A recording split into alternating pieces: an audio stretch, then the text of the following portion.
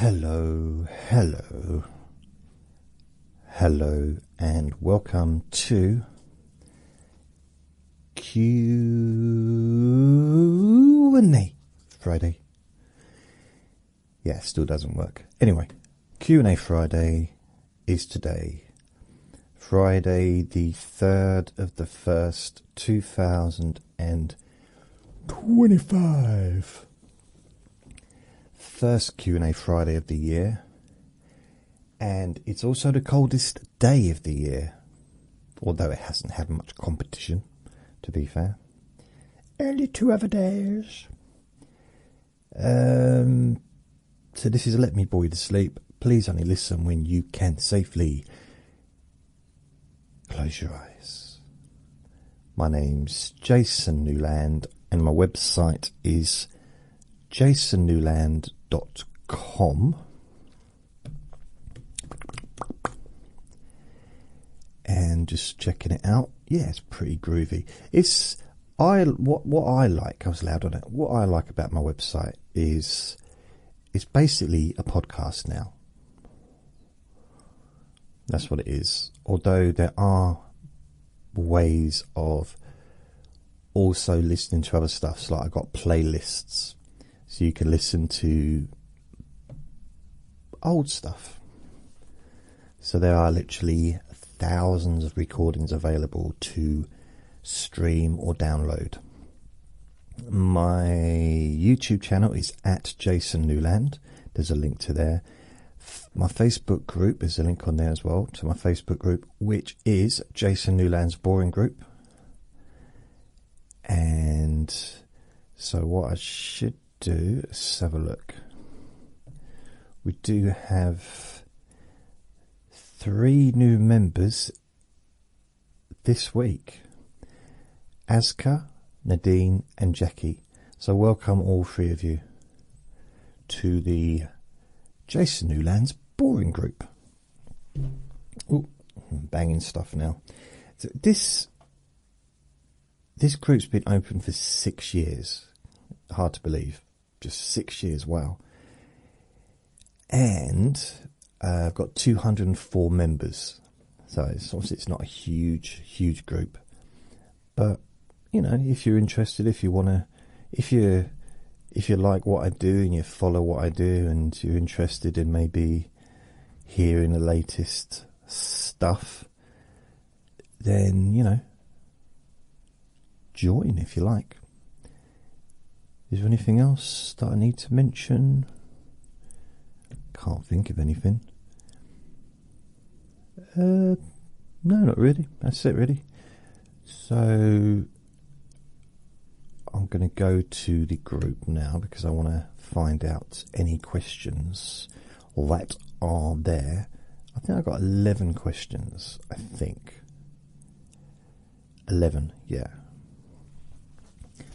Now, only listen when you can safely close your eyes, if I haven't already said that. One problem for today is this.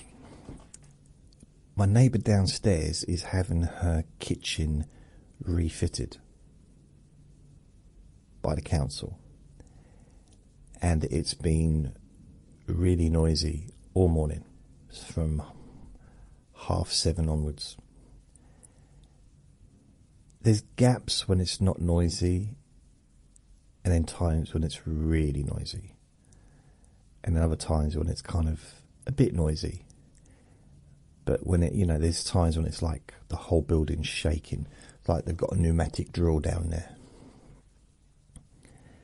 So I've been waiting for it to get quiet in order to make this recording. It's now nearly 10 to 1 in the afternoon. And I don't want to leave it till the evening because I generally have an early night.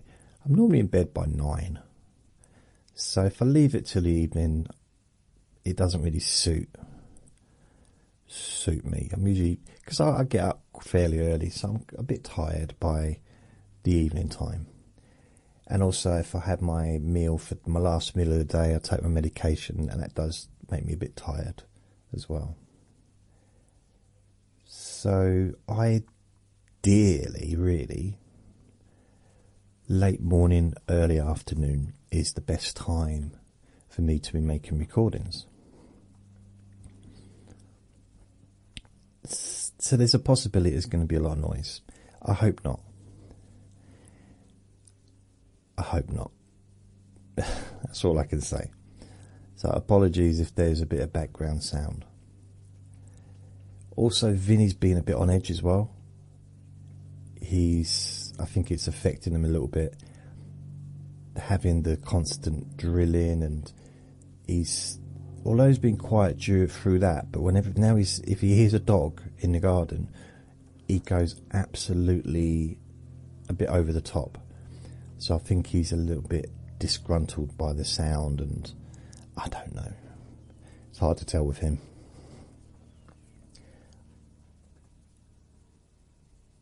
Other than that, there's not really much going on. I tell you what's weird is today I took Vinny out for a WALK,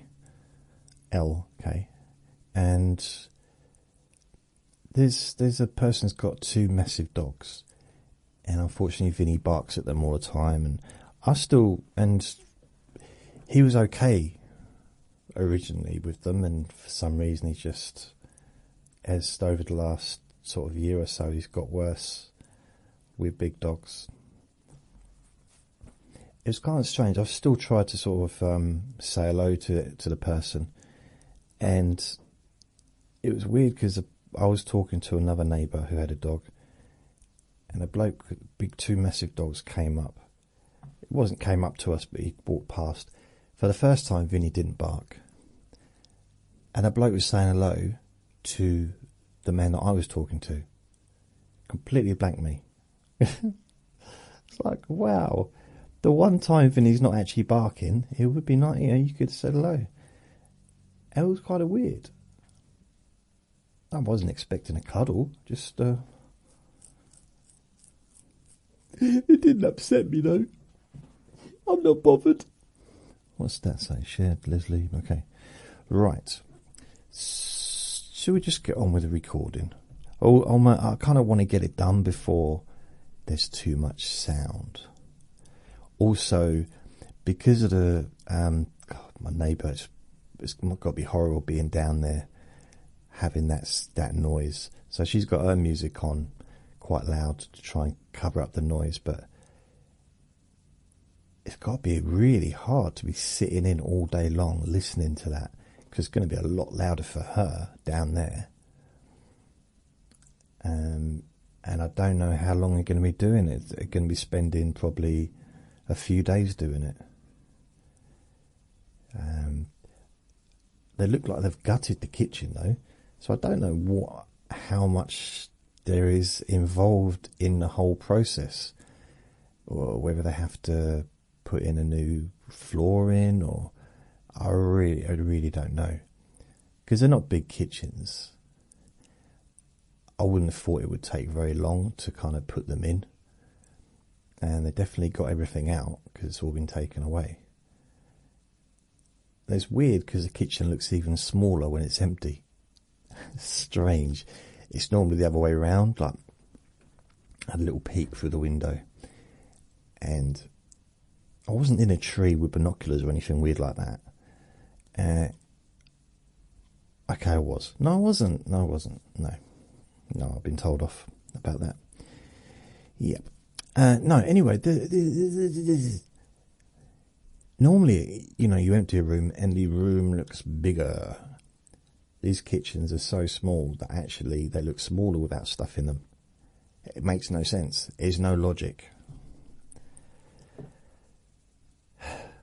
Okay, right. So I'm going to start off. I don't know if there's any other news I've got to give. I just want to say thank you again for everyone's lovely comments over Christmas period. Thanks for your Christmas wishes, your Happy New Year wishes, the presents, the gifts. So thank you very much. I really do appreciate it. So I appreciate every single one of you. So thank you. And I realise that didn't sound sincere, did it? It's like, I really appreciate every single one of you. Yeah, I do. I do mean it though, even if it didn't sound sincere. I genuinely do mean it. So thank you. So the first person to ask me a question is Anne. How did you and Vinny celebrate New Year's Eve? Do you have a New Year's resolution? Well, I'm going to drink some water.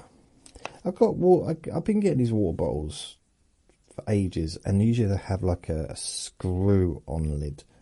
These are the flip lids, and it's very strange. Can't really get my head around it. It's not that it's complicated. Well, that is a little bit. It's just... God, it was so annoying yesterday. I got a delivery, groceries, and I ordered 4 packs of water. And I ordered some face wipes. I ordered 10 of them. And I ordered some, trying to get a little bit stocked up for the coming, months. I ordered some milk, and I think I ordered 4. Was it 6 milk? And bread, and some other stuff, and a fair bit of stuff did not turn up. And when he arrived, I went to give him a hand, because he had his hands full, he had all his water, so I went to pick up a pack. Normally, you stick your finger through this plastic and it's sturdy. Well, the plastic that was containing these bottles of water, because it's home brand, it's like Sainsbury's, the plastic is as thin as skin, really thin, and my fingers went straight through it and they all went over the floor and misshaped. So that was a little like, what, just because normally the packaging is for transportation, really. So I don't know how they manage to transport stuff, unless they just all come together and they put them into plastic when they get there. I don't know.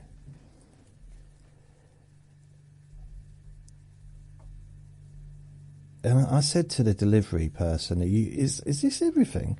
Do you want a hand with the rest of it? Because I figured if I get more than 2 packs of water, I'd try and give them a little bit of a hand. At least when I get to the top of the stairs, I'll do the easy bit. But I try and give them a little bit of help, if I can, if it's a bigger delivery.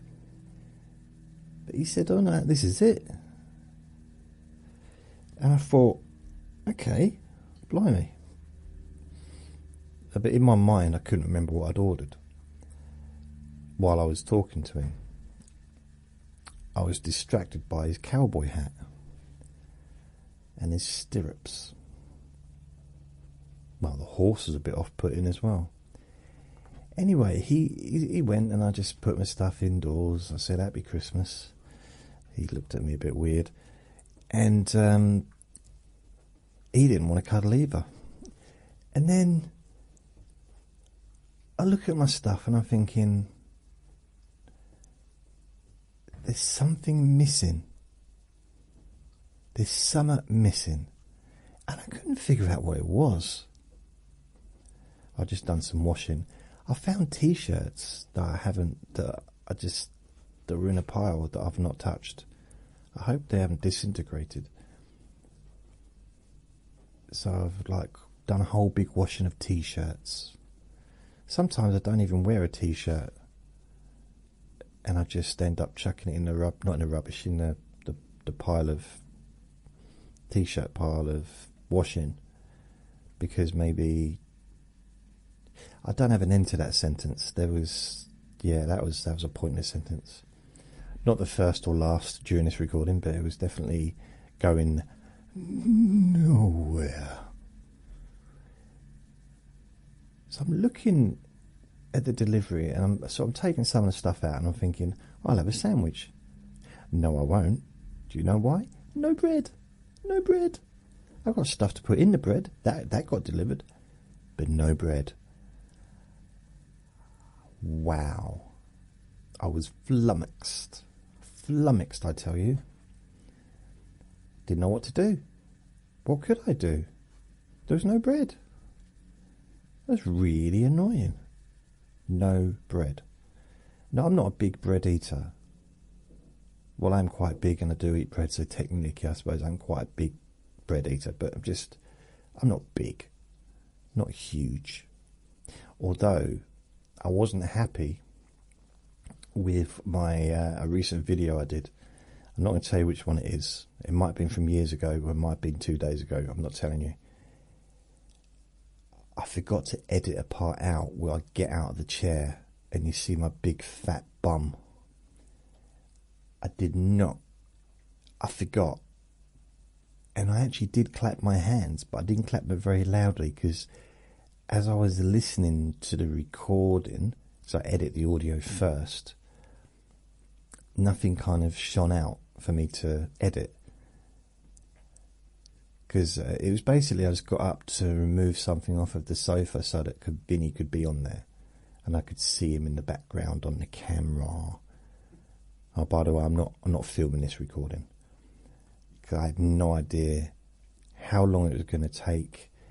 And the camera doesn't film long recordings. An hour is about the most I can really do. Plus, I didn't know if I was going to have to keep stopping and starting and stopping and starting, which would make the editing really difficult. Really difficult. So I couldn't be bothered. And I don't know if I want to do videos, especially after seeing my big ass. Honestly, I got up and I walked towards the chair and I bent over, and I swear the whole room went dark. And I've got like 4 lights shining down off the ceiling. How did that... Oh. And why did I bend down that far? Just to pick something up off a sofa? Why didn't I just like crouch down, bend my knees and pick it up? Why did I have to do a big full... It was like an exhibition. It was like, oh, look at this.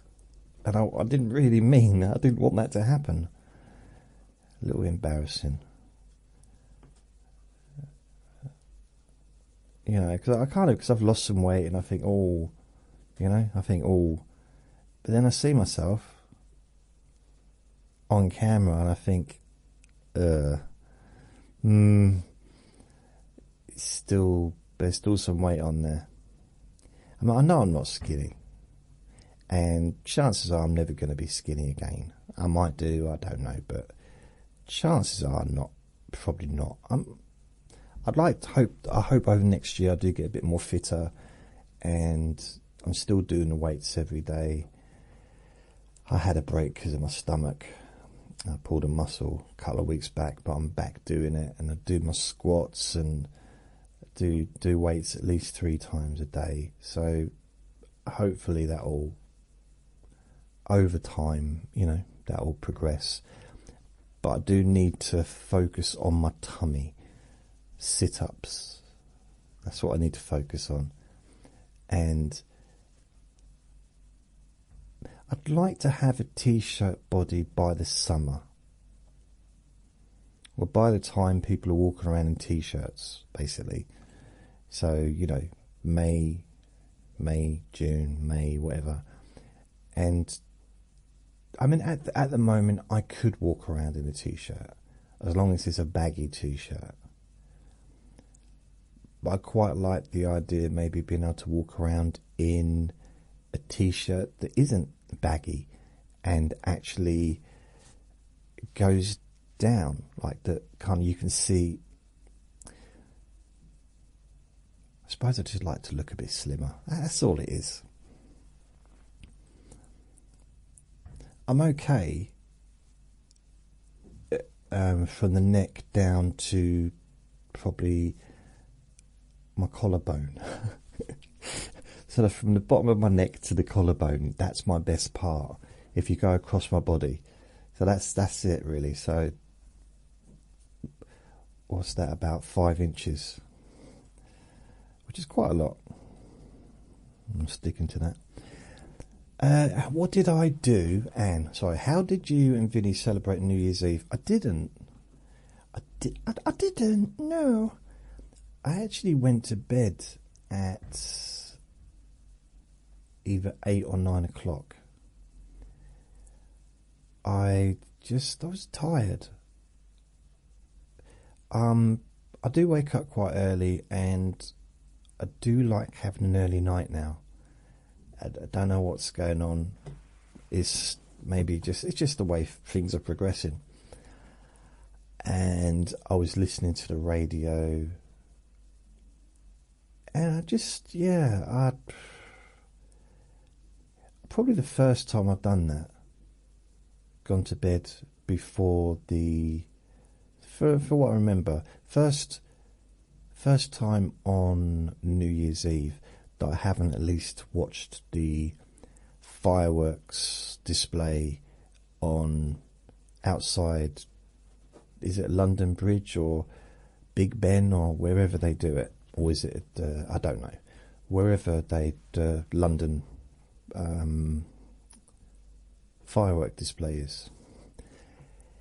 And then they kind of show it from other parts of the world, and they show the ones that we'd missed and the ones, that like in Australia. And so it's quite nice to sort of see that stuff.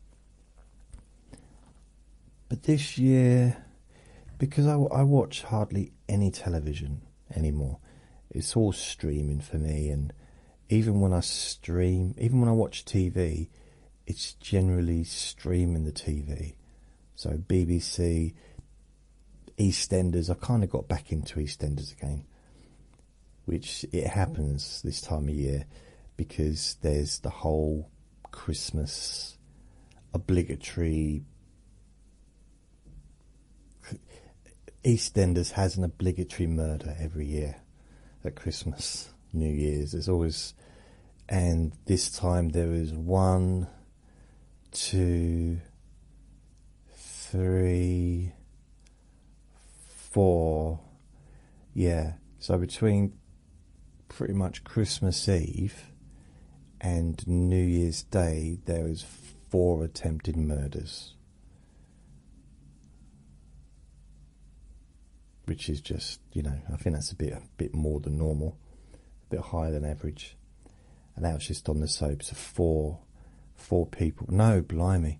So yeah, 4, 1, 2. So we had,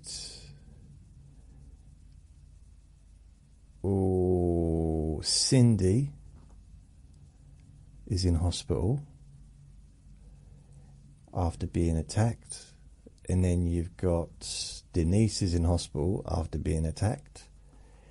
And then you've got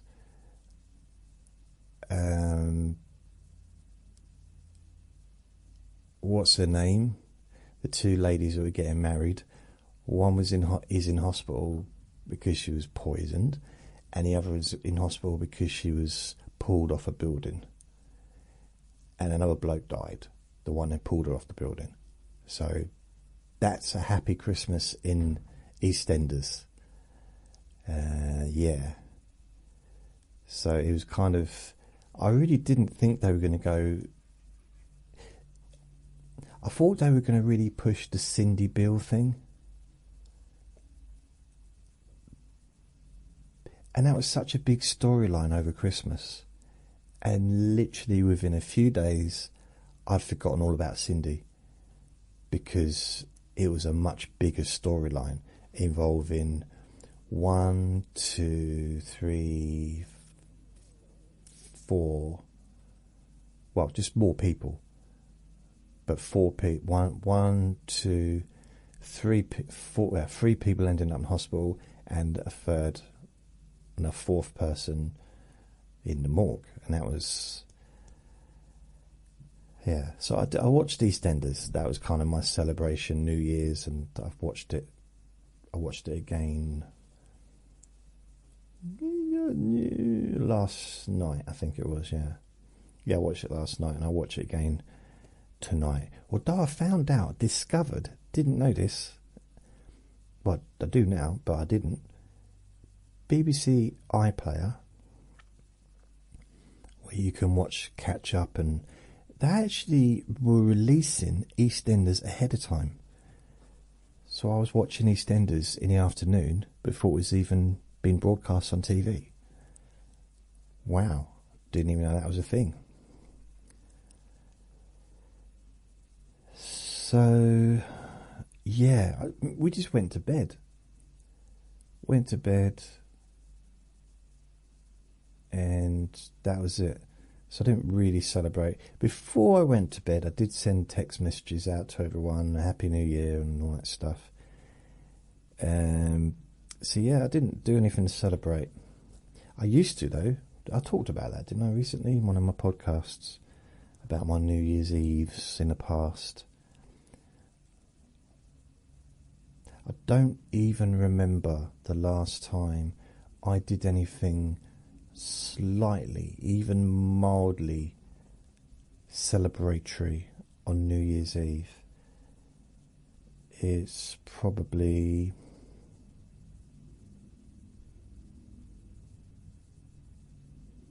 in my memory 20 years ago.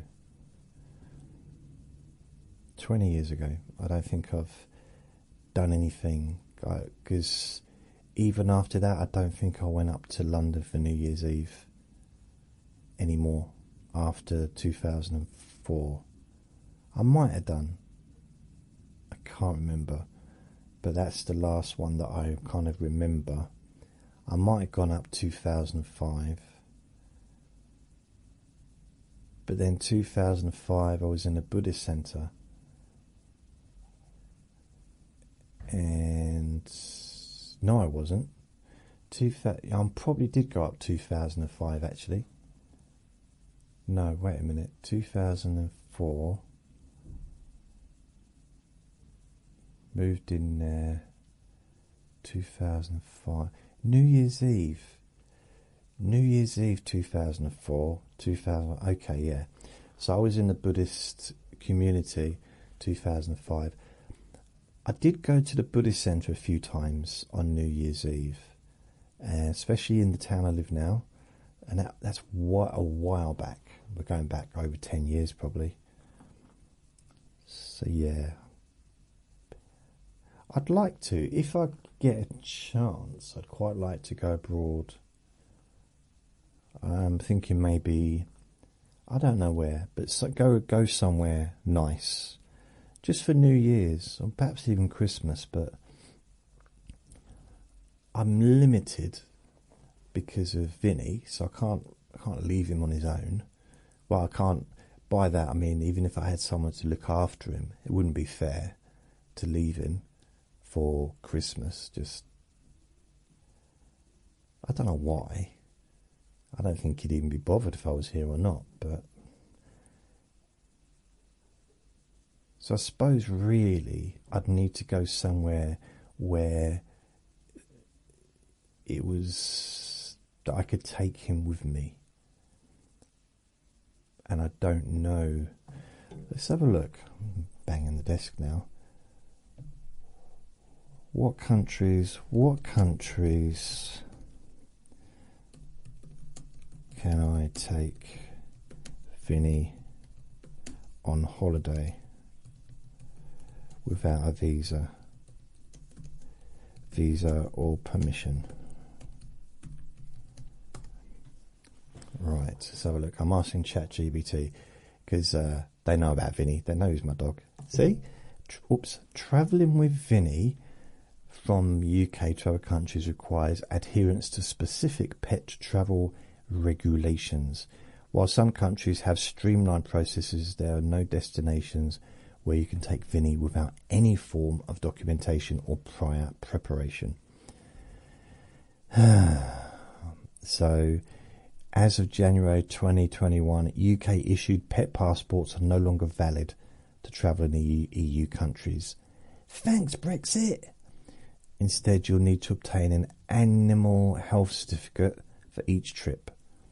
Just the general requirements include microchip, rabies vaccination, animal health certificate, tapeworm treatment.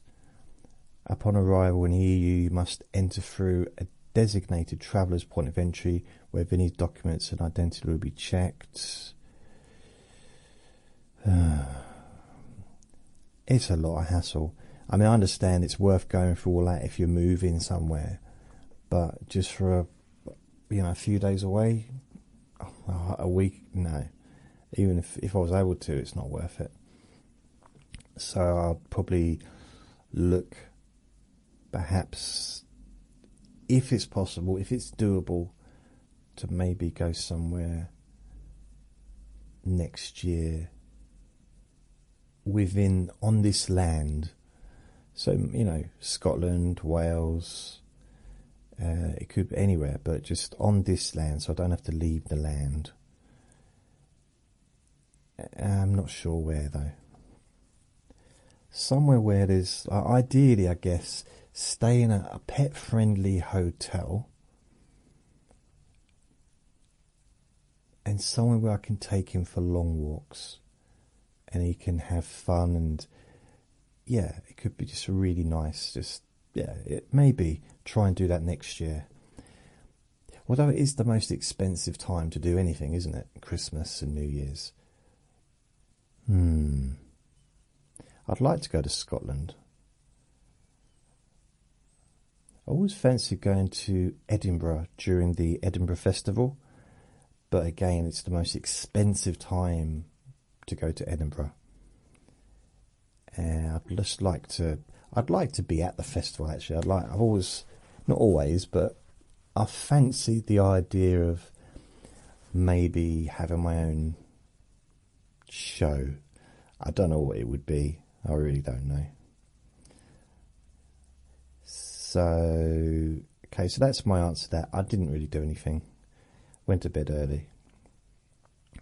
Next question from Anne. Do you have a New Year's resolution?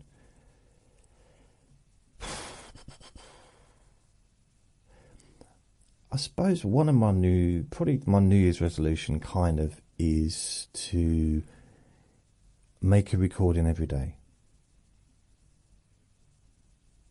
Yeah, make a recording every day. I don't know if it's going to happen, but make a recording every day. That's kind of what I want to do. Outside of that, I mean, before Christmas, I was thinking about maybe writing a book, but I don't think that's going to happen. It's just, my way of communication is so muddled, it's practically impossible to find. Because I was gonna go back over all the recordings and find what I've said and put that all together. Oh, whistle then. Oh, can't do it now. I'll try and put it all together into categories and then rewrite it. I just and write it in my own words, although it was my own words to start with. And if there's any funny lines, I can put them in, but I can't. It's just the task is too big. So I guess make a recording every day. That's my New Year's resolution. It feels more like I have to have a drink. My throat's going. It might be the dust from downstairs.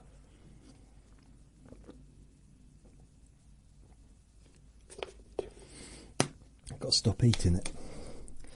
So, Cindy asks, have you ever met any of the royal family? No. I did once see the Queen's hand. I guess it was her hand. She was wearing a glove. So this was in 77. I think it was the Royal Jubilee. Let me check this. Let me check it. Come on. When was Royal Jubilee. The Royal Jubilee was in 1977. Wow. I keep banging onto that thing. Let's move that out of the way. Maybe I won't. So there's these metal rods that come out of the front of the desk. And they're supposed to be there for something. I don't quite know what. So I want to get... So, okay. Royal Jubilees, Silver Jubilee. Okay, they're all Jubilees. Golden, Diamond, Platinum. So... Silver Jubilee is the 25 years celebrating the Queen's ascension in 1952. So that's when she became the Queen. So she'd been a Queen for 25 years when I was 6.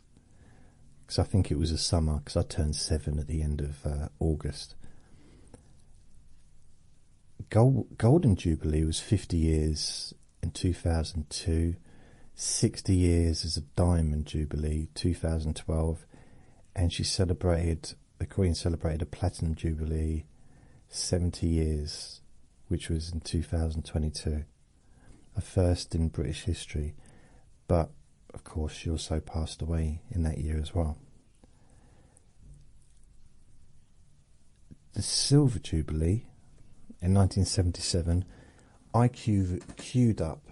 We were all down this massive, well, I was little, so everything was massive really, but a big old road near the seafront, or leading to the seafront, and we were all waving these little flags and stuff. I mean, they were all the same flags, not because there's, nowadays there's lots of different flags being kind of flying in people's gardens nowadays, but these were actually like British. I think it's both Union Jacks. I think, and so we like little plastic things with a little plastic stick. So we were waving them around. It's a really nice day. Might have been raining and cold and windy. I can't remember, but let's just assume it was a nice day. Probably was, because it's in the summer in 1977. Usually, quite nice summers in them days. They seem to last, to be a bit more predictable weather back then, I would argue. And so we waited for ages. Again, I was 6 years old. Ages can be like 20 minutes, can't it?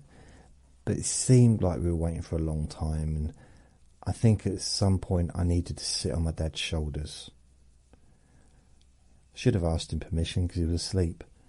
No, we used to do that. He used to hold me on his shoulders, and I used to ride him like a donkey. And I'd go giddy up, and I'd hold on to his ears and pat him on the head and stuff. And I remember he said at one point, "You're getting too big now. Can't do it anymore." I said, "Why not?" He said, "You're 40. I was like, "Okay," but it was you're 16 stone. You got to just 225 pounds or whatever. Just yeah. Oh, there's a joke there somewhere. But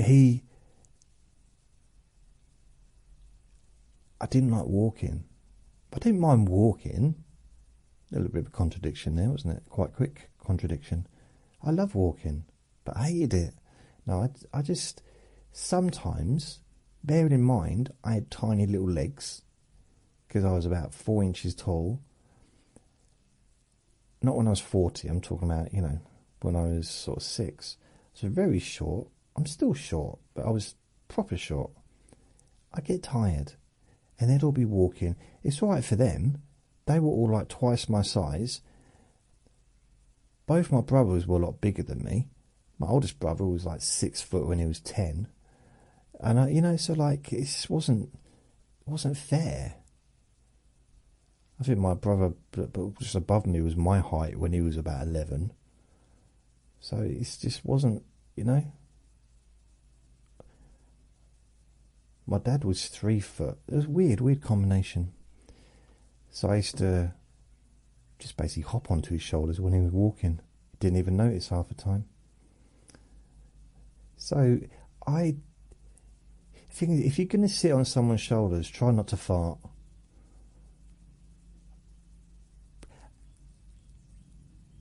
I won't add the next thing I was going to say, but yeah, don't play with their ears. Don't stick your fingers in their ears. I don't like it.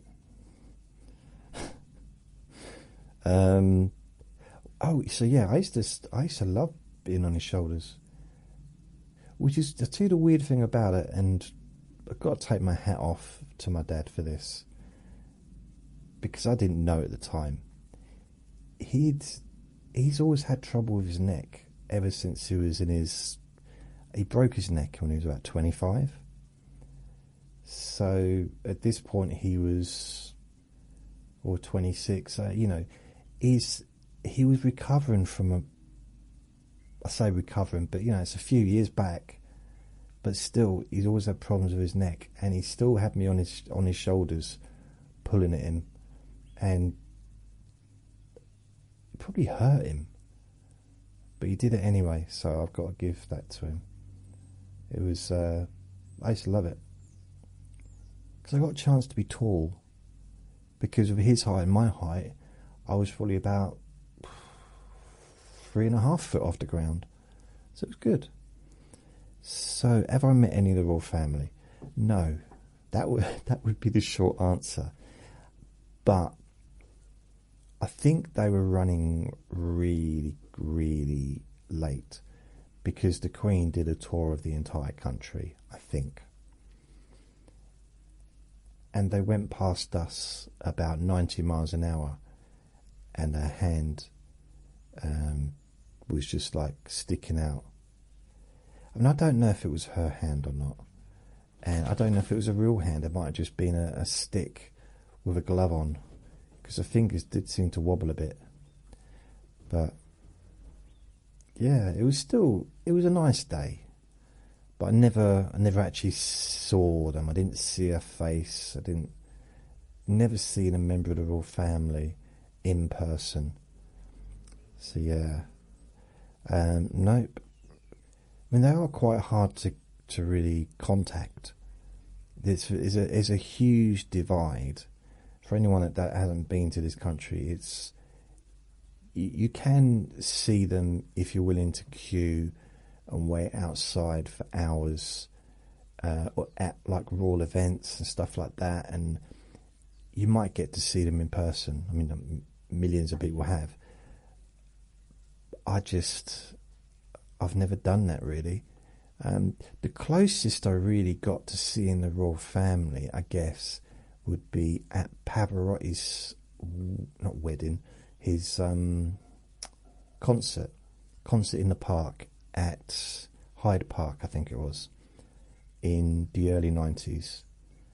Because Pavarotti had a big resurgence after the 1990 World Cup. He was already a superstar, obviously. You know, for those that know who Pavarotti is, you can't argue against that. He was the superstar of opera. But something happened, because I was quite into my music, so I knew my way around music back then. The late 80s, all through the 80s and the 90s. So I knew my way. I don't know so much now, but I knew that opera wasn't that popular in the mainstream, really. I mean, it's had its phases at its times, and I know, millions of people love opera. I mean, you can use that phrase a lot, millions of people. They're just not all living in this country. They're spread out. And occasionally, there have been opera songs that have been really successful, but opera in itself wasn't like a huge... I don't know, it had a resurgence, that's all I'm saying. Well, that's what I believe. Because of the Barcelona, we were in Barcelona, we were playing in the World Cup in Barcelona, in England. No, we weren't in We weren't in Barcelona, England. It was obviously Barcelona, Japan or whatever. But we were in England. England got to... Did we get to the finals? Or the semi-finals? I can't remember. I think it was finals. Against... Oh, blimey. Argentina, wasn't it? Because Maradona, the hand of God, they called it, didn't they? The goal. He handballed the goal. He handballed it in and got a goal given to him, even though it was a clear handball. Possibly wouldn't happen these days with the computer thing. It's kind of weird. Football sometimes reminds me of a bit of like the old wrestling, the old wrestling, WWF wrestling, and I've not watched it for a while, and that's WWE now, isn't it? But as soon as the referee was looking the other way, it could do anything they wanted to do. The referee had no peripheral vision at all. They never got that. They would never put a referee in the ring if they had peripheral vision, so they could only literally see directly in front of them. So if it was like right to the right and it hit them over the head with a chair, a plastic chair probably, or one made of aluminium, they can't see it because it's not directly in front of them. And it sometimes felt like football was a bit like that. I remember watching the Cameroon team in '96, and it was the European Cup. And honestly, have you ever seen? I don't know if you've ever seen. There's these martial. I keep banging that living thing. I wonder if I can move it out. Oh, okay, I'll leave it. Seriously, I keep bashing it. I need a screwdriver to unscrew it. I'm doing that today. I don't care what else I do, I'm doing that. Yeah, Cameroon. Do you know that? I'm going to move away from the table. I'm going to move the microphone. Shh.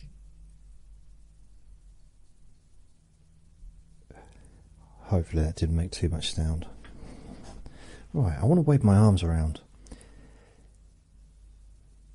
There's these martial artists that make out that they can use energy to manipulate another person's body. So it's almost like a Kido, but without touching them. So they'll be in a dojo, the master with his black belt, and one of the students will run towards him, and he'll just wave his hands from around, and a bloke will spin around and get pinned to the wall, something like that. And there's if you check it on YouTube, there's a few videos like that. That's what it felt like with the Cameroon team, and also quite a few of the other teams like Spain and the teams that I saw in the European Cup. They were just falling over. Just having another footballer within like 10 yards of them was enough for them to be tripped over and injured. It was so ridiculous and embarrassing. So embarrassing. And I just never understood why the public allowed it. Because, I mean, you allow it with the wrestling because that's part of the wrestling, isn't it? It's just fun. But football isn't about fun. It's about rivalry. It seems to be about almost tribal, political even, at times. But anyway, I haven't met the royal family. That was the question, wasn't it? I haven't, no. For thanks, Cindy. Ing asks me, in December you released a video in which you covered Elton John's Your Song. I really liked it, so full of emotion. Well, thank you. May I ask, why did you burp at the end? I had gas. It really that. I didn't plan. I wasn't gonna burp. It's not like I was singing a song with the hope of burping. It's just, you know, like when I lit the lighter and kind of, because people do that, it is Elton John's concerts, don't they? Light a candle or light a lighter and stuff while he's singing. I did that, and then I just felt the urge to burp, so I did. There was nothing really in it, to be honest, no reason. Did you think I spoilt the song? I don't know. I mean, yeah, I don't know. I just needed a burp, so I did. There was no like big reason for it. As I said, I didn't plan it. I don't really plan anything I do or say. I mean, technically, I suppose making a video of me singing a song is a degree of planning, in the sense that I have to get a camera and find the song on YouTube to play the music and stuff. But yeah, I don't know. I thought it just seemed like a good idea at the time. The story of my life, that is. Maybe I should have that on my headstone. Remember, not everything's a good idea. Well, not all ideas are good.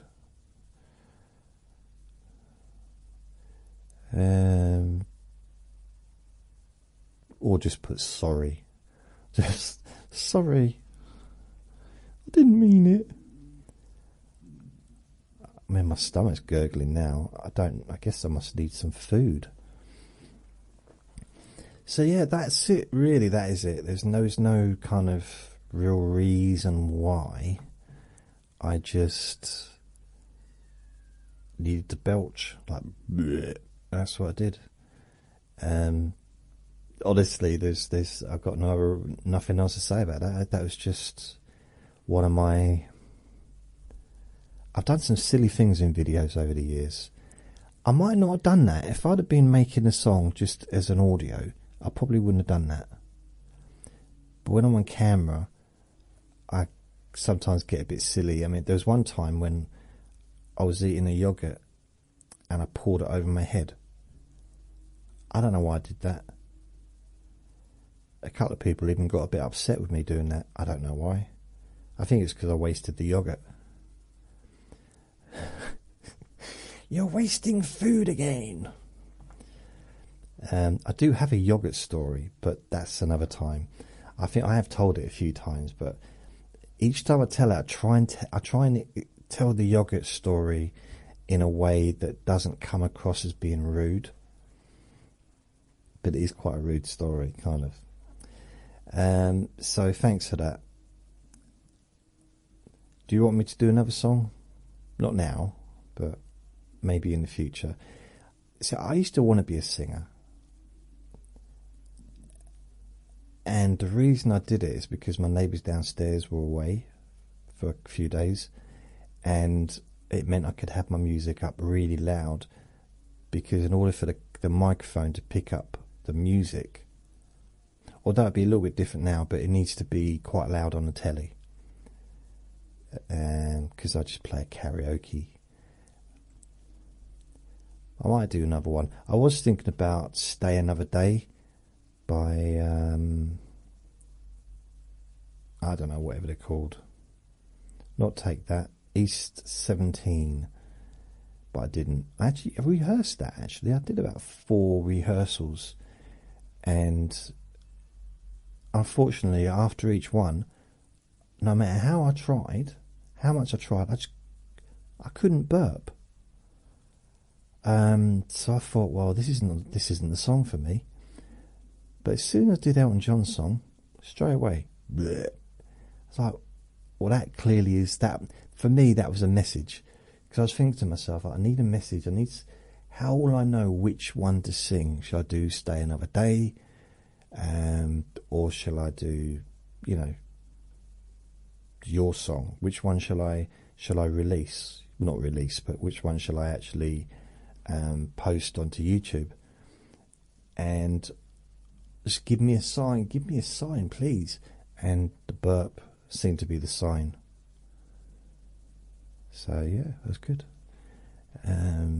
Christine, thank you for the question. Christine asks, did the DNA test enlighten you to anything? No need to answer if you don't want to, thanks. I haven't received the DNA test yet. I contacted the DNA people on, I think it was 2 days ago, 3 days ago, and they're sending me a new one out because apparently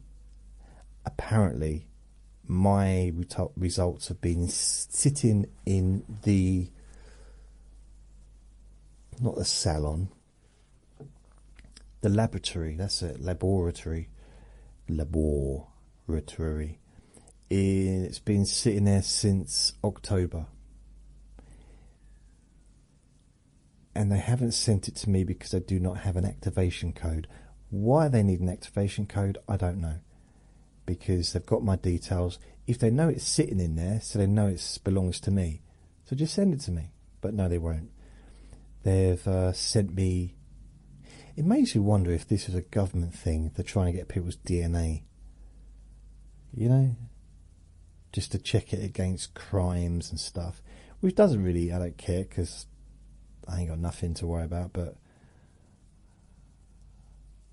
unless, of course, DNA stays the same all through your life.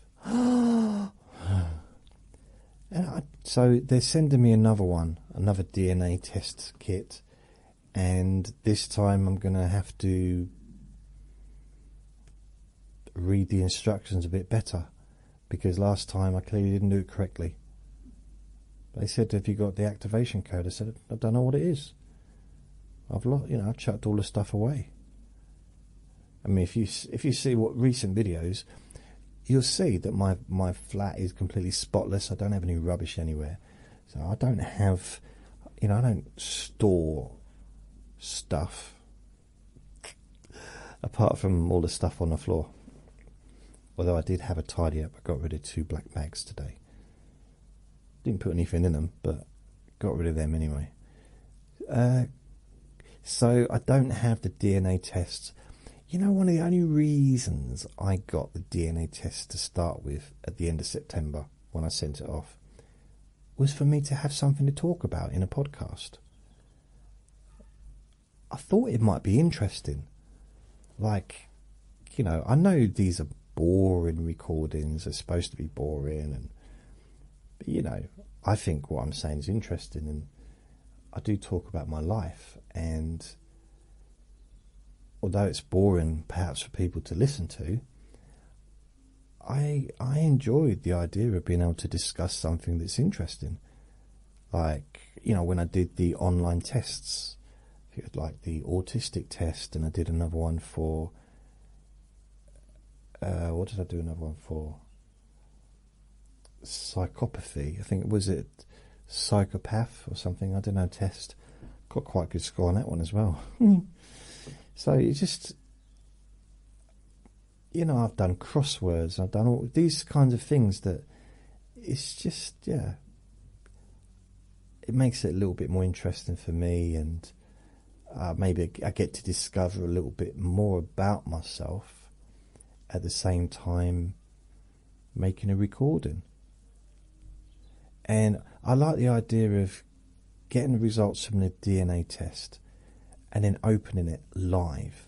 Live as in with the microphone on. So you get my full response, my full reaction, my real reaction. Not rehearsed. Although I don't rehearse what I'm going to say anyway. How could I? Can you imagine if my recordings were rehearsed? It just shows you how bad I am at this stuff. You rehearsed that? No, I didn't. So thank you, Christine. But I will let you know when I get it through. I will do a podcast straight away. Oh yes. Ali has got a question asking, and after seeing the question about your Elton John cover, what kind of music do you typically listen to? Your favourite artists, songs, song at the moment, genres, I know this totally varies with mood, or at least for me. Well, I'll tell you what I'll do. I'll actually can read you a list of albums that I've got on my playlist for Apple Music. Should I do that? But it's also, it's not the only songs, but they're the albums that I like lots of different music. And oh yeah, also, please can you burp more? No, Al, I'm not going to burp more. Why did you ask? So let me go and get my phone, which is the other side of the room. Should take me about an hour to get there. Right, let's have a look. Hello, darling. You right, baby? Ooh. There's someone at the door an hour ago. Who was that? Okay, no phone calls, no messages.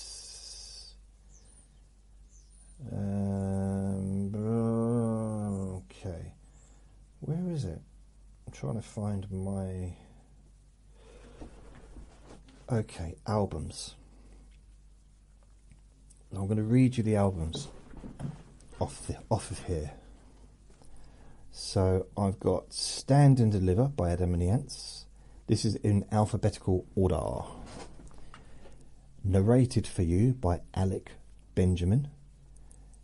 Alec Benjamin again for the next 3 albums. These 2 Windows, Uncommentary, and 12 Notes. I discovered Alex Benjamin by accident when I was... Well, it's kind of like I was listening to a music... I'm listening to or watching a video probably on YouTube, and this came up and I checked it out and I was like, wow, I really like him. I've got Ali Sherlock, How Love Works. Then that's she was a little girl on YouTube, probably about 10 or 11, and really good voice, and she was on Ellen. She's in Ireland, and she's just like grown up on a YouTube channel. She's got 6-7 million subscribers on YouTube, and I think she's kind of just got her professional career going as far as her first song in the charts or whatever. So I wish her luck, wish her well. But I heard she did A Million Years. I heard it by accident. It was on YouTube, and it was 1,000,000 years ago, or 1,000,000 years, and it's an Adele song. And I couldn't stop listening to it. It was so good. I mean, she was pretty much nearly an adult at this point. I think she was probably 16, 17. I don't know. I think she's 19 now. And I looked at her videos, and I couldn't believe like she was been doing it forever. And she basically does busking in Cork, I think, in Ireland. So I've got the Beatles, number 1, or just 1. So it's all their number 1 hits. I've got Timeless, the all-time greats, the all-time hits of the Bee Gees. I've got the Berlin Philharmonic Orchestra, Handel, Taillefer. I don't know if that's how to say it. Oh, this is an album I listened to in the 80s, the late 80s. Simple Pleasures by Bobby McFerrin. If you don't know who he is, he's the one that did the song Don't Worry, Be Happy. Ooh, do, do, do, do, do, do, do, do, do, do, do, do, do, do, do. Do, do, do, do. Don't worry, be happy. And I've got Boys to Men, Cool High Harmony. That's the album. That's their first album, I think. And then I've got End of the Road and Boys to Men Legacy. They're basically their greatest hits. I've got Push by Bros. So that was their first album that Bros did in 87, 88. 87 probably, maybe 88. And then I've got CeeLo Green, The Lady Killer. Celine Dion, Falling Into You. Celine Dion again, Let's Talk About Love. That's basically her greatest love songs. Then there's Carols from Cambridge, so the choir of King's College in Cambridge. I've got Christmas Panpipes by Chris Cozens. So I was listening to that in the build up to Christmas. I've always liked, well, always, but for a long time I've enjoyed panpipes, and I didn't listen to them for years, and I started listening again, and I really, really like panpipes. That was a really boring sentence. The next one's Craig David. I've got 3 albums. They're my 3 albums that I like he did. His first 3 albums, basically. Born to Do It, Slicker Than the Average, and The Story Goes. Big fan of Craig David. Then you got the Cranberries, No Need to Argue. That's my favourite album of theirs. Really, like 1994, I got that. Loved that. Still do love it. Love her voice. She's probably my favourite singing voice. Possibly my favourite of all time. Then I've got Daniel Bedingfield. I got his first 2 albums that I loved. There's Gotta Get Through This and Second First Impressions. Then there's David Gray's White Ladder, another album that I absolutely love. And so these are albums that I'll always love, right away, forever. Ones that I've listened to probably hundreds of times over the years, if not more, probably thousands of times maybe. Life Goes On, Donnell Jones. I've got that. I've not really listened to it. There's a couple of his songs I like.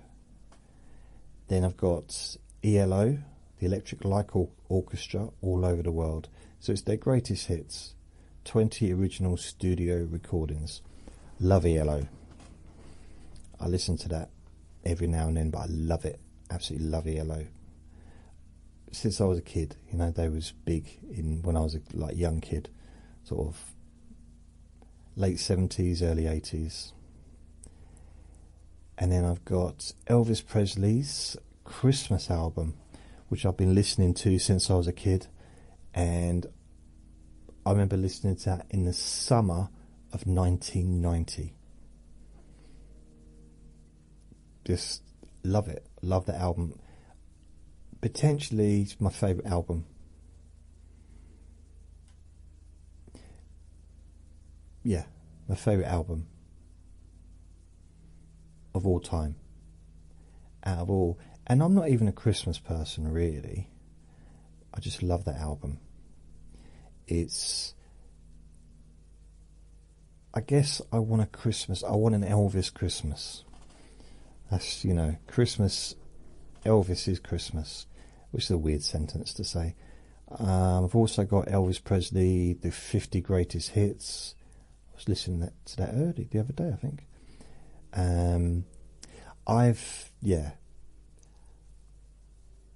I like a lot of Elvis stuff. I like all his movies pretty much, all the ones that he's sung in. I wasn't so keen on the ones that got a bit serious, but I like Frankie and Johnny and Blue Hawaii and Girls, Girls, Girls, and I just love them. Love his songs. Jailhouse Rock. Our version of Events by Emily Sandé. I got that. I used to really like that album. And one of the more newer people that I discovered in the last year or so was Falling in Reverse, and I got their album Popular Monster. Really good. I just realised there's some other things I haven't got. Like I got no Eminem on here, and I really should. I don't know why I've not got it. Faith by George Michael. one of the albums I probably most listened to in my younger days. And 87? I remember listening to that in the kitchen of the flat that I had. I want you. You gotta have faith. Yeah. Listen Without Prejudice, Michael Jackson, George Michael, so I've got that. And then there's The Snowman. I don't know why I've got that. Intense Studying. I don't know why I've got that either. I think that's get rid of that. So these other albums that I really like, The Awakening by James Morrison, great album, I love it. And they've got Jessie J, Who You Are, another great album that I love. I got Electronic Earth by Labyrinth. I don't know why that's on there. I generally don't know.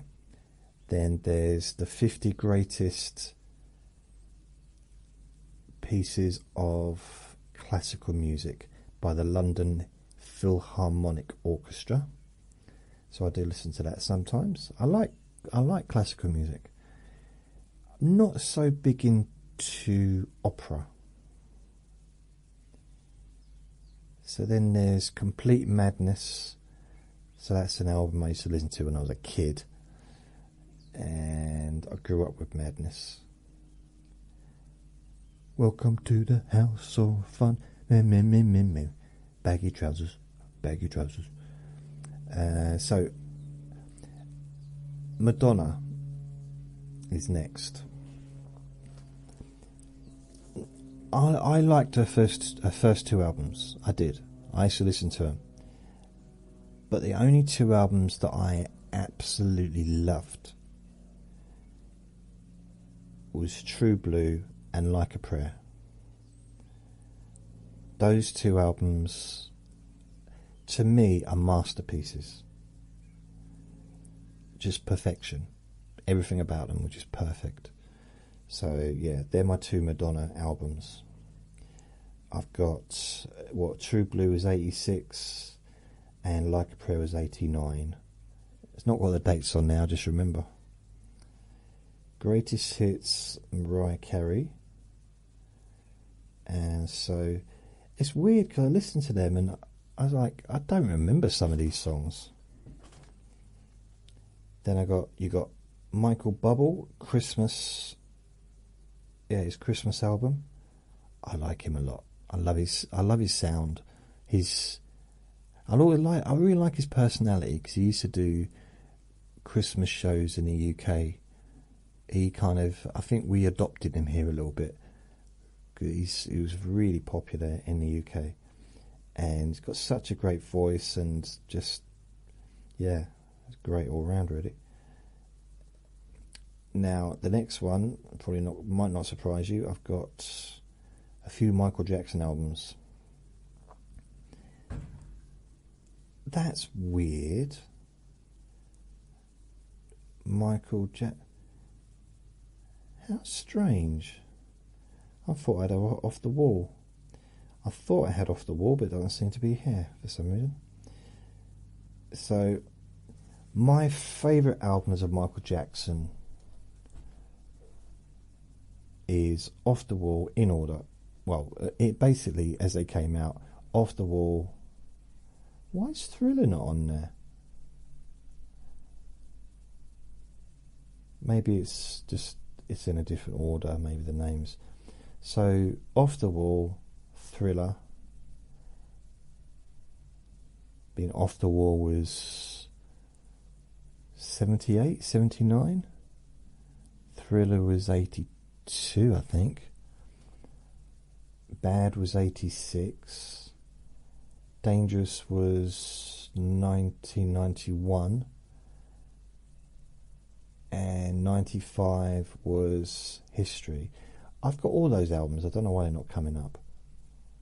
So yeah, Off the Wall, Thriller, Bad, Dangerous, and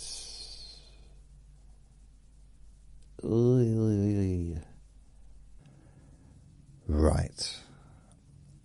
just got a phone call, and I had to take a break from the recording, and now I'm back. So there's been a while since I was last talking. It happens sometimes. My neighbour invited me to go and have a look at her kitchen. Well, the demolished kitchen. So we were just having a chat. So I'm trying to think. I was talking about songs. So yeah, I got quite a few songs. I probably mainly albums that I listen to. I've got those that are kind of that I love, and then I'm always looking out for relaxation, music-y kind of things to listen to, whether it's the panpipes or it's an orchestra. You know, always kind of on the lookout for recordings that I can listen to. So yeah, I quite that's one of the things I like to listen to. I like to listen to relaxing things. But as far as that's something I would listen to probably either as background music if I was doing something, you know, just as a relaxing thing, or it's hot in here. Just had to turn the heating down. I've got both the windows open, but because it's so cold outside, the heating's like on full throttle.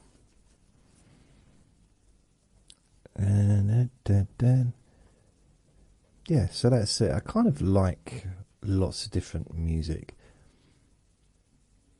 Sometimes, like I remember years ago, it's a long time ago, the 80s in fact, there was a Bruce Springsteen song. I really liked it, so I bought the album, and I didn't like the album. It's a similar thing happened with Sign of the Times, Prince. Was it Sign of the Times?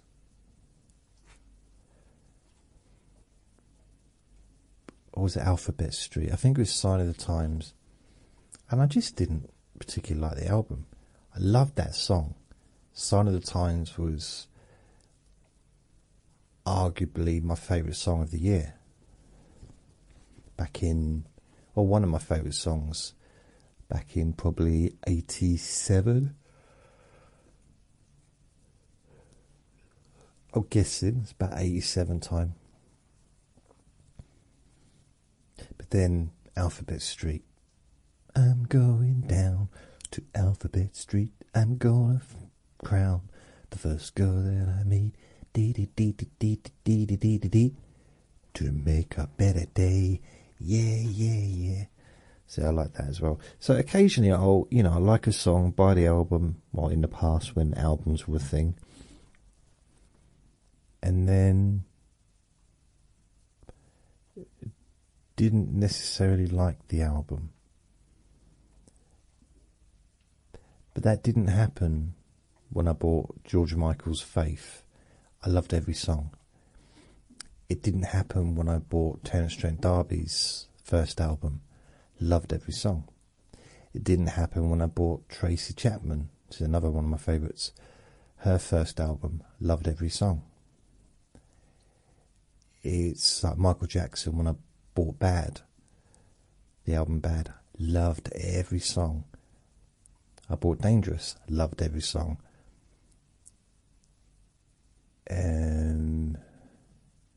History. Loved every song. Just trying to think. But yeah, so some Bros. I loved every song on their album. Stevie Wonder, In Square Circle. Was it In Square Circle? Was that the name of the album? I think so, yeah, but anyway, I loved every song on there. And then he did another one. There's 3 of his albums that I listened to, although I've pretty much listened to all of his albums. Also I love Bob Dylan as well, his early stuff, so in the 60s and 70s. My favourite Bob Dylan album is Blood on the Tracks, which I do believe was around 77. And I love every song on that album. I went through a period when I just fell in love with Garth Brooks. And this was around 95.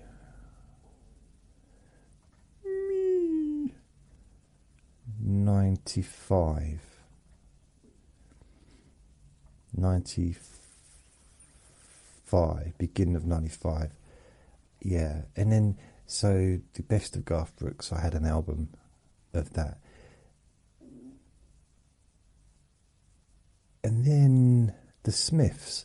I always liked the Smiths, but never bought an album until I borrowed the Welcome to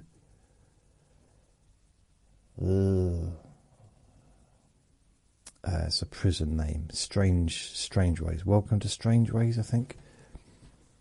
Love every song on there. So it's kind of like, I like, there's certain albums that I will always love. Some, weirdly enough, with Michael Jackson, the one that I probably would listen to least would be Thriller. And some may think, oh, why? It's the best-selling album of all time. It's his most popular album. Why? Well, I prefer Off the Wall to Thriller, and I prefer Bad to Thriller. And I would say I prefer Dangerous to Thriller. History, because it's got, you know, all of his hits on the first side and then the new songs on the second side. I still love Thriller, but just Off the Wall was a great album. And Bad, I think what it is, I discovered Off the Wall really when I was 16, living in the flat above the chip shop. I used to listen to Michael Jackson's songs on tape, the albums, and the main 2 albums I didn't have Thriller. I had Off the Wall and I had Bad.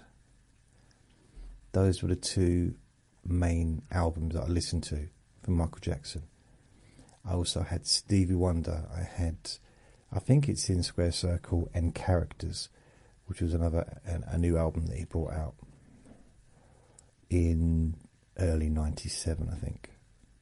87, not 97, 87. Wow. I don't think I've really heard a Stevie Wonder song that wasn't good. I haven't loved all of them, but he just makes good music, or seems to always have done. One of my favourite songs from Welcome to Strange Ways by the Smiths was Last Night I Dreamt That Somebody Loved Me. It's just such a good opening, the music, and it's really good. Trying to think of what others. The Bee Gees, love the Bee Gees. The Beatles. Never been a Rolling Stones person. And clearly they made some really great songs, but I just didn't, never really been into that. There's a lot of I mean, my favourite thing that Mick Jagger was in was Dancing in the Street with David Bowie. Just love the video, it's funny. Trying to think who else. Buddy Holly, big fan of Buddy Holly, even now. The Monkees, the greatest hits. Last Train to Clarksville. The Cheeky Scouse Git is another one, like, she's a wonderful lady and she's mine, oh mine, and she doesn't seem to know that she's gonna be my man. It's not easy playing sad with love and with a breast. Been a long time since the party and the room is in a mess. Do do do do do do do do do do do do do. Probably not the best rendition. I feel a little bit, not coldy, but a little bit affected by the weather. You know, just a little bit. And I shaved my head 2 days ago or 3 days ago, which probably wasn't the best idea to have. Just as we're about to potentially get snow all over the country. Oh well. It's proper cold though earlier, ice everywhere, and ooh. But yeah, I like a lot of different songs, a lot of different albums, a lot of different kinds of singers. I've got a huge collection, not in my brain, you know, of songs that I loved from the 80s, from the 90s. The early 80s was when I was little, but I was growing up. So all those songs, late 70s, early 80s. I'd say the late 70s when I first started really taking notice of songs. And like Blondie and Grease, the album, the Bee Gees, ABBA, Paul McCartney, John Lennon. There was so many, you know, and then like the early 80s, there was so much to choose from. Adam and the Ants, Blondie. There was this kind of crossover where very experimental time. Yeah, I can honestly say I liked the music, but I don't think it would have made any difference when I'd been born, because I'd have felt the same. I'm pretty certain if I'd have been, let's say, if I'd have turned 10 in 1960, I'd have felt the same way about the early 60s music. Or if I'd have turned 10 in 2010, I would feel the same about the songs in 2010. Or if I turned 10 2020, it'd kind of be, I just love the tunes that were around. So I don't necessarily buy into the whole idea that we have the best songs. No, do you ever see people online going, and I've actually heard someone in reality say this as well, in real life. They said to me, this is in the 90s, he said, there's been no decent music made since the 60s. So this is 30 odd years later, after 30 odd years since he said it to me, but 30 years after the 60s was over. Or 25 years at least. I was like, really? How can you be that?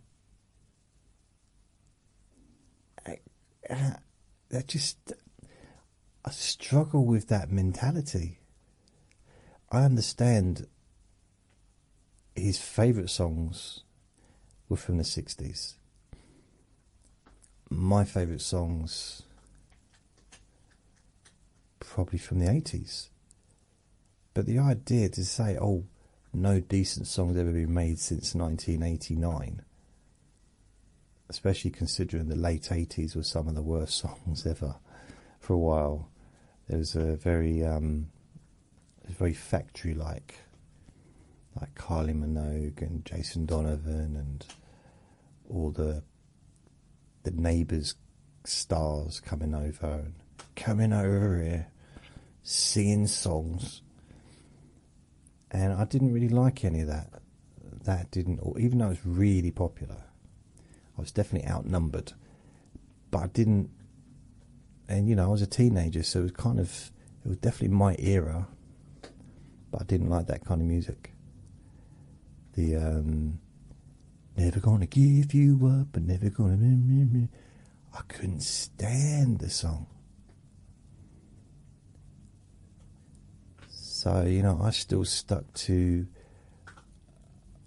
I still wanted to hear. There was still lots of good music out, but like Madonna with the Like a Prayer album, or Prince, or whoever, so many different people. It's just I wasn't in the groove, as it were. I suppose I just liked what I like. It's like Falling in Reverse is not aimed at me. Let the World Burn, that song, is not aimed at me. It's not aimed at my age group.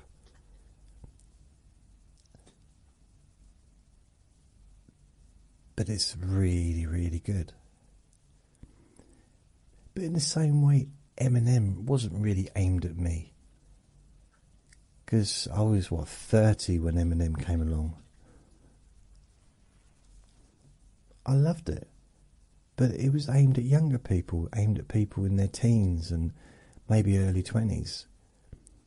But, tough. I liked it. But then the Bee Gees, I listened to songs from the Bee Gees from the 70s. And I still think they're great songs. I still love listening to Elvis now and then. Elvis Presley, that is. Or the Beatles. Again, I knocked that stupid metal thing. I need to remove it. I don't know if I've got a screwdriver though. Got to do some screwing when this is finished. That is leaving this desk. Or unscrewing, rather. So that's what I've got to say about that as far as the music goes. Lots of different things I like. Thanks for that question, Ing. Next one is Christine. Oh no. That was Ali. Sorry, Ali. I just skipped backwards then for a second. It's because I had that break. I'll forget where I am. Jackie. Who's Molly? Jackie asks. Molly is the boss of. I call her the boss. She's the administrator of the Jason Newland's Boring Group.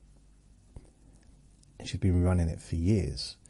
And she does the admin side. I don't really do anything other than just say hello to people and on the actual group itself. I do post things like new recordings and stuff like that, and ask questions, when it comes, or not questions, but ask if anyone's got questions before Q&A Friday and stuff. But Molly is the admin. She's a great person, and I don't know what else to say. This group is. Molly's been in this group right from the start. She might have even been here before me. I can't remember. I don't actually remember creating this group, if I'm honest with you. I think someone else might have done. Molly might have done. I honestly don't remember. I need to start remembering things. So thanks for that, Jackie. So we've got Joanne. No question, just thank you for what you do for all of us, and wishing you peace, prosperity for the new year. Thank you. You too, Joanne. It's very kind of you. I appreciate that. Right. Jen asks, do you miss the stand-up comedy scene? Sometimes. although it does feel like a lifetime ago,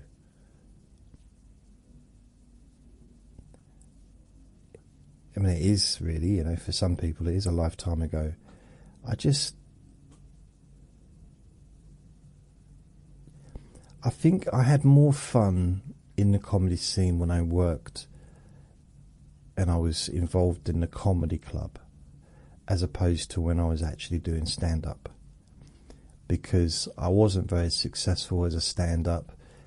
I didn't have the writing ability or the patience, the professionalism,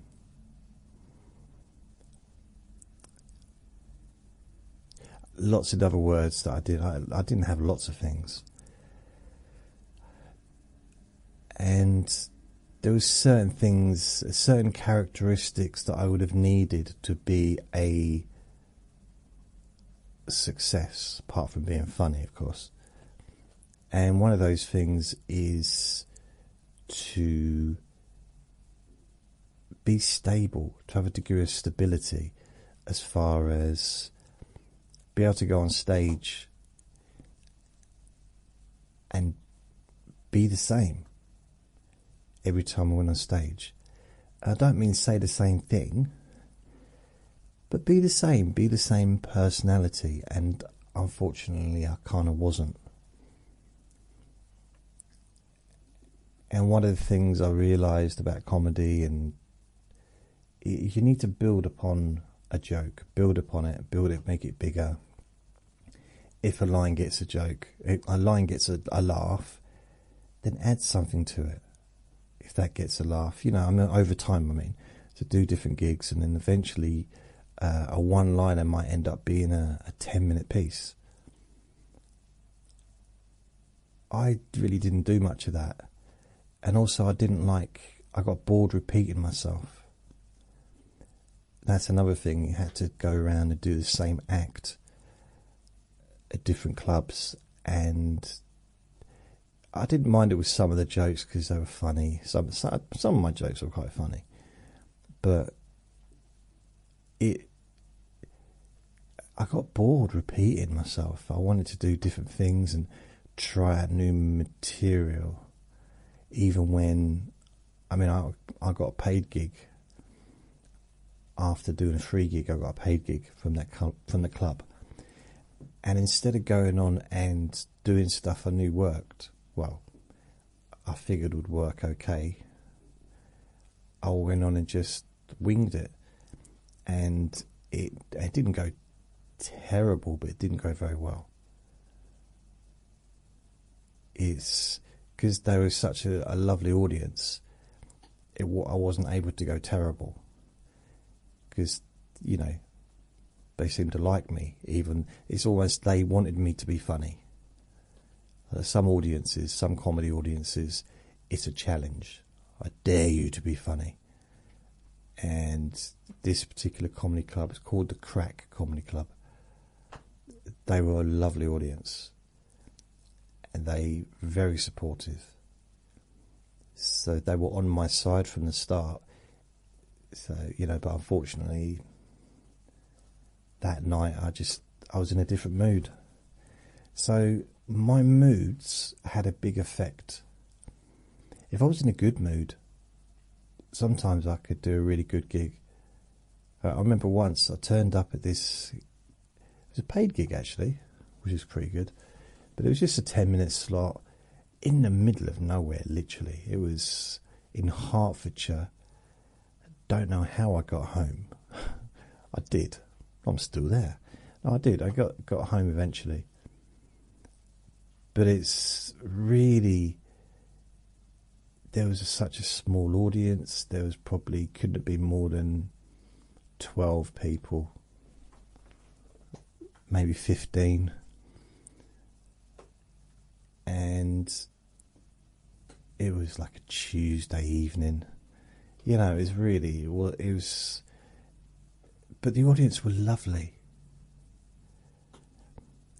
And I went on stage, and I didn't know what I was going to talk about. It was like, there's no one in the audience. It's raining outside. It's cold or whatever. I don't know. I'm making that bit up, but I thought I'd add some weather information just to brighten the story up. Add some padding, as it were.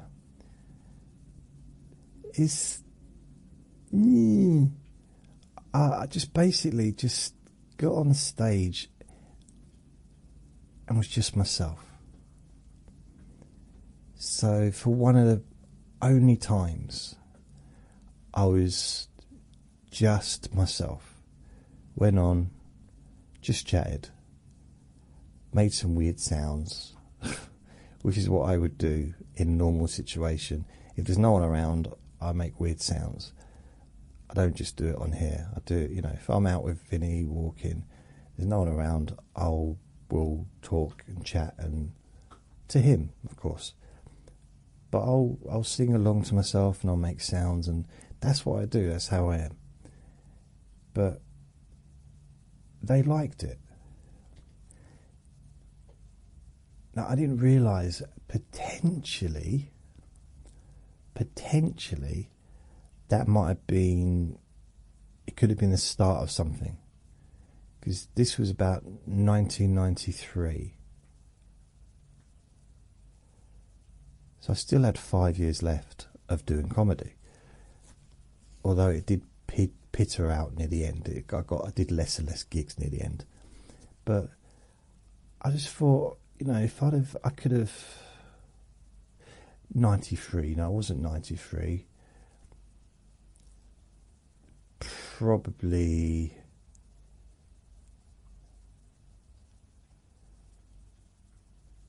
Yeah. 93. Blimey. No.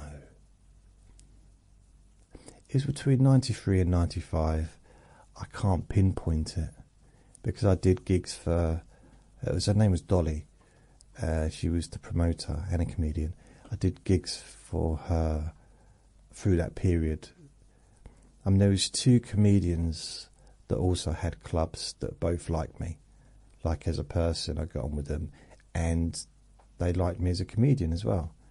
One of them was Zed, and the other one was Dolly. And they both started their own comedy clubs that were both successful. And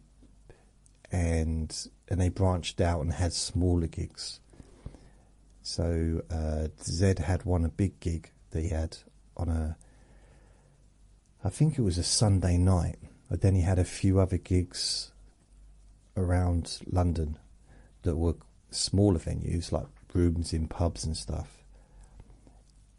And Dolly had the same. She had a really, really popular club called the Crack Comedy Club, which was Friday and a Saturday, I think, in this venue, and it was solidly packed. So she started extending her promotion, having gigs sort of in the outskirts. Because you've got London, then you've got Essex, and you've got London, Hertfordshire, then Essex. And there's kind of a crossover through the, it's all kind of one area really. But then Essex spreads out to kind of near sort of where I'm living. But it's a big area.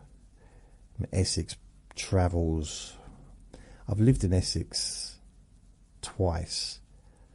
3 places, not 3 places, I've moved quite a lot, but I used to live in Southend, which is Essex, but it's nowhere near here. Nowhere near.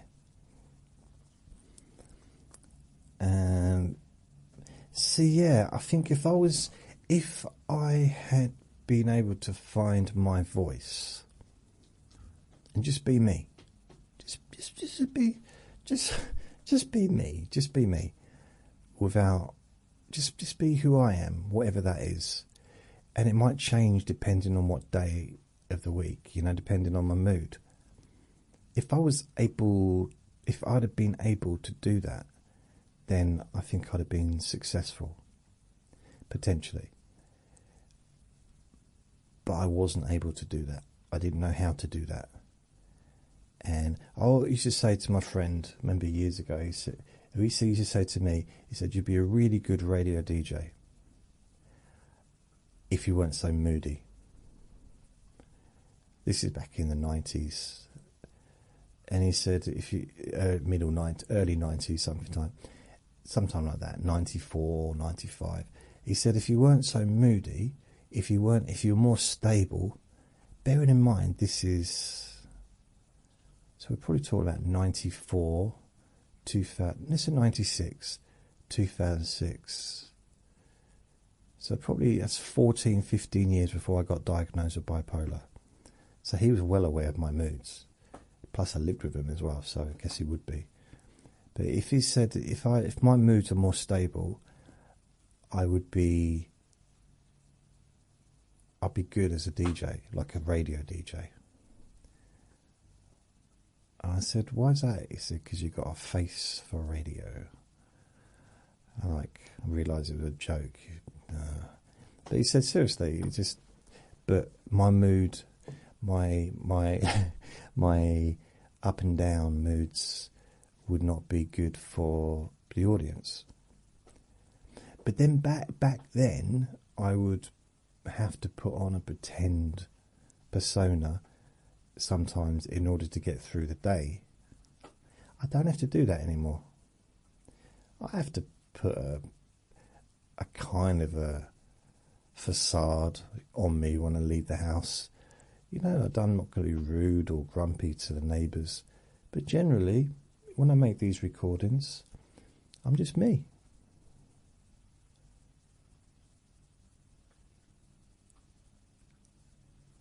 And if I was going to do something,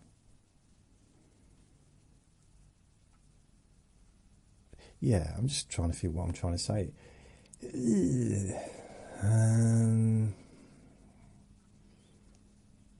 I wish I'd been successful, but that wasn't a question, was it? Do I miss it? Do I miss it? Do I miss the comedy stand-up scene? Yeah, I do a bit. I enjoyed seeing the comedians. I enjoyed being around them.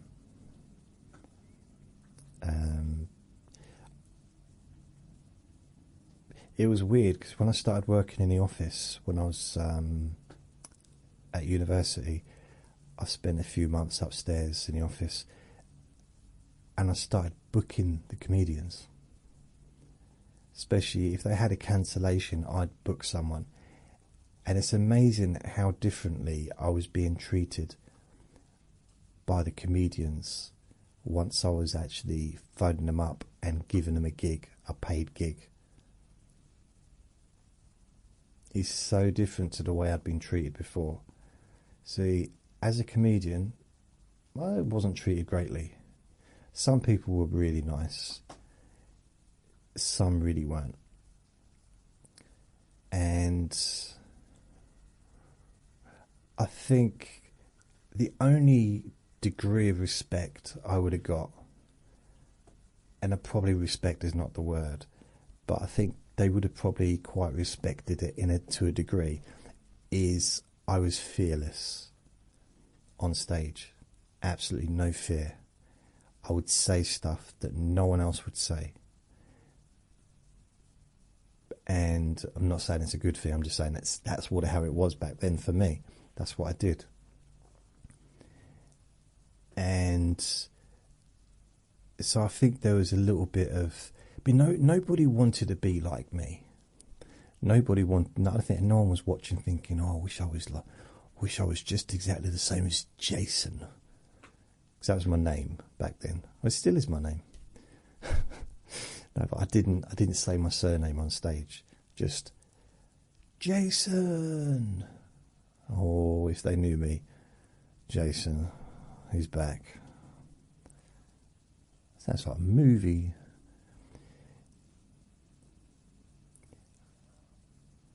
Yeah, that'd be nice. That'd be nice. What'd be nice? Yeah, it'd be nice to. I did nearly get back involved in it. After I moved into this flat, my friend opened another club because he closed down a club he had, opened up a night in a hotel, in a function room, and he asked me to go up there every, I think it was Saturday night, to help run it. Well, not to help run it, but just to help out. And although I liked it, it just, I suppose I was just not in a great space to be travelling. I found a little bit too much, which is a shame, because I kind of wish I'd stuck at it, because in the end he closed it. But I just think because he couldn't really be bothered with it anymore, and he knew he was going to possibly move on, like move away and that, which he did. So maybe I could have kept it going. Plus, I would have had the time to give to it. So I don't know. It could have been an opportunity to make it a success. I mean, there was definitely an audience there, and he had 25 years or whatever of customers from the previous club that was literally just round the corner. He also had all the top comedians that would perform. So it was, that might have been an opportunity, but he had his nephew running it, or him and his nephew ran it, and I was just invited me just to help out. And it was more, when I said I just couldn't face all the travel, and he said it was okay, but he only offered it to me just so that I had something to do. Just he thought it'd be good for me to get out of the house and be back in that environment again, the environment that I like, or that I love, that I used to love. So I don't know. I do miss it. I talk about it a fair bit, I think. I don't talk about it with humans. I'm not saying you're not humans, but I don't talk about it in real life, because there's no one to talk to about it. I don't really have many conversations in real life, other than my neighbour downstairs and a brief conversation with 2 dog walkers today. I've had no human contact, so it's fine. I'm okay with it. What I'm trying to say is I've had too much contact. But I don't generally tell people about the comedy, about my comedy past. I guess because I just wasn't very good at it. I want to tell people about stuff that I was good at, but I'm just having to wait. I'm still waiting to find something I'm good at. So Maria. So thanks, Jen. Maria is next. Have you finished rearranging your room? Mind your own business. All the best questions were asked by the other members. No, they weren't. They were all wonderful questions, admittedly. But Maria, your question is number 1. Until I get to the next question. Have I? You know what? I haven't finished. But apart from yesterday, probably including yesterday, I've done a little bit every day. So I put 2 black bags of rubbish out earlier.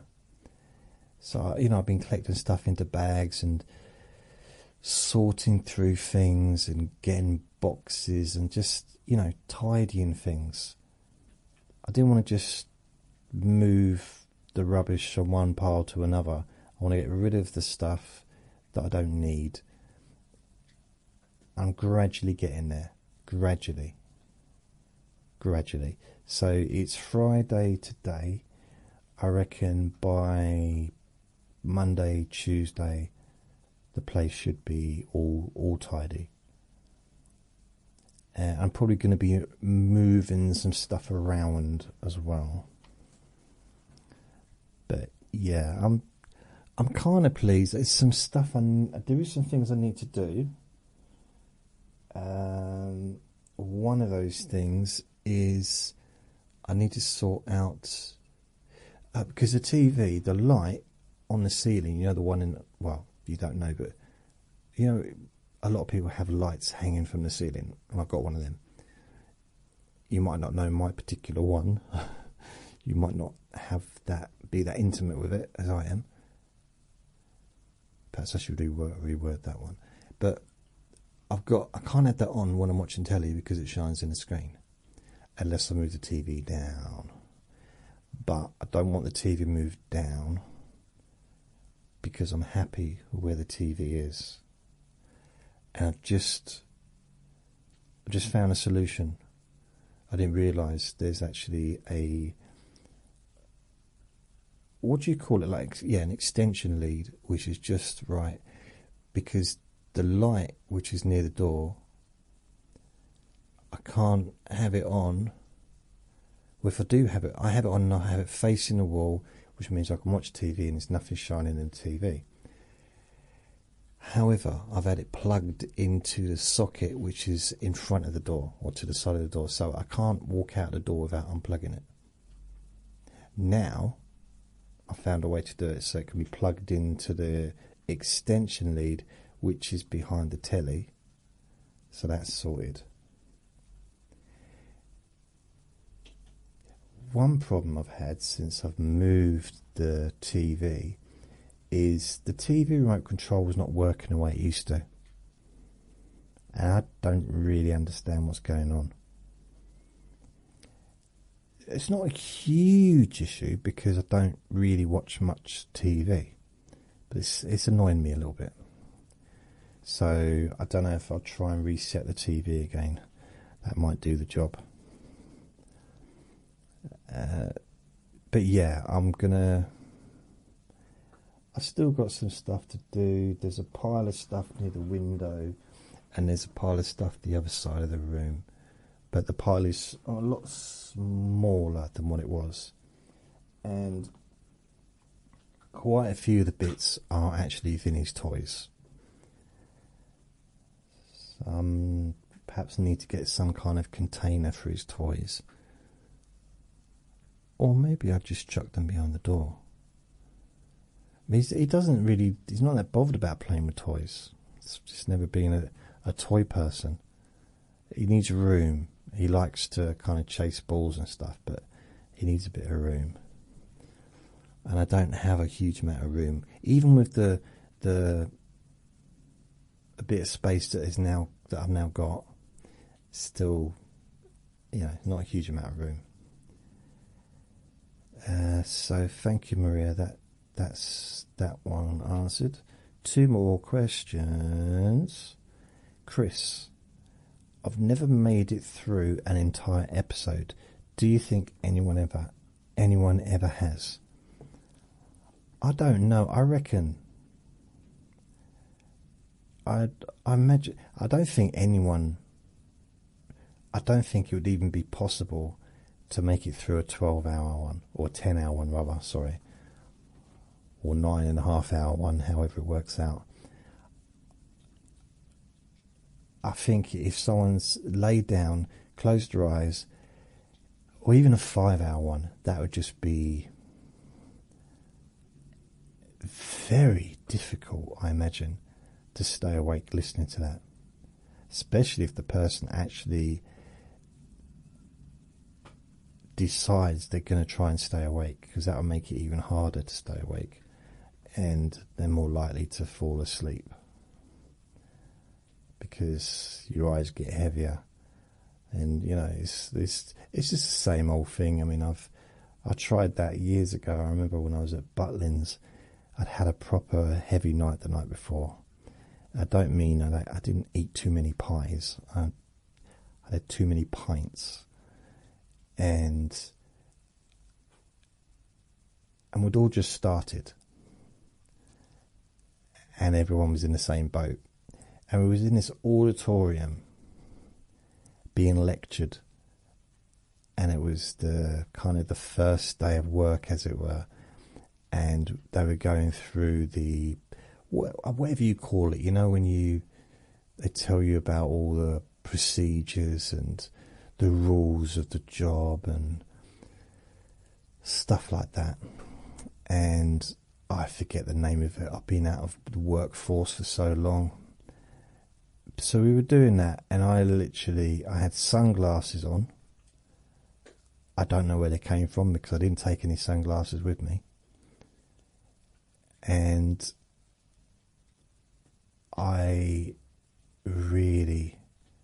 it wasn't just about like keeping my eyes open.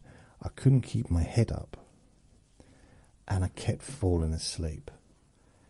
And just like waking up, because I was doing everything I could to stay awake. And it was really, it was one of the hardest, probably the biggest attempt I'd ever made to stay awake, ever.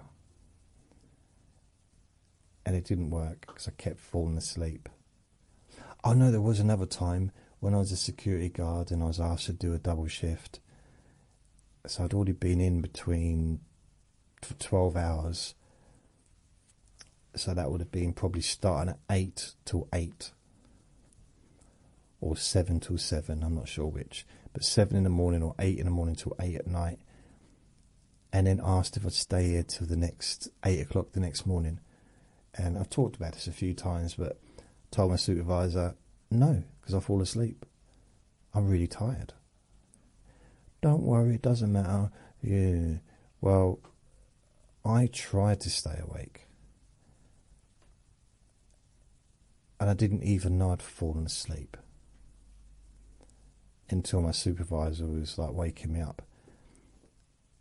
And then I ended up getting suspended. Which was ridiculous. I sorted it out, but I had to go to a hearing and everything. It's like, you were ridiculous. I told you I was going to fall asleep. Now, I learned some things. If you're trying to fall asleep, there's certain things you don't do. One is count from 1,000 backwards, or 10,000 backwards. Don't do that. That doesn't help if you're trying to stay awake when you're really tired. Another one is doing a crossword puzzle. That doesn't hurt. Doesn't help. Doing word searches. Reading a book of really small print. That doesn't help either.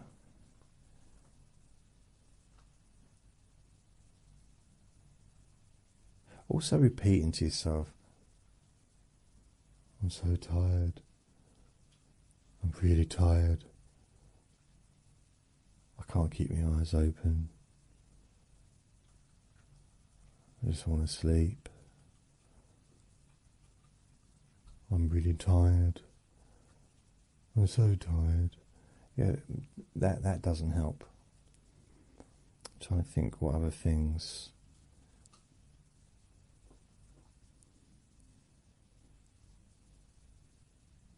Eating a full meal, that doesn't help.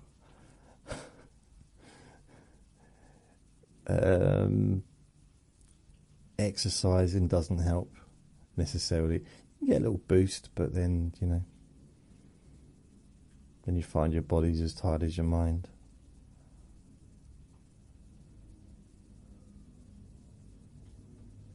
Yeah.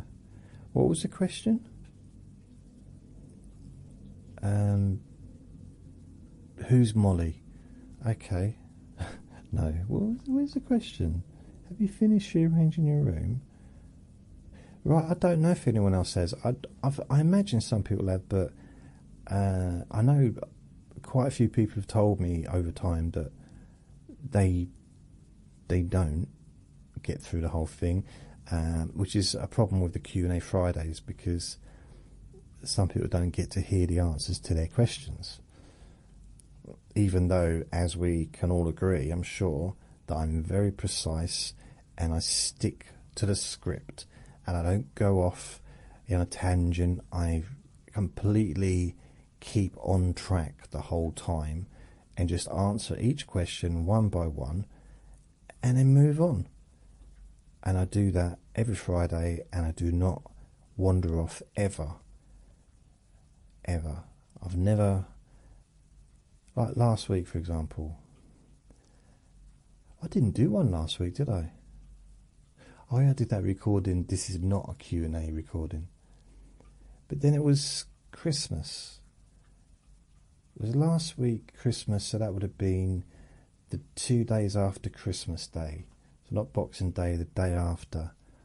And yeah, I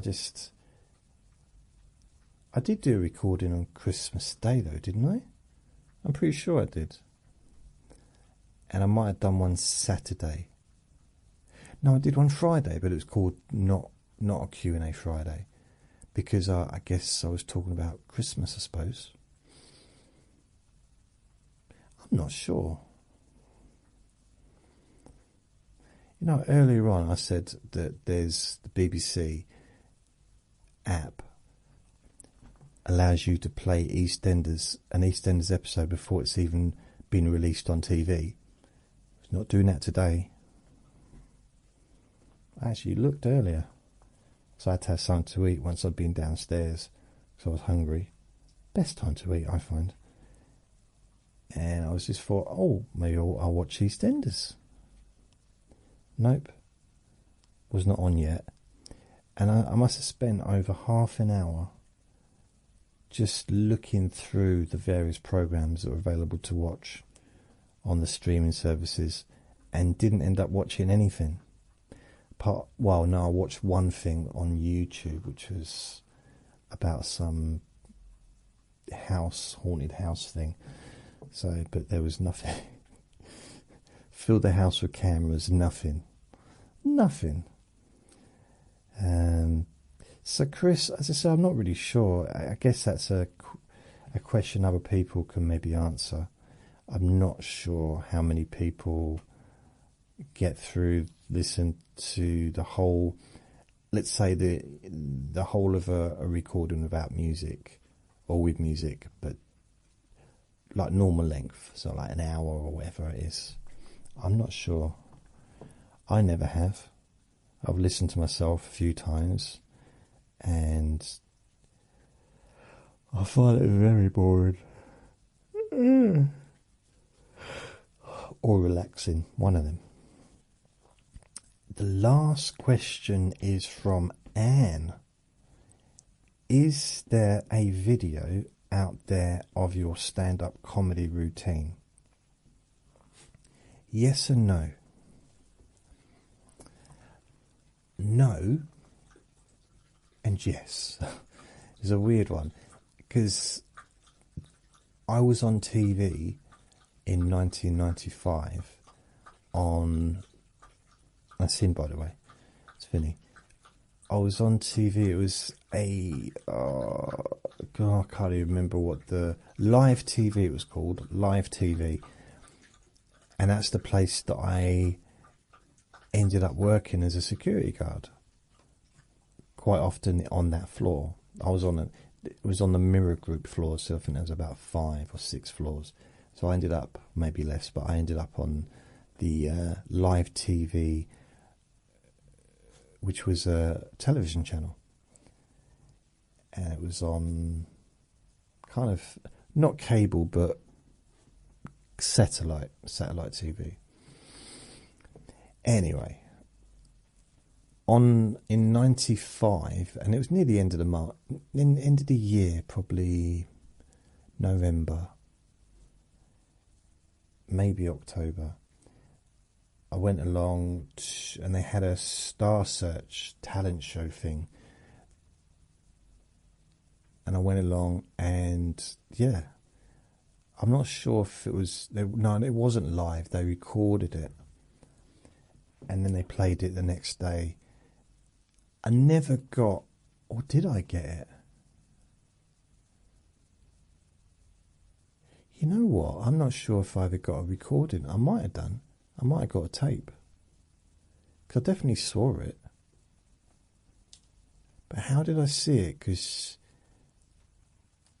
I was living... Nowhere that I lived had live TV.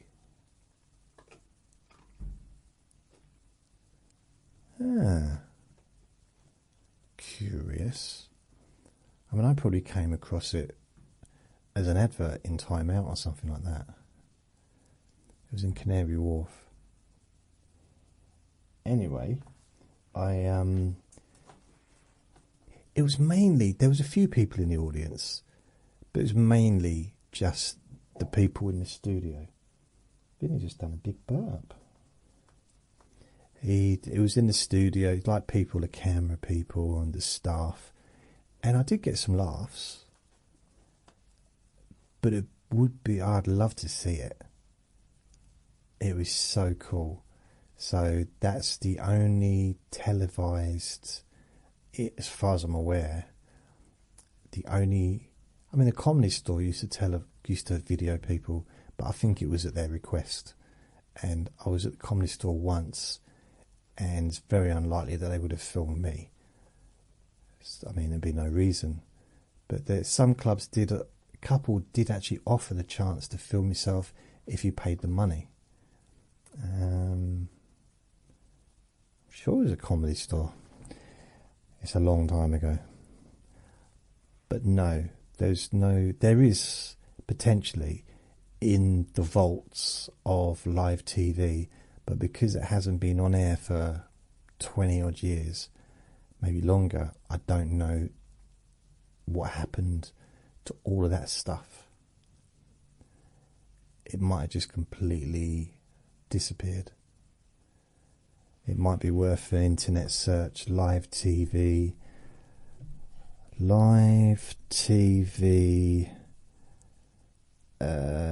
talent show. How weird will it be? Live TV 1995. CHS talent show Pink Humpty Franquestra. Oh dear. Live TV. The National Not Really Live. Live TV. Its launch in 1995. At its launch, the station was headed by Kelvin McKenzie with Janet Street Porter as managing director. List of stars in their eyes. 94-95 talent show. Okay, yeah. I mean, you imagine they didn't go for ages and ages. Live TV, but it would have a lot of hours of stuff. It went on for a while. It went on from 95 June to November 99. It was later revived on Sky from 2003. And in 2006, Live TV changed its name to Babe World to reflect the channel's gradual change of focus towards adult material. Okay. It's quite weird. I remember, was it Babe Station? No. What was it called? Might have been Babe Station. There was a channel that was on satellite. I'm talking about 96 time onwards, and it used to be Live TV. It used to be, I think it used to be late on Live TV after like 11 o'clock or something, but maybe it was Babe Station or something like that. It was called. I didn't name it. Anyway, there was this Babe Station, whatever it was, Live TV, adult channel thing, and apparently you got the first 10 minutes free, and then you had to actually subscribe to it, like a monthly payment of whatever. Okay, it was $9.99, but it's $9.49 sometimes. They did a discount sometimes at $6.29, which is a really weird number. But you know, if you paid for the whole year, you get 30% off. But I don't know what the exact amount was. See, I watched that channel for about 5 years. And I genuinely didn't know that it cut off after 10 minutes. It got, pixelated or whatever, when it goes like that. Didn't know. 5 years of watching it, and I didn't know it cut off after 10 minutes. There's a joke there somewhere. So I'm going to go. Thank you for listening. I hope I've answered your questions. It's going to take me ages to edit this because of all the different parts. So take care of yourself. Remember to be kind to yourself because you do deserve to be happy. Be gentle with yourself. Lots of love. I'm not going to say self anymore. I did too many selves in that, wasn't there? Anyway. Bye.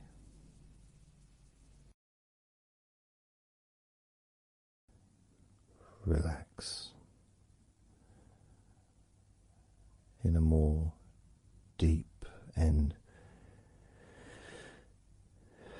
meaningful way.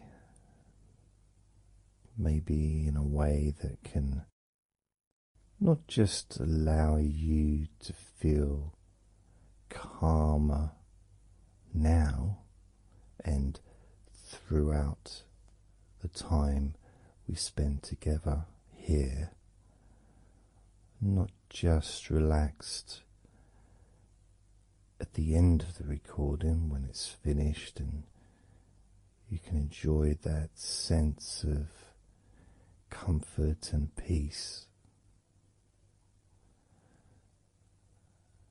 but also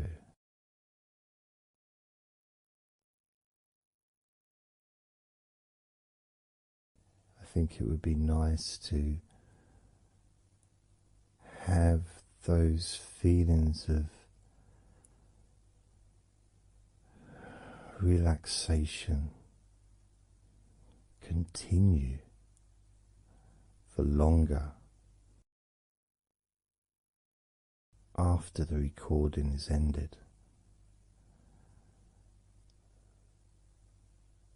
so that you can still benefit from listening to my voice. Maybe in a few hours' time, perhaps tomorrow.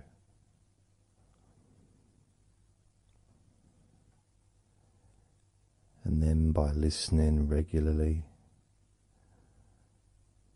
especially if you find, like some people do, and myself as well, sometimes I'll find one particular recording that really resonates with me. And I'll just listen to it over and over again, like every morning, every evening.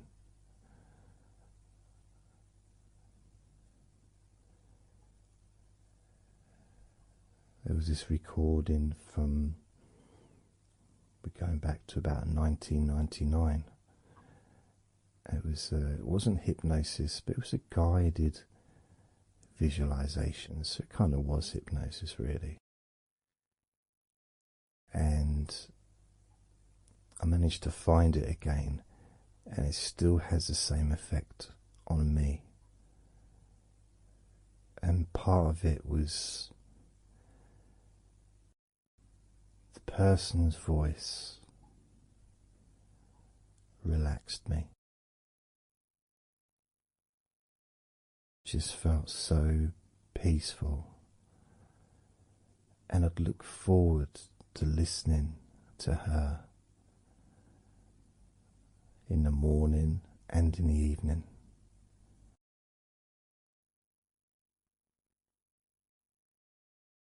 And I knew before even pressing the play button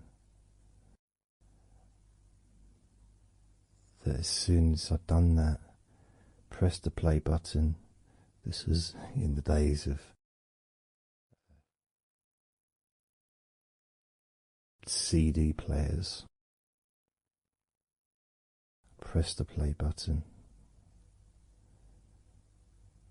In fact, it might have even been a tape recorder. I'd lie down on the bed and then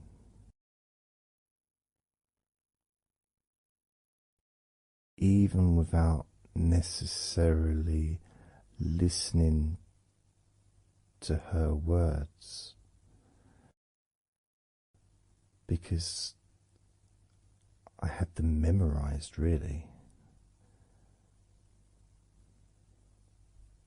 It was as if my body knew exactly what to do. And the muscles just almost went into automatic relaxation.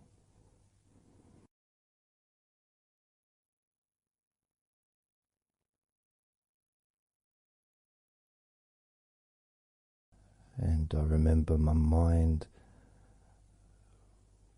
would slow down.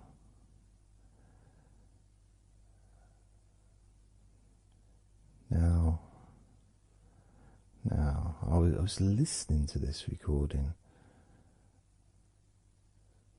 in the early days of learning hypnosis,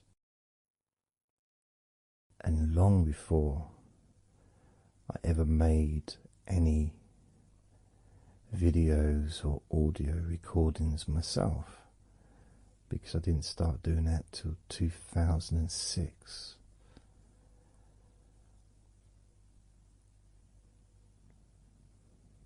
But I knew how helpful I found being able to just let go,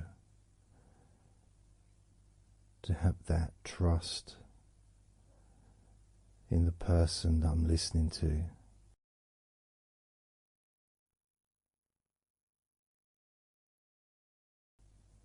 Knowing that it's going to be just as relaxing, if not more so, each time you hear my voice. You may feel the same.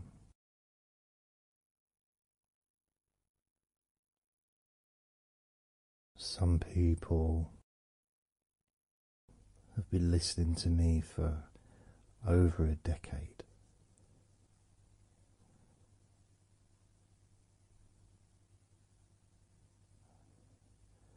Maybe not solidly, obviously not 24 hours a day, but maybe people come back. Some people maybe listen every day.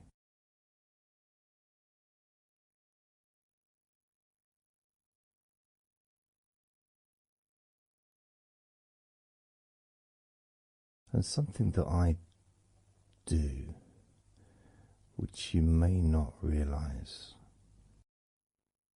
by listening, is when I record these recordings, now for example, I also am affected by the words that I say. So if I said to you, focus on your feet, notice your feet relaxing, I will be focusing on my feet.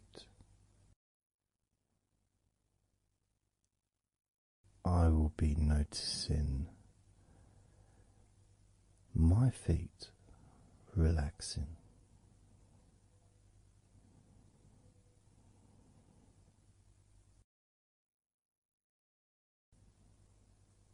If I said focus on your hands, and maybe notice the difference between each hand. Perhaps notice the air in the room, the temperature of the room. on the backs of your hands.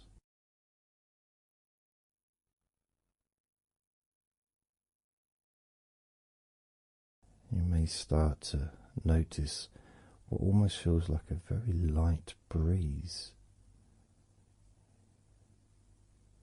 even though there may not be any type of breeze at all where you are right now.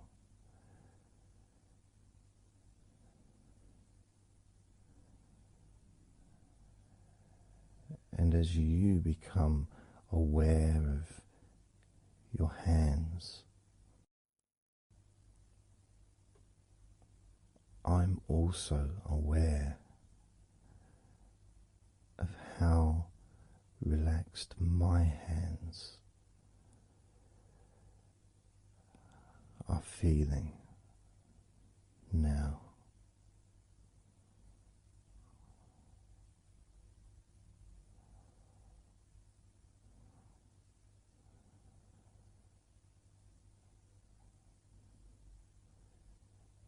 And when it comes to potentially drifting off to sleep, which may be the reason you're listening,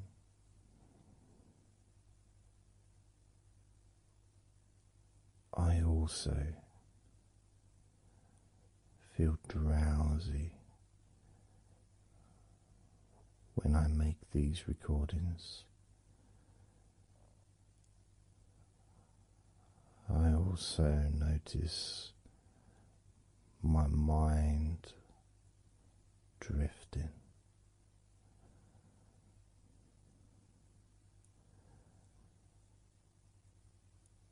In fact, at times I've actually fallen asleep.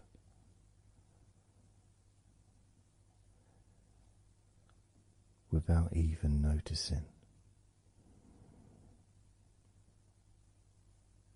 And then I carry on talking.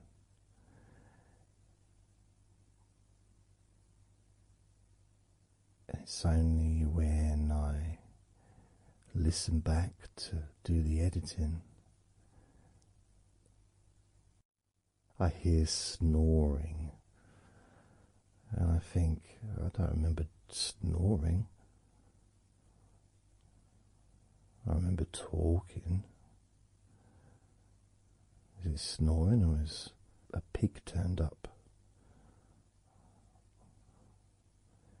That's what I sound like when I snore.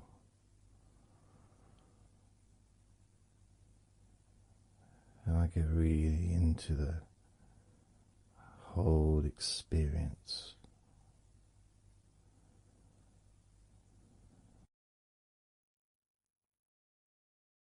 I don't know how you feel.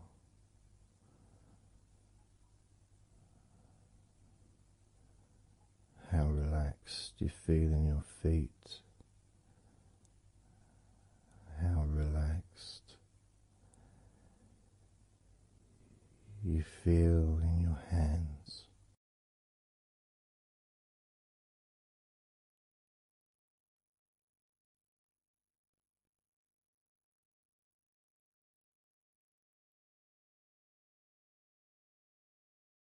I have noticed more and more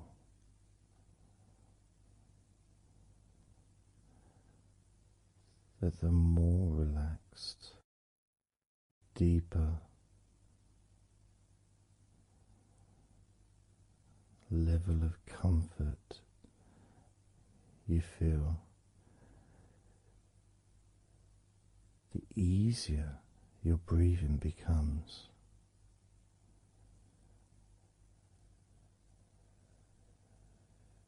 It's almost like that additional muscle relaxation. So this allows you to breathe easier.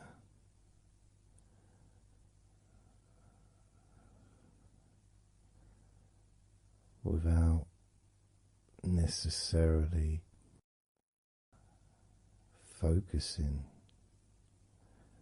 on your breath.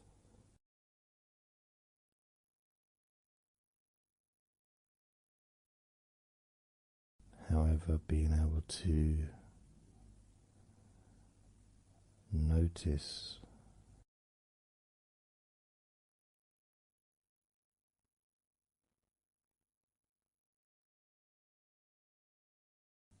the ease in which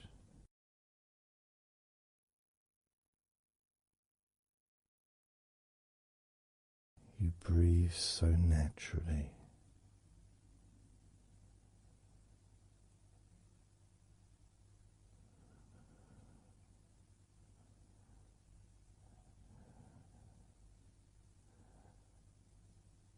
You breathe so very easily and smoothly.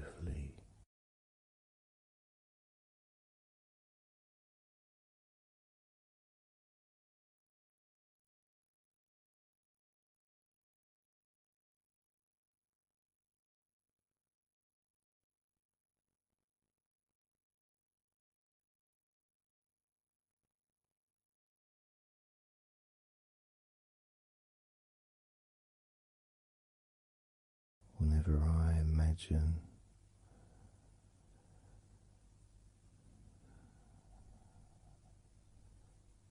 my breathing improving,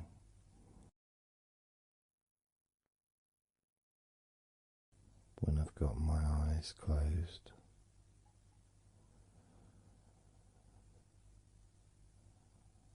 I tend to visualize a beautiful field with trees and flowers,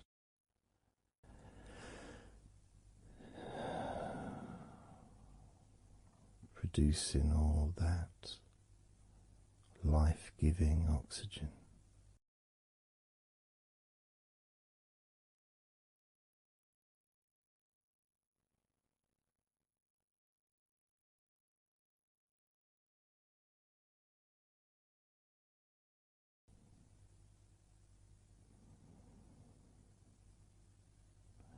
It feels nice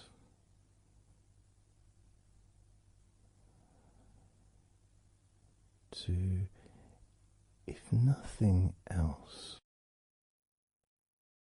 just taking some time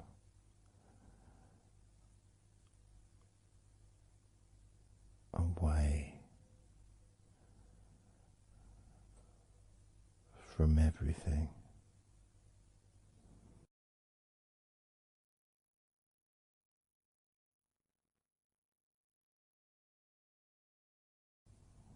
Enjoying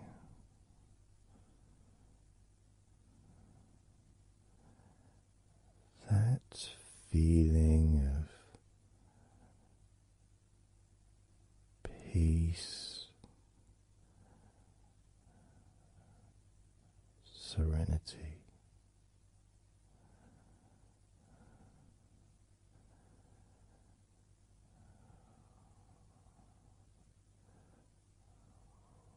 with a joyful heart.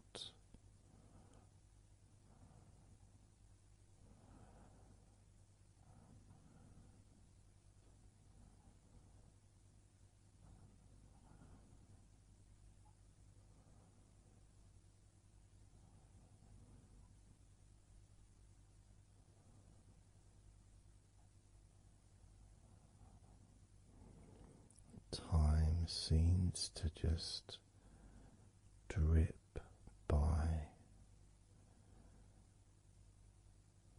so very slowly.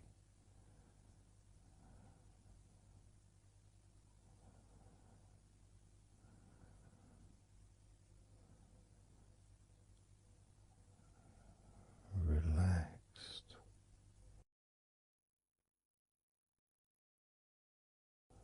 so deeply peaceful.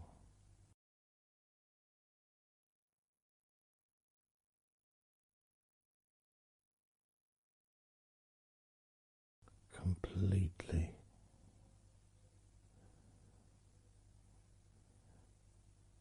unattached to any thoughts whatsoever in this moment.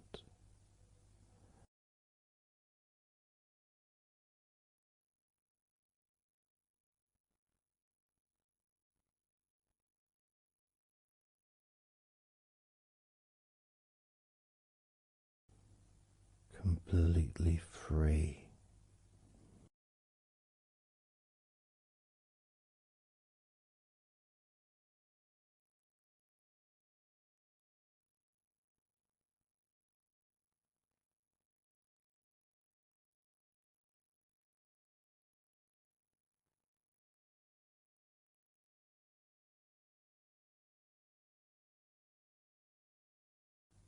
Noticing that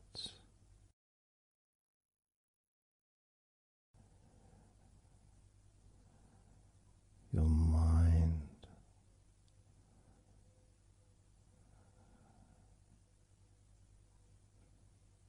has slowed down,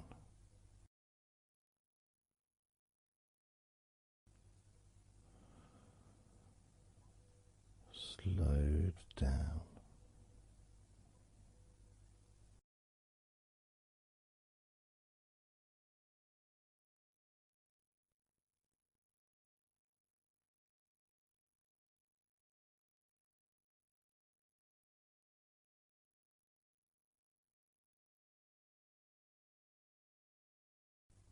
Because nothing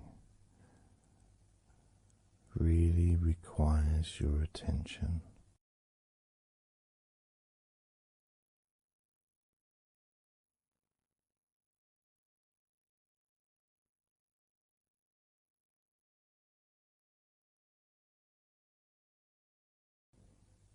You can enjoy the physical sensations of allowing the stress to drip out of your body.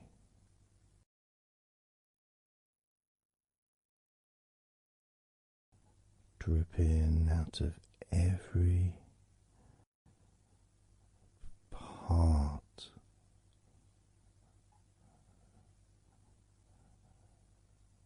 of your body.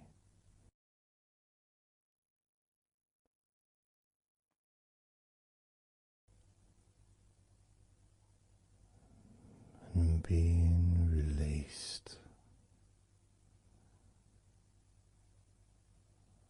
from your brain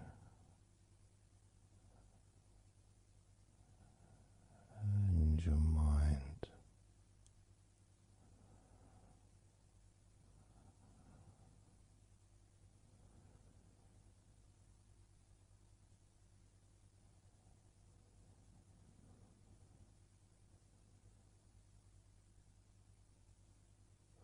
Slowly but surely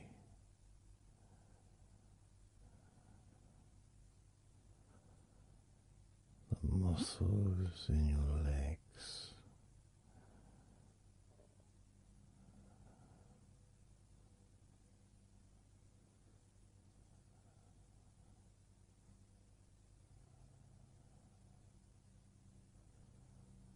relax,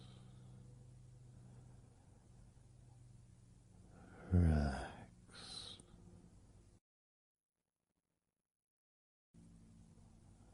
relax.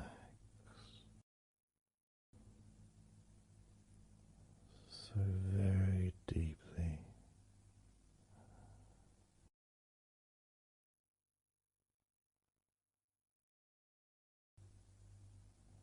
Relax.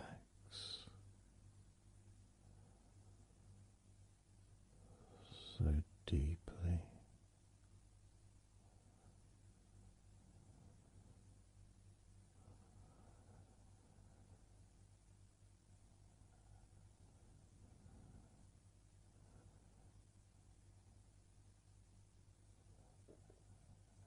the feelings, the pleasant feelings in your arms and shoulders.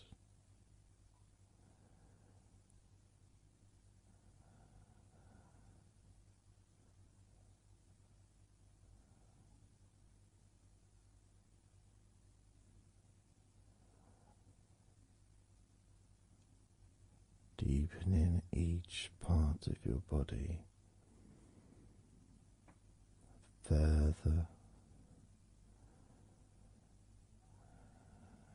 and deeper,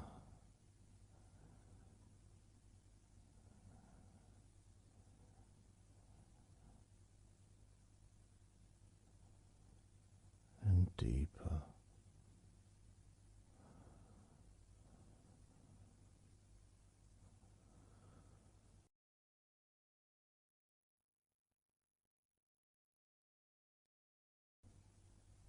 Noticing the feelings in the back of your neck,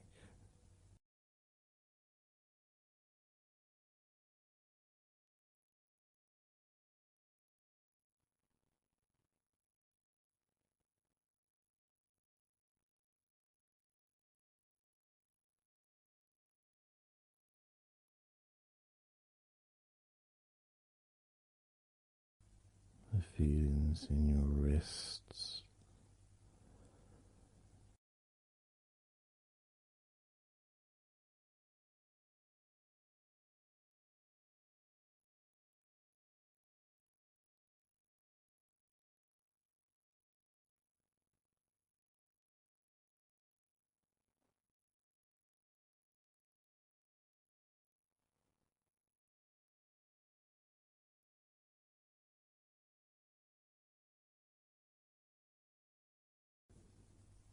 the muscles in the front of your body,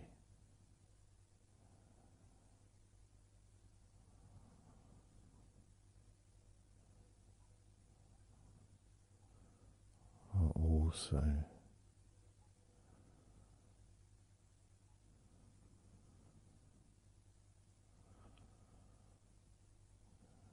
feeling peaceful.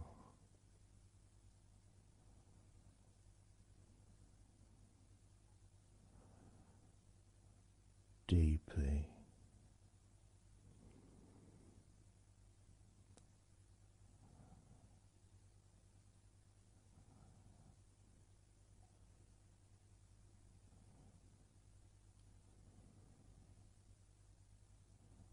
there's a sense of peace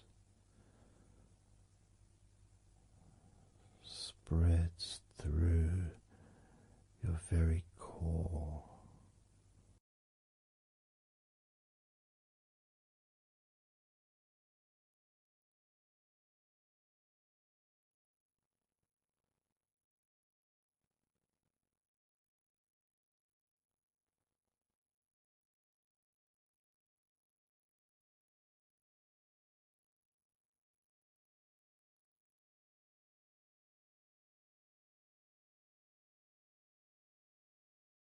Even when you focus on your mind,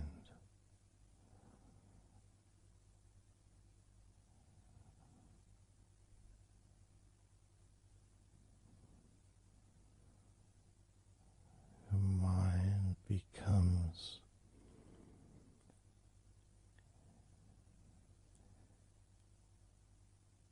even slower.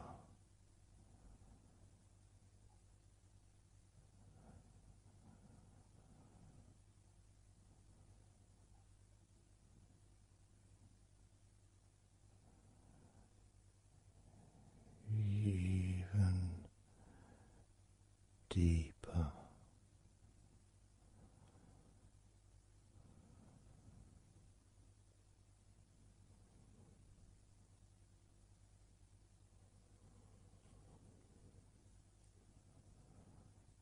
Relaxing.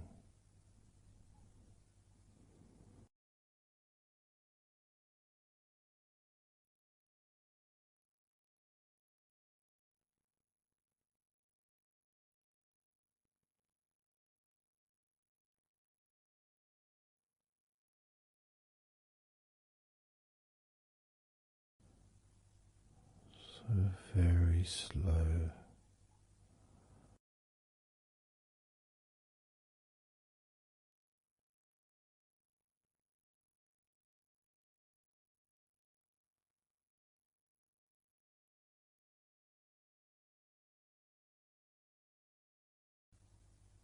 Your stomach,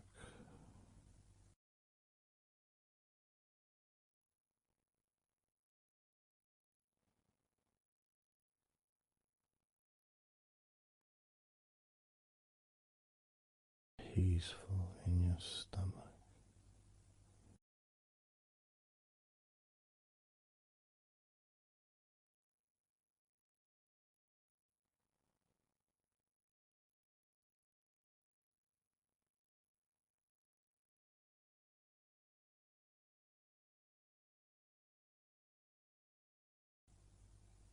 Your back,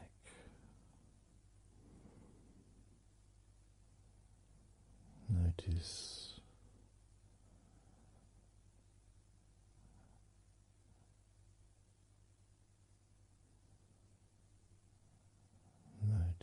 how relaxed you now feel.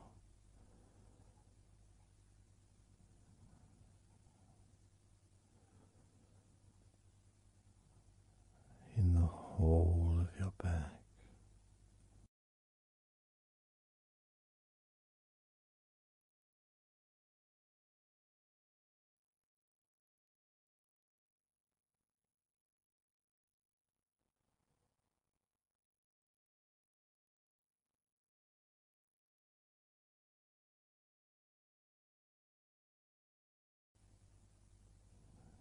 Your spine, from your brain all the way down the middle of your back,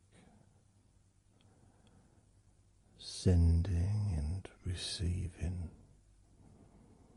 millions of messages every day.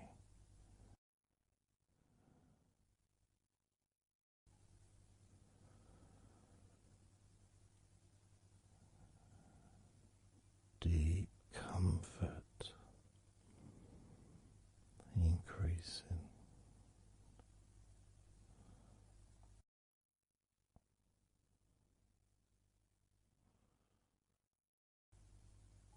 Deeply relaxed.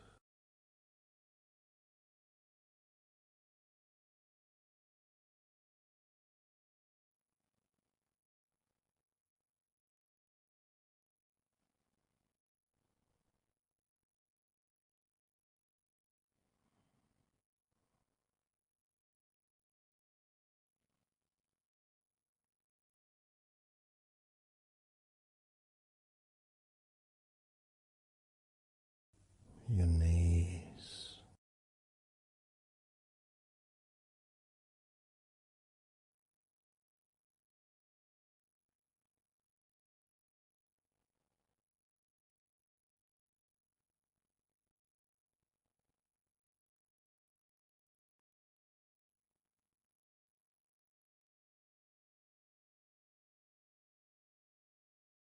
relax, spreading those signals down your spinal cord into every part of your body.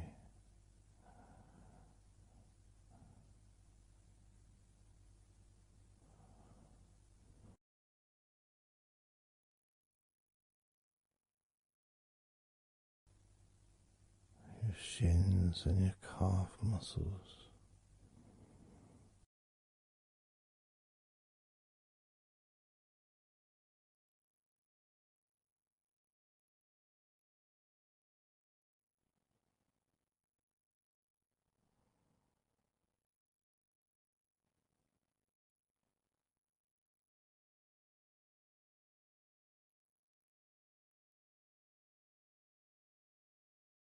Your elbows,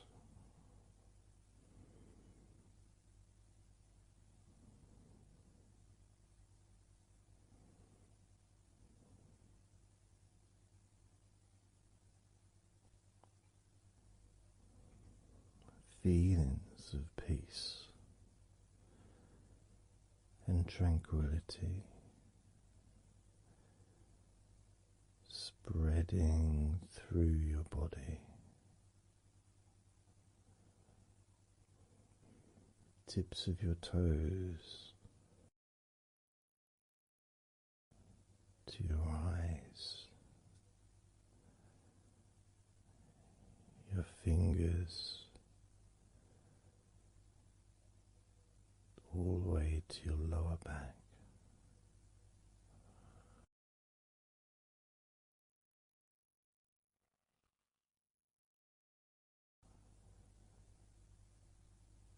Letting go, really letting go.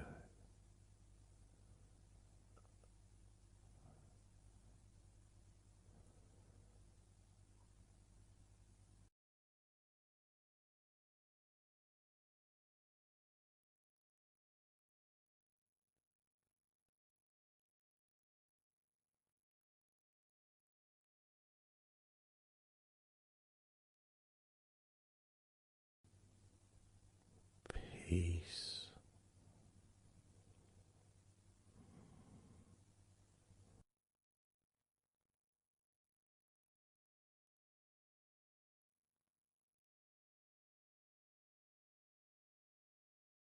Drifting.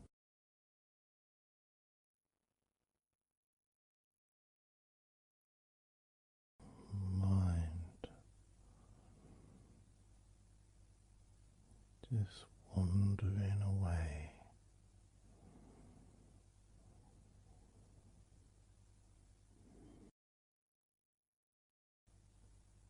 Happy to let go. Let go. Completely let go.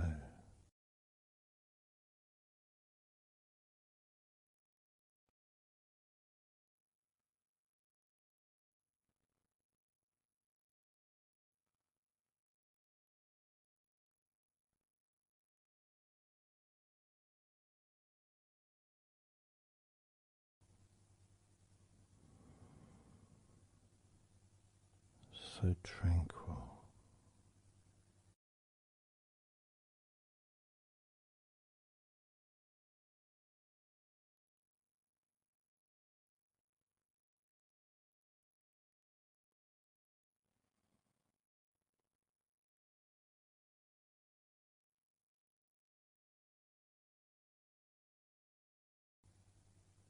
Your whole body enjoying a sense of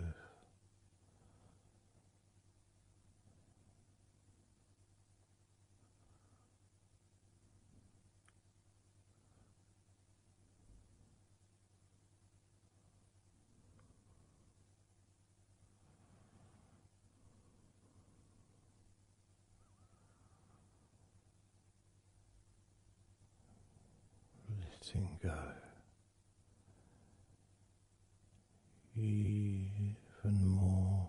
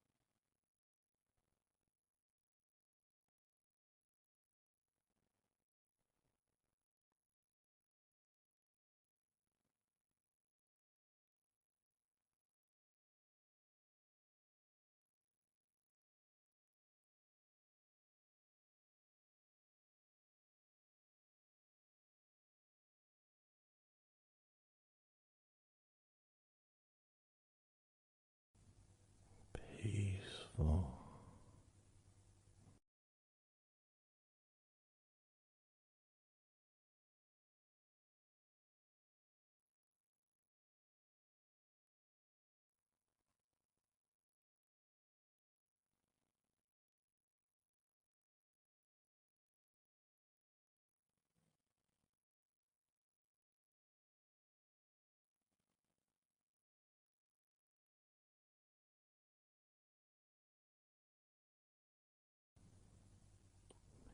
enjoying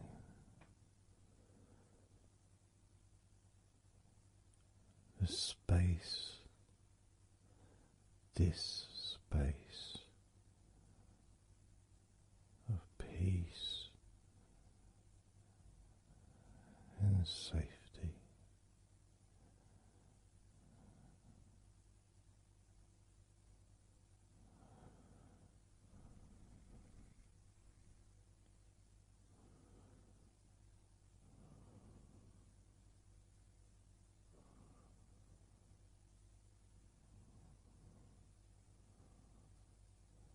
So very, very relaxed.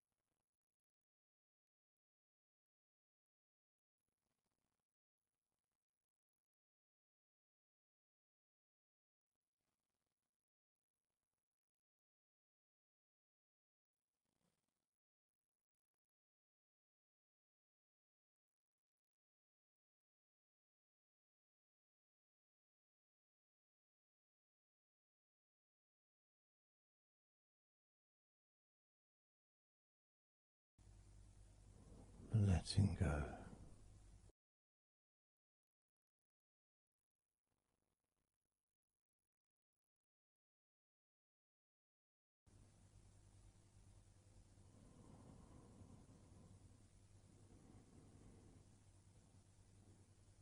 Maybe we can just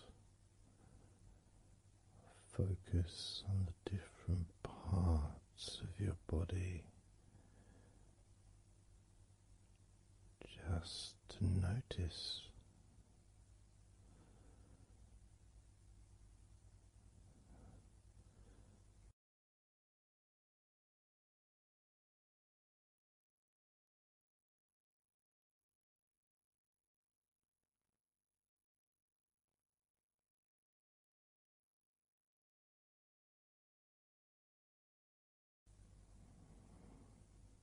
your forehead and your eyes.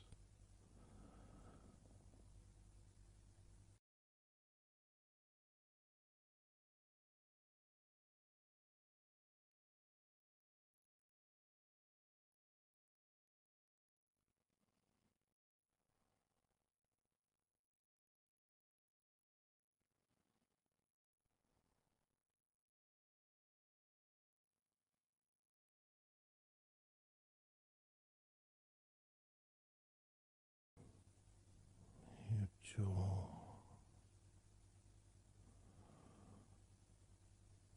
so loose.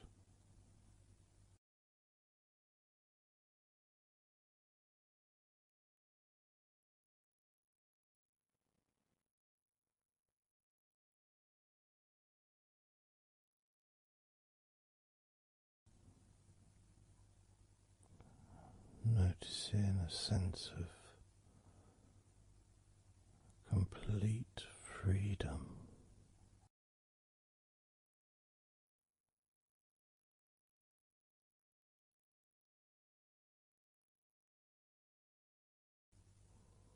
Absolute freedom.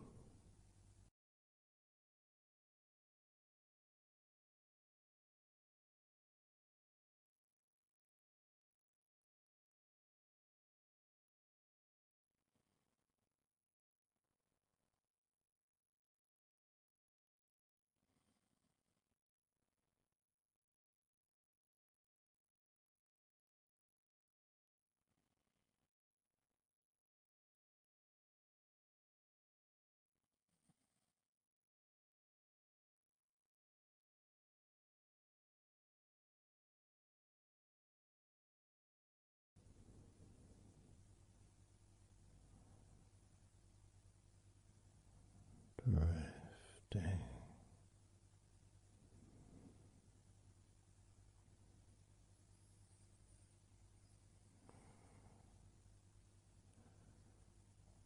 Drifting.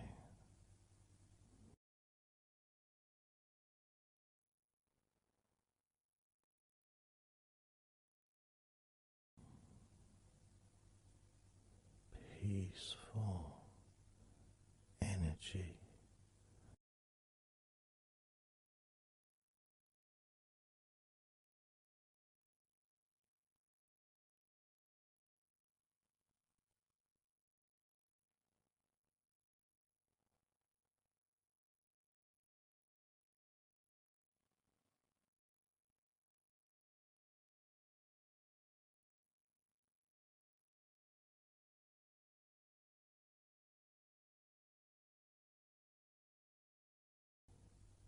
Peace to breathe. So much easier.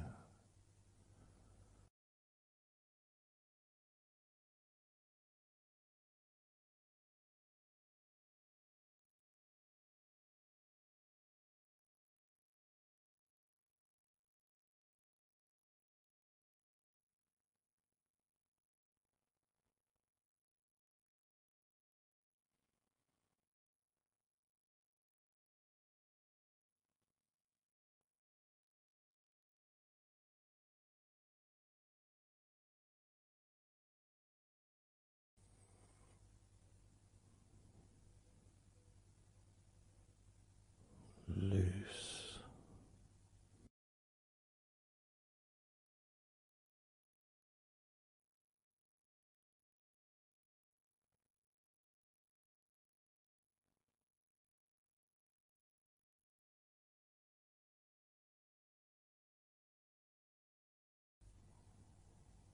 You may have or may not have noticed your mind drifting.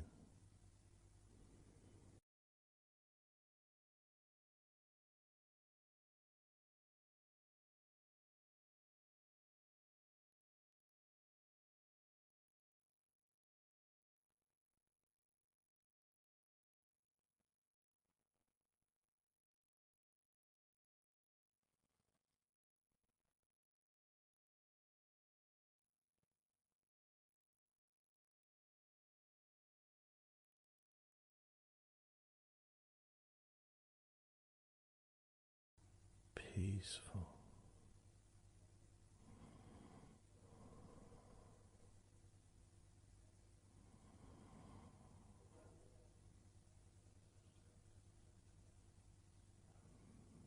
Moving even more deeply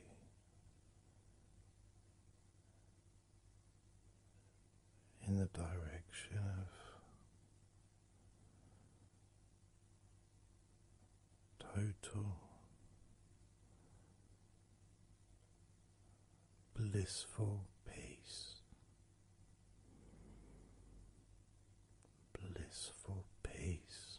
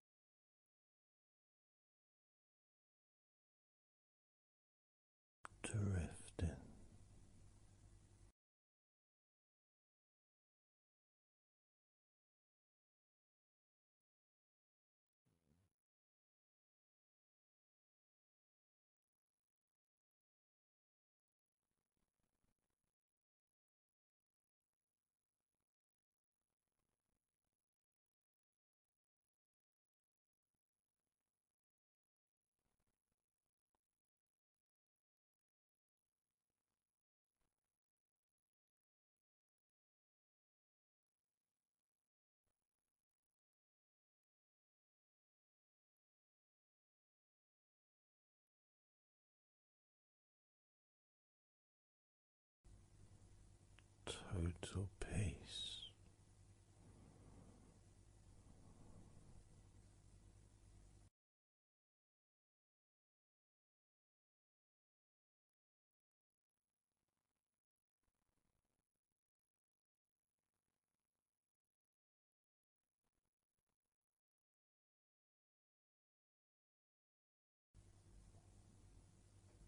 Calm,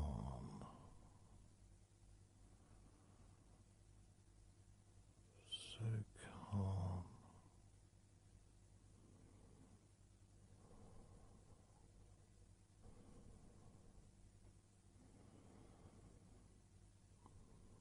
letting go.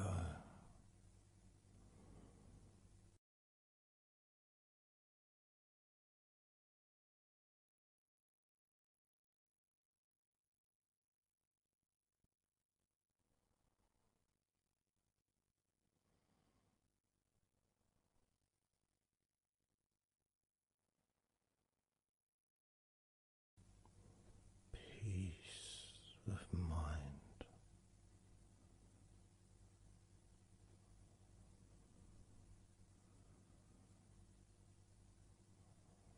relaxed body,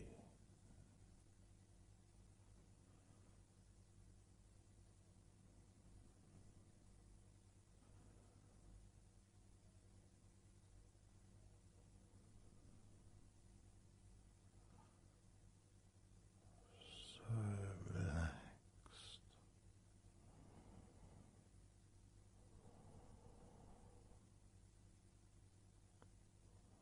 so relaxed.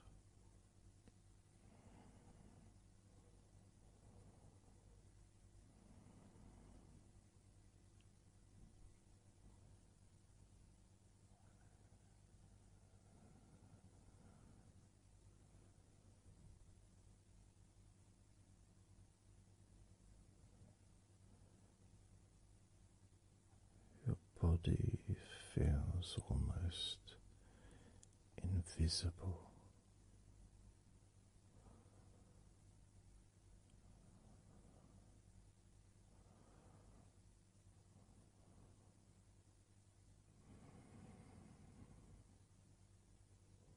So very relaxed and peaceful.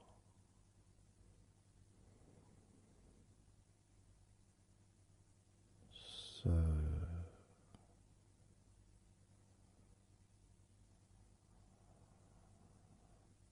peaceful.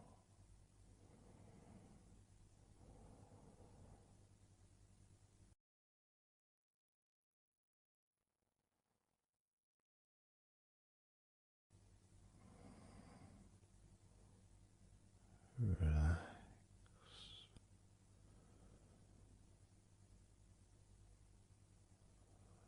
Let go.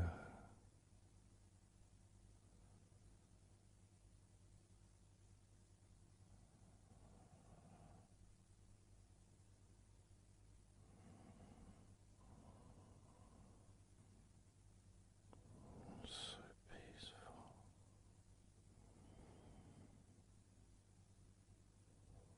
So very, very peaceful.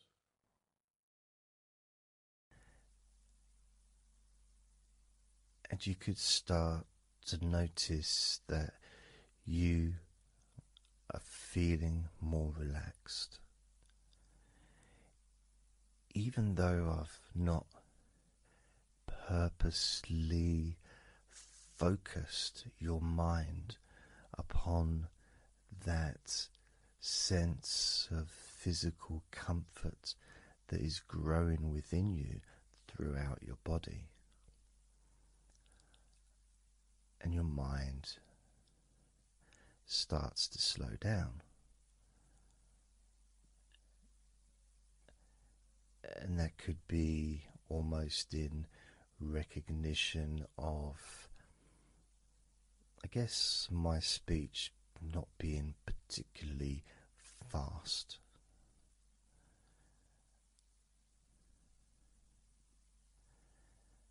things just generally feel calmer just by listening to my voice. You give yourself an opportunity to take a break from the day, take a break from your life as it is, and to give yourself a rest, giving yourself permission to take some time off and to allow your body to relax and allow your mind to slow down, which in turn releases the tension, any stresses that you had in your body.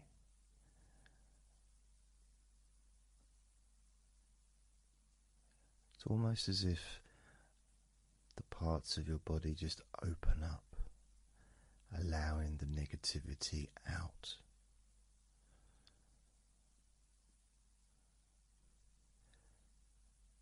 And at the same time, replacing that negativity with positive, healing energy, which then fills your body up. And your mind too also starts to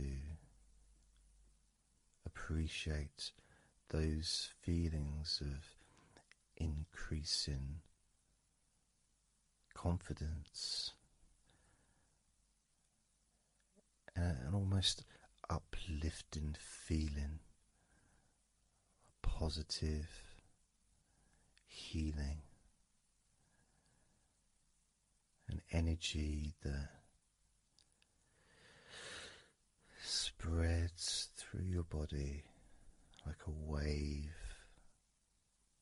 of comfort. And all this comes from just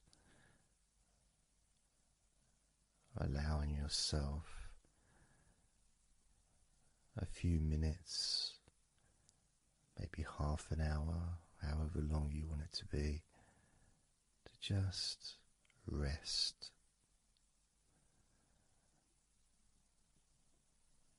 And allow your mind and your body to almost reset itself to the settings of comfort and relaxation, calmness, which allows more room for feelings of pleasure and happiness to move around your body and into your mind, almost as if your mind and your body are sinking together, almost mirroring each other with that growing positivity and calmness. And it feels nice. It really does feel nice to know that you are the one that has allowed yourself to feel more comfort and to experience more of this deep relaxation spreading throughout your body.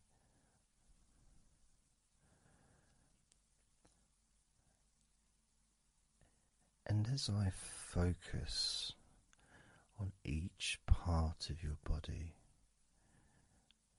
you can notice that that part becomes even more relaxed just by focusing on it. It becomes even more calm and comfortable just by focusing. And as I move down your body, starting at your head, the parts that you've already focused on will continue to relax deeply. And those parts that we've not yet focused on will just automatically release any remaining tension in anticipation of even more comfort about to come.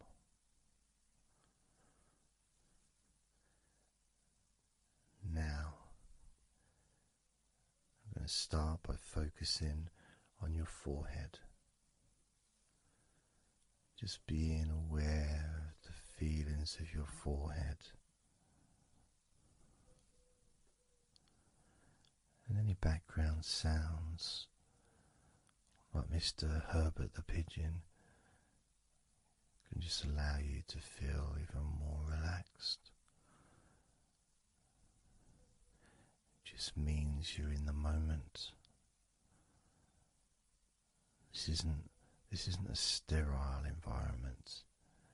This is the world. I live in the countryside, so there's lots of nature sounds around.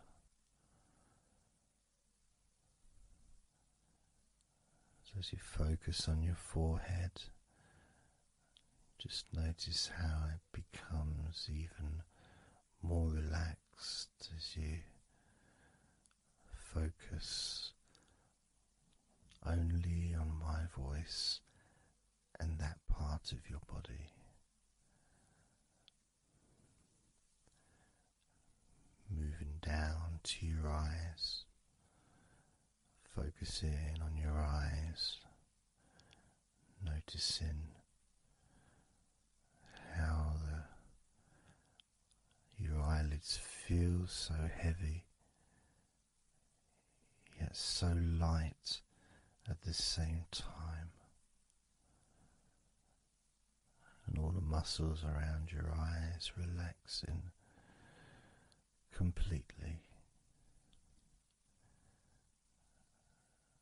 Moving your focus down to your mouth, your lips, your tongue, your teeth and your gums, and the whole of your mouth relaxing,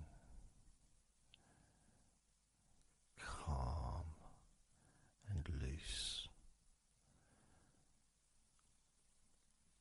As you focus now on your jaw, not just the part of your jaw near your mouth, your chin, but all the way up the sides of your face to your ears, that whole of your jaw, feeling more relaxed and calm.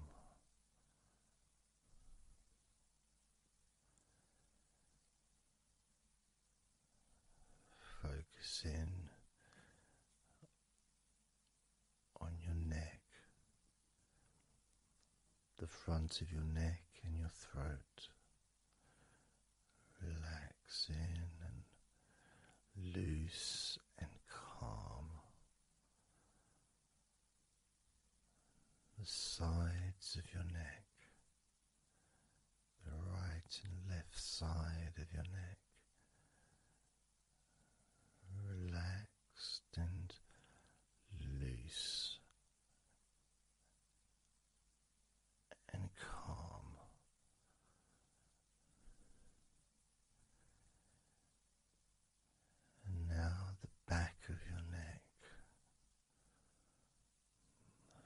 focusing on the back of your neck.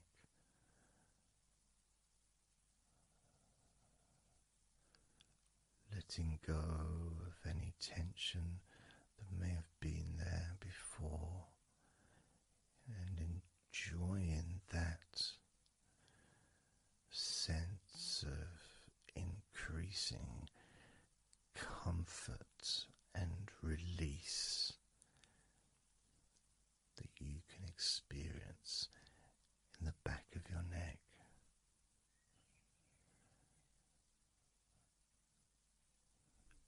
Moving down your back and moving either side of your spine, right from the top of your back all the way down to the bottom of your back.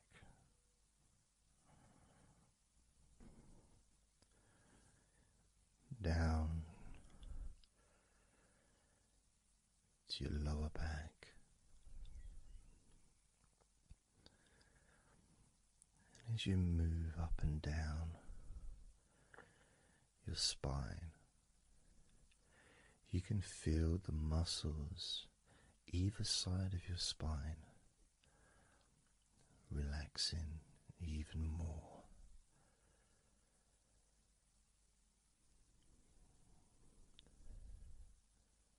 And as those muscles relax, that sense of comfort starts to spread outwards from your spine into both sides of your back.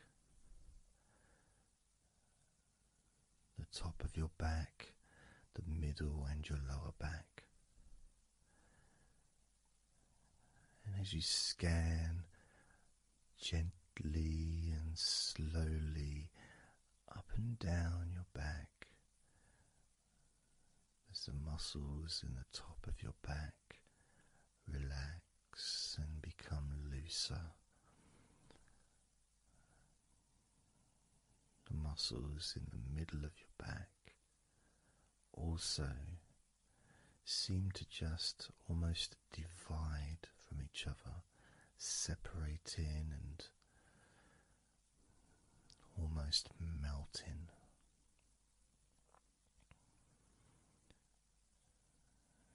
And in your lower back, there seems to be an extra special feeling of comfort that spreads into your hips. So down your lower back and into your hips, into the area where your coccyx are, and into your buttocks, and all those muscles that spread from your lower back into your hip area start to melt, start to really let go.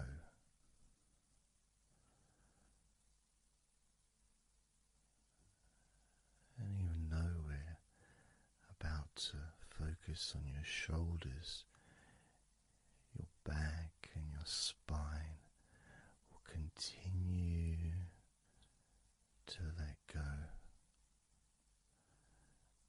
Continue to relax so calmly. And as you focus on your shoulders, you may notice that they're already feeling really loose. They're already feeling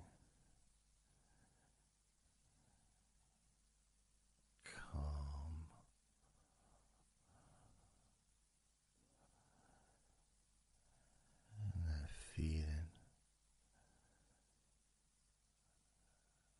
those muscles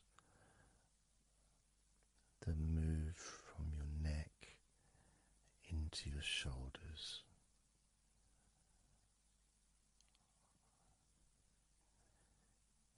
Feel so soft and gentle, so smooth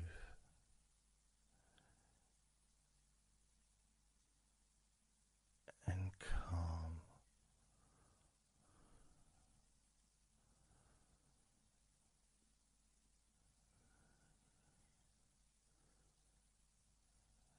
And the feeling in your shoulders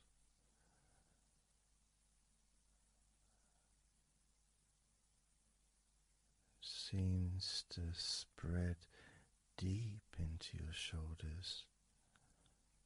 That sense of relaxation, not just traveling deeply into your muscles, but also relaxing the bones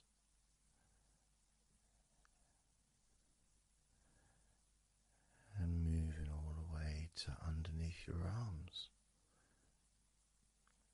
relaxing that whole area between the tops of your shoulders and underneath your arms, healing.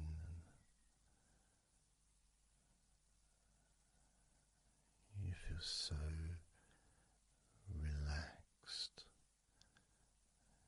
and comfortable in your shoulders, which sends that deep healing message into your arms.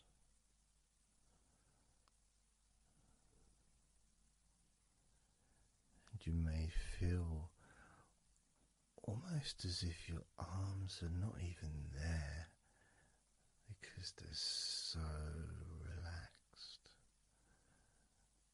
so deeply relaxed.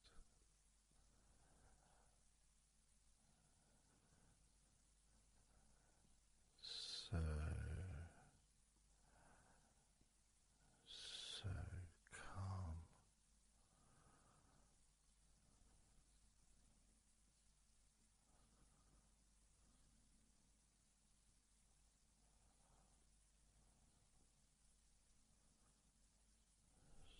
So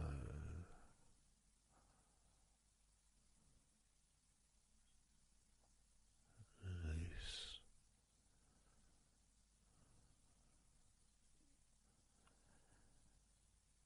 That feeling spreading all the way down your arms to your elbows, including your elbows.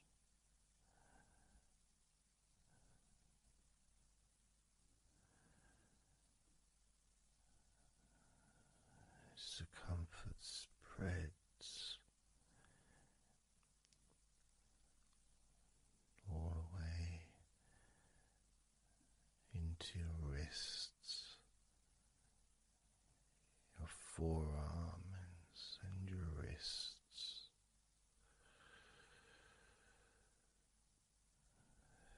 feeling so heavy, yet at the same time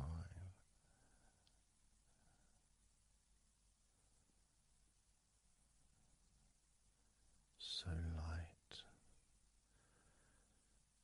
and gentle.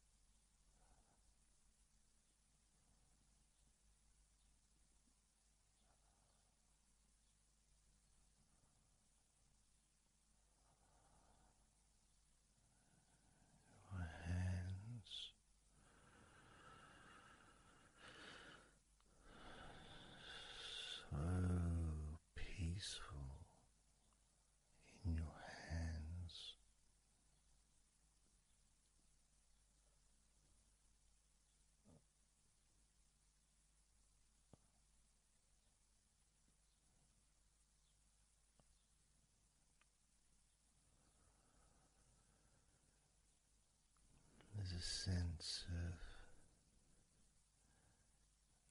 real peace.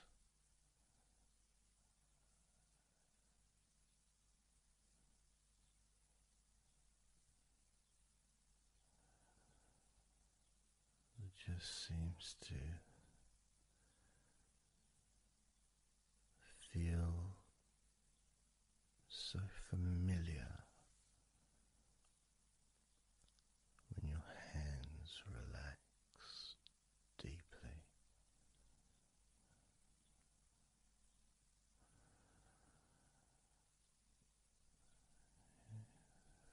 Feels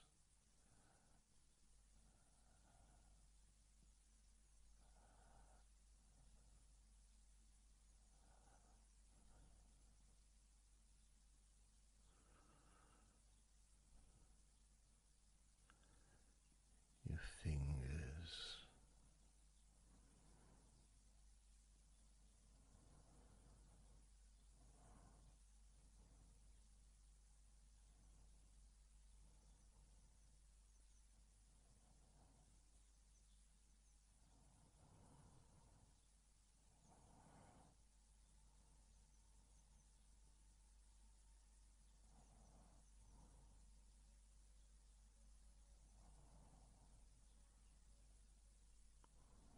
your fingers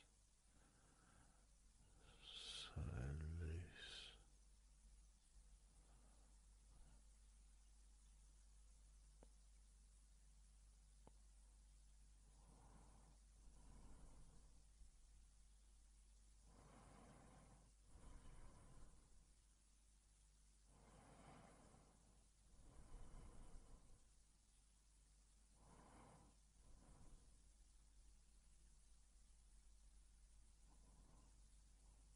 Your fingertips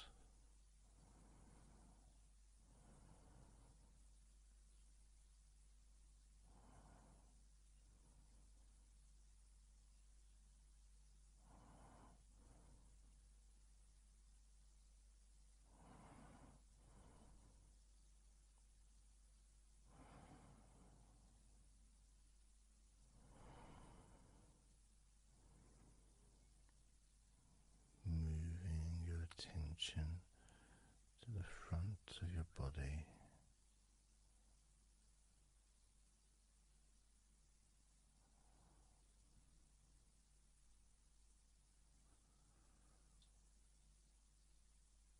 so comfortable.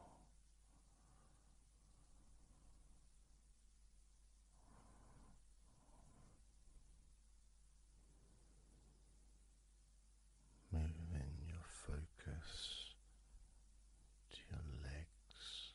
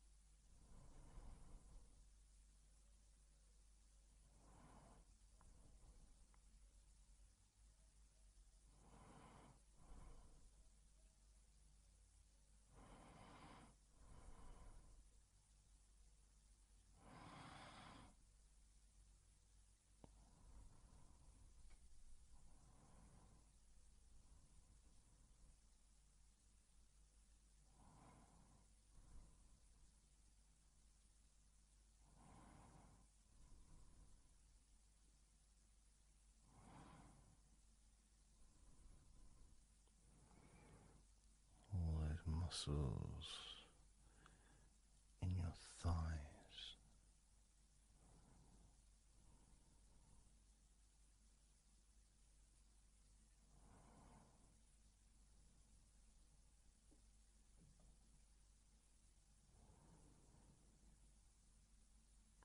your knees, so relaxed.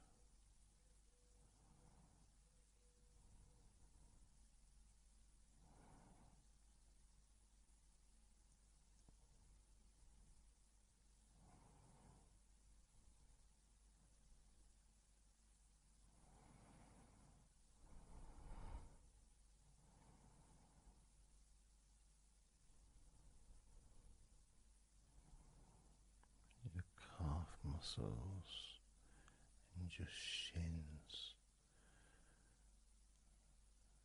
completely.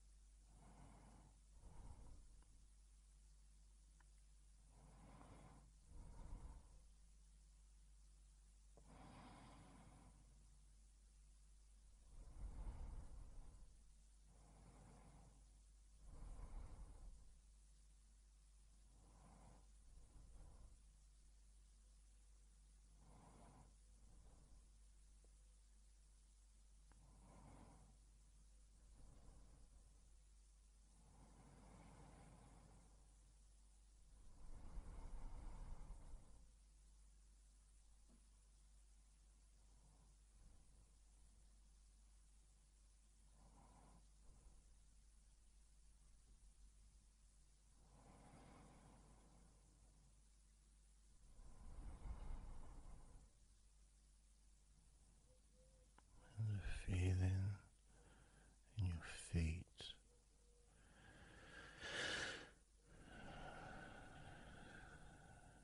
so peaceful and so calm,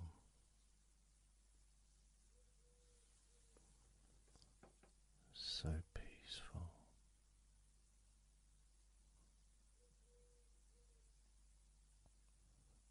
So calm.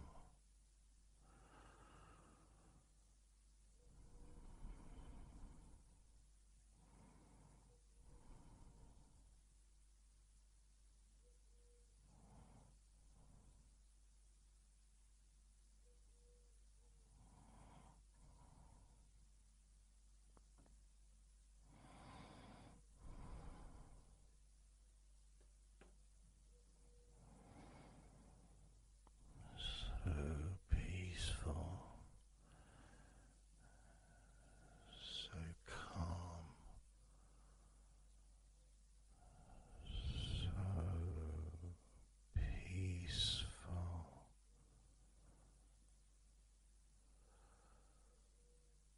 so relaxing,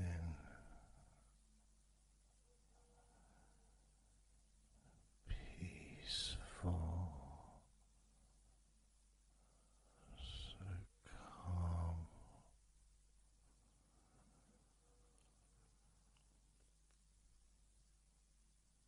Allowing that deep relaxation to spread to your chest and your stomach.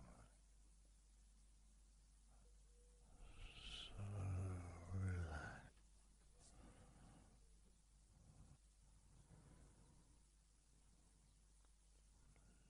Letting go of everything.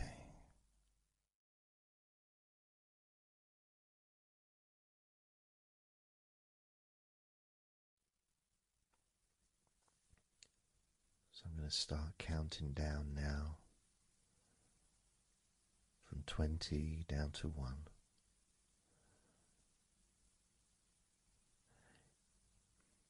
You can imagine, in a way, it's like just walking down some steps, and each step, all 20 steps, and each step represents a level of comfort. Each step represents a deepening of that comfort.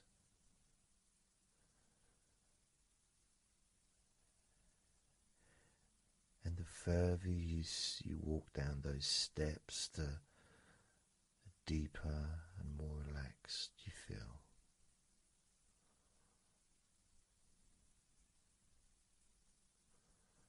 So, starting with number 20.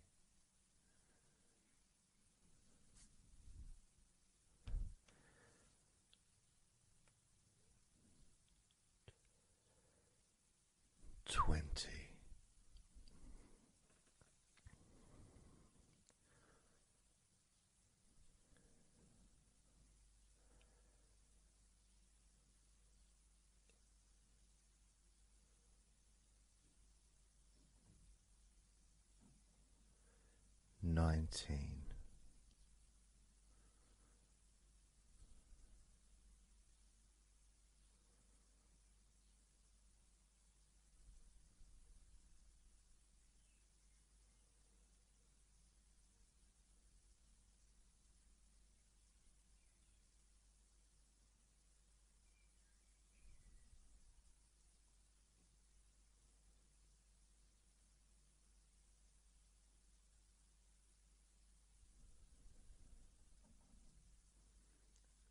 18.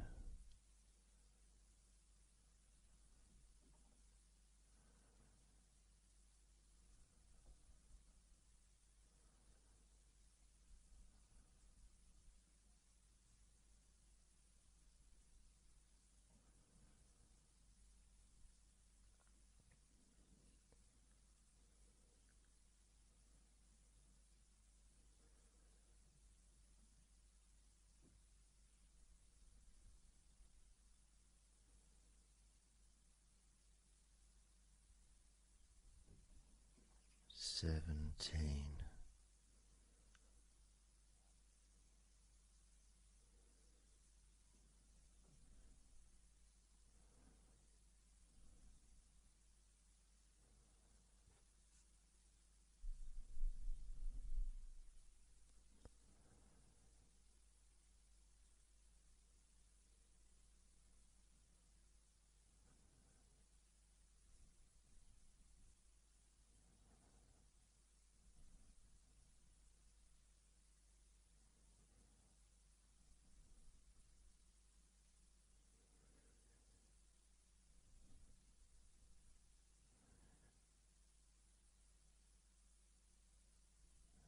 16.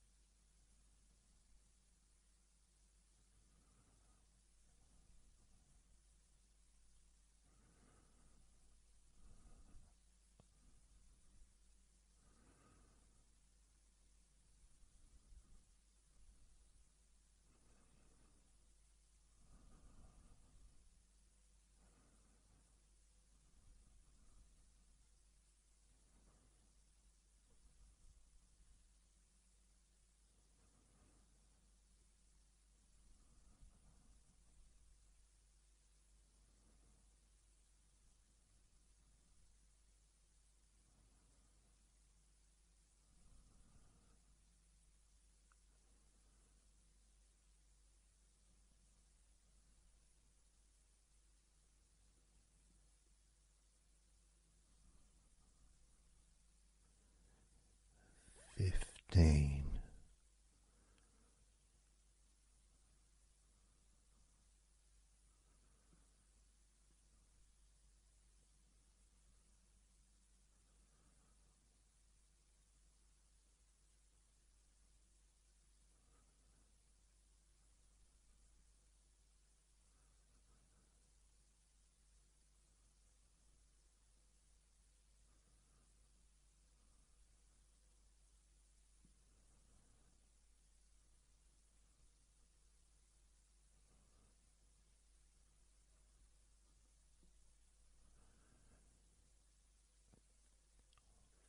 14.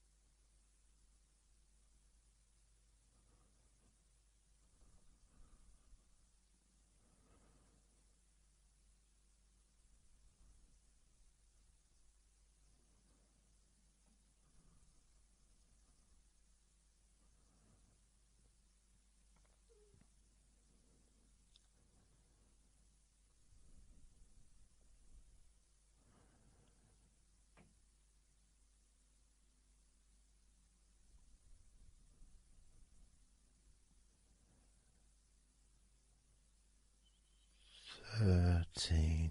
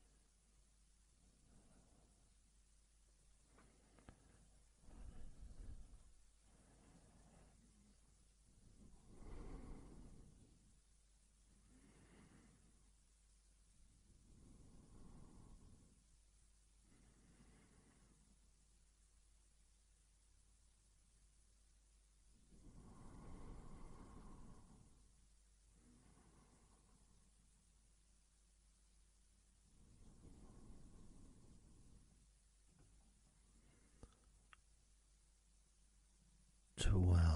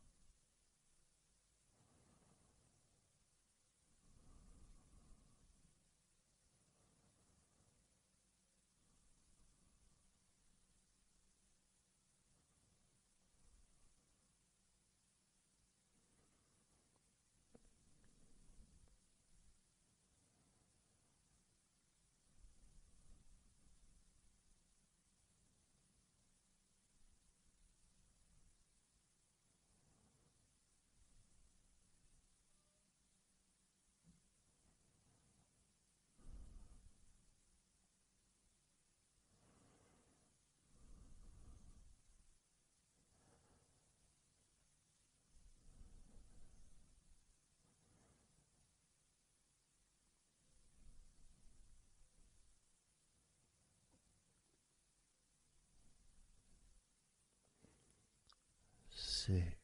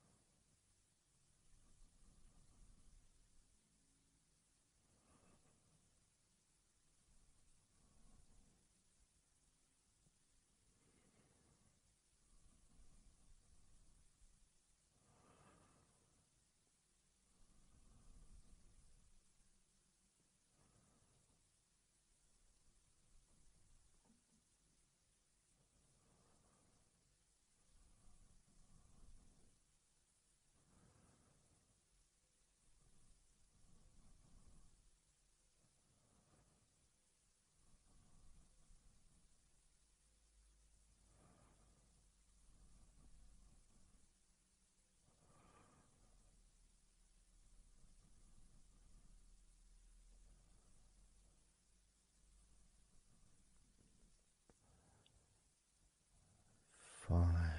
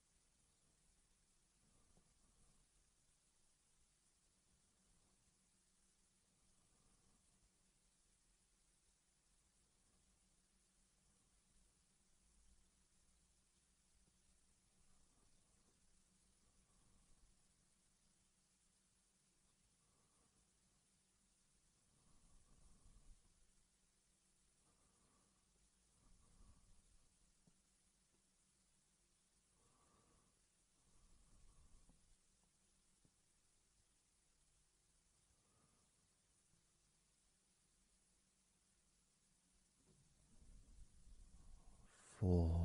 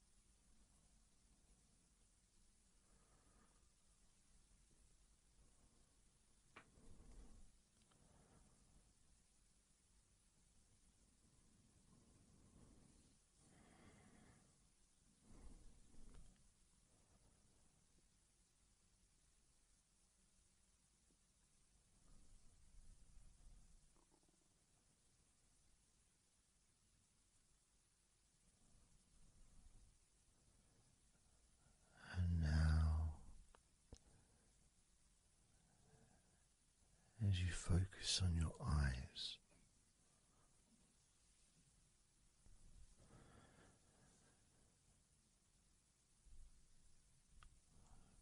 we're going to count down from 10 down to 1.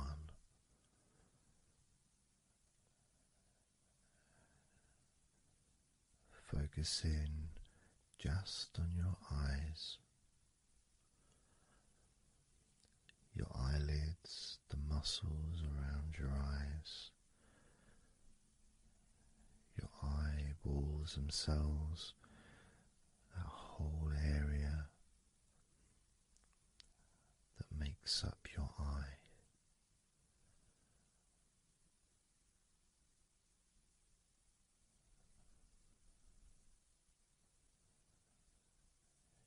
And as we count down from 10 down to 1, whilst focusing on your eyes,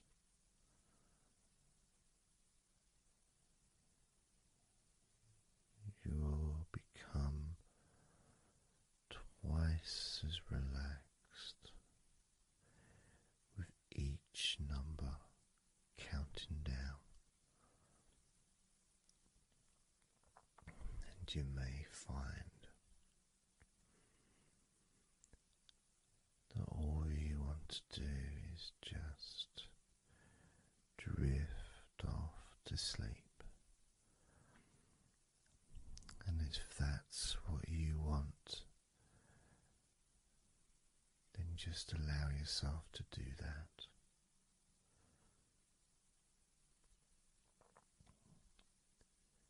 Now,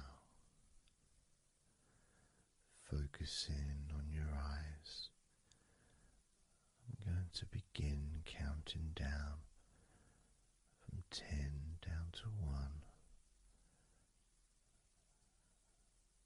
right now.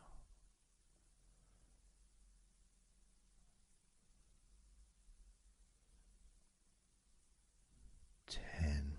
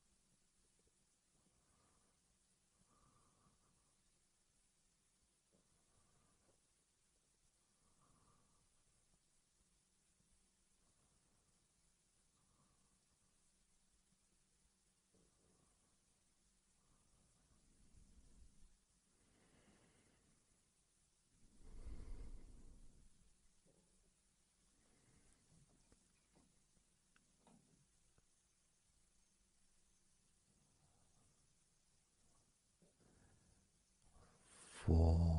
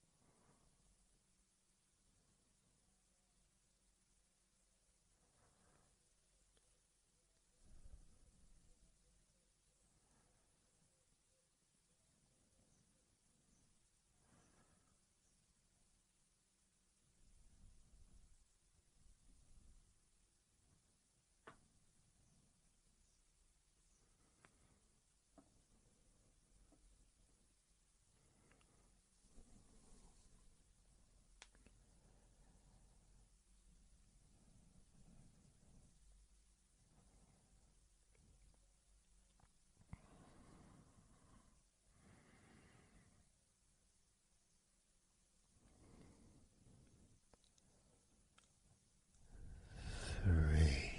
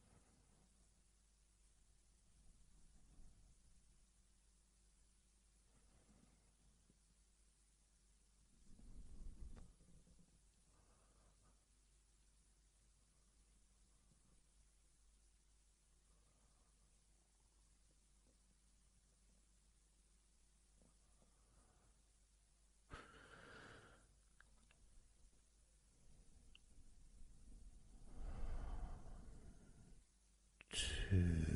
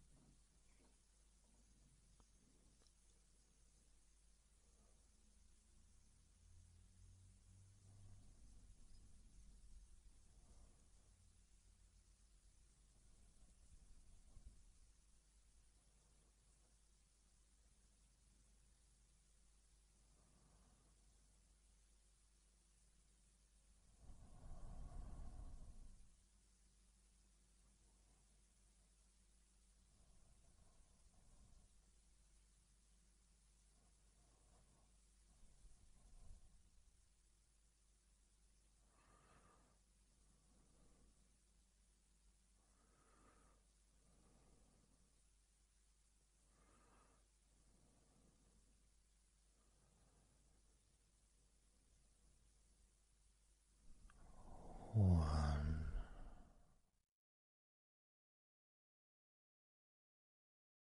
So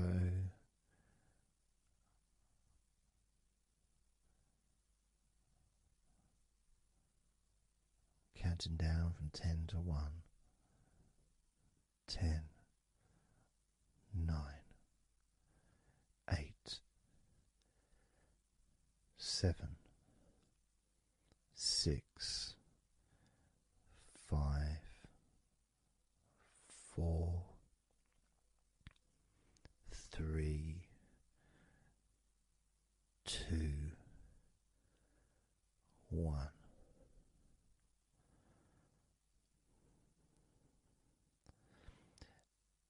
And maybe that was a bit too quick in order to relax. Maybe it's a bit too fast for you to notice the calming of your body.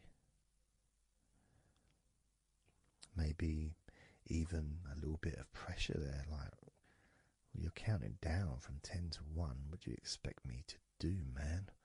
You expect me just to go all floppy just because you're counting down?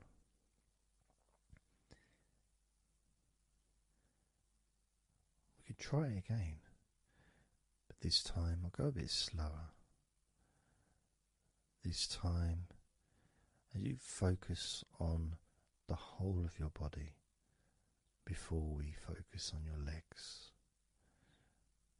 just notice how your body does start to feel more relaxed with every number that I count down.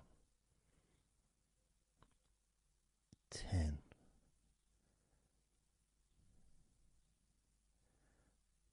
9.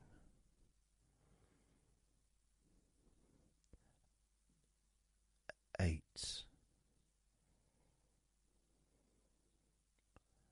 7.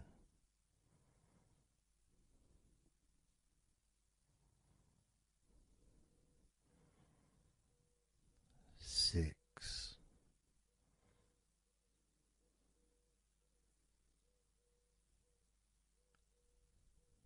5.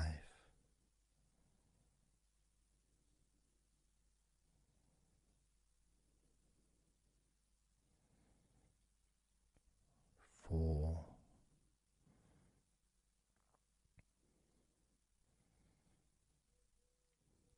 3.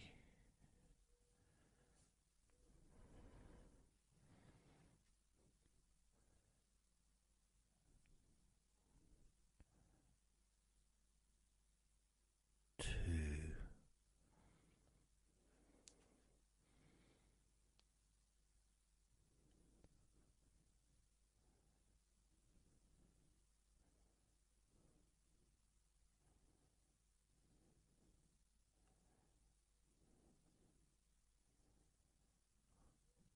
1.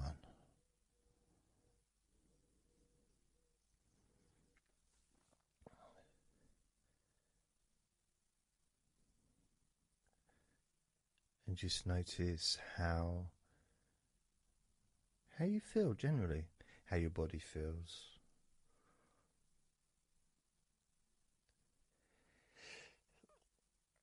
It's not necessarily even about counting down from 10 to 1. It's that space that you have, that space between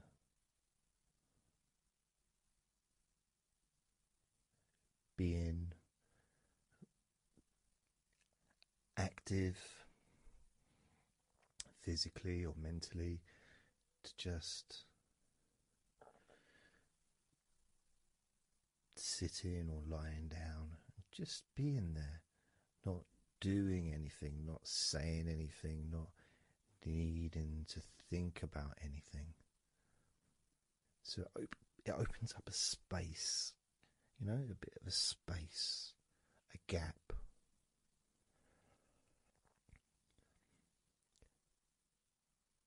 And the more I count down from 10 to 1, the bigger that gap becomes. So there's that gap of calmness, of comfort, relaxation.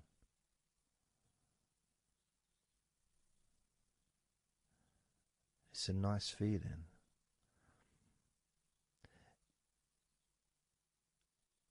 And it moves those stresses or discomforts physically or emotionally, moves them away.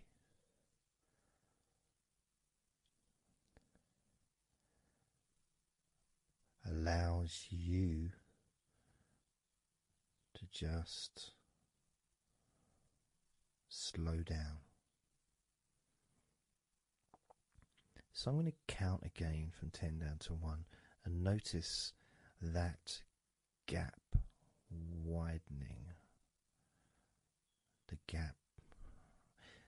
And as it widens, it's almost like the stress and attention falls into the gap.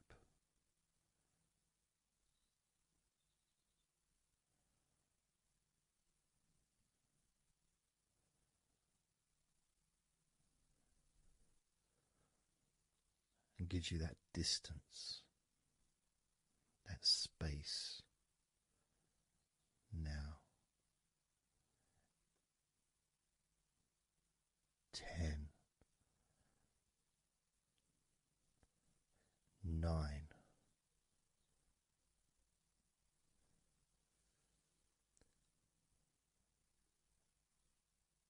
8,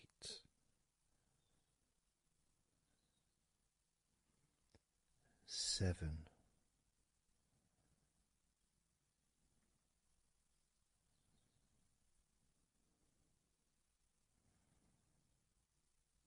6,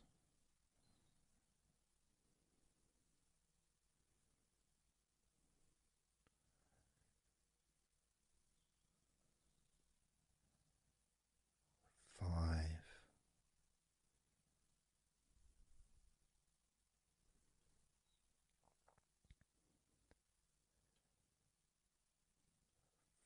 4,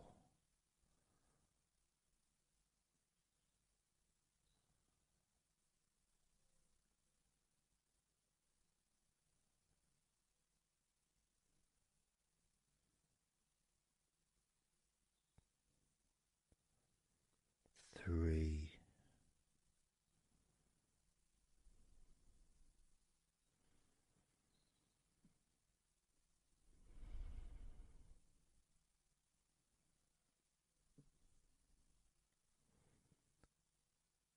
2,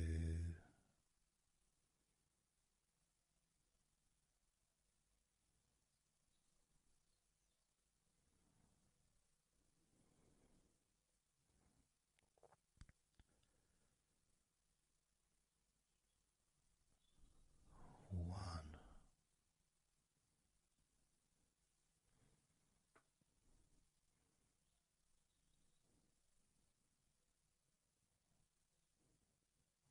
How does your body feel now?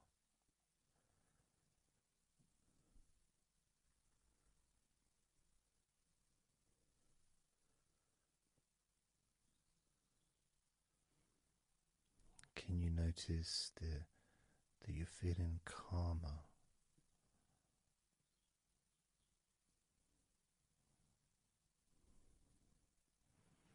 That you're feeling more relaxed?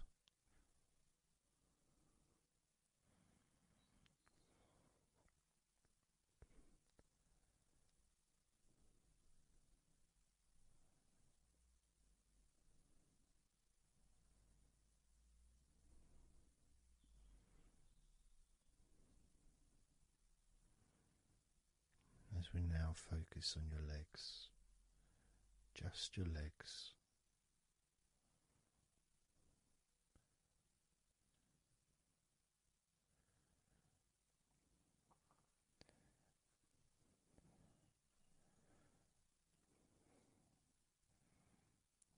We're just going to start with focusing on your thighs.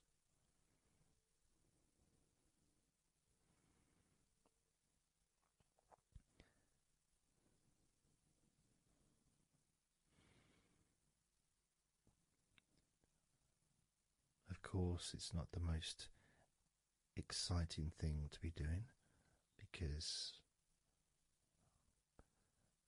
I'm sure, like most of your body, there's not a lot going on right now.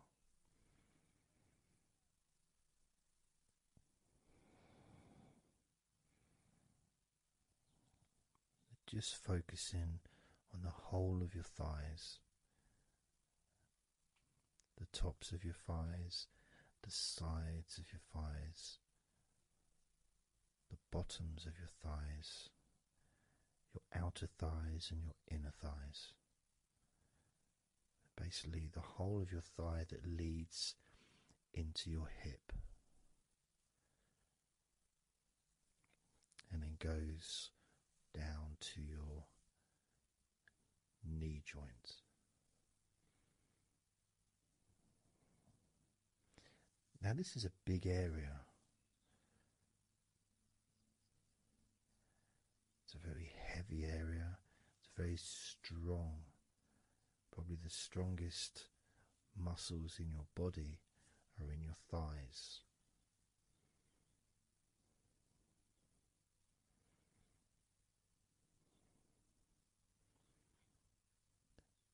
But I don't think we perhaps give enough attention to our thighs.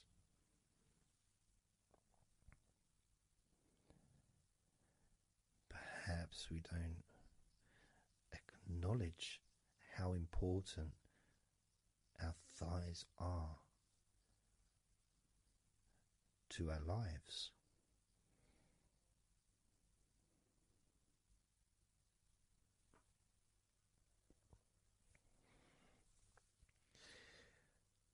How much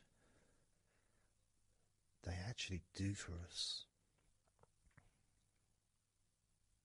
all through our lives.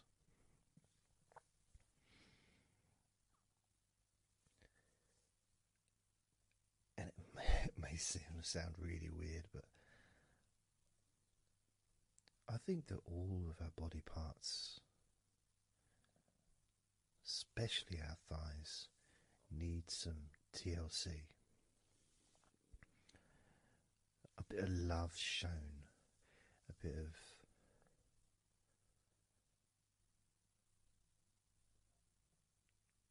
acknowledgement, a thank you, gratitude for what our thighs do for us.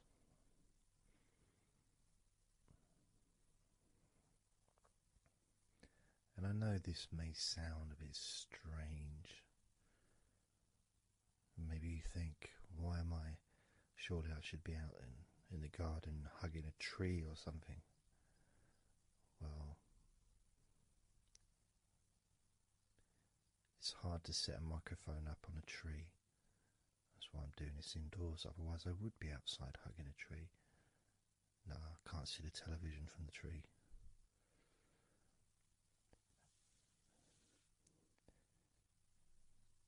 If you move down to your knees, again, such an important part. And I think we don't necessarily, I'll speak for myself here, I don't necessarily appreciate all that my knees do for me until I have a problem with my knee. So occasionally if I ever, maybe I bash it or it's aching for some reason, it's then that I realise how much it does. You know, the benefit of being able to use my legs without any kind of physical discomfort is a beautiful thing that's possibly not appreciated until it's temporarily removed, you know, that comfort. But as you focus on your knees, regardless of how your knees feel, you can have that sense of gratitude and love to your knees for all that they do for you.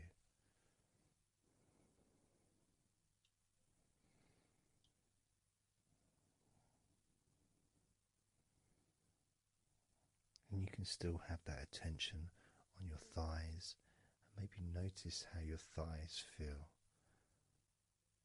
Maybe you've noticed that they are relaxing more deeply.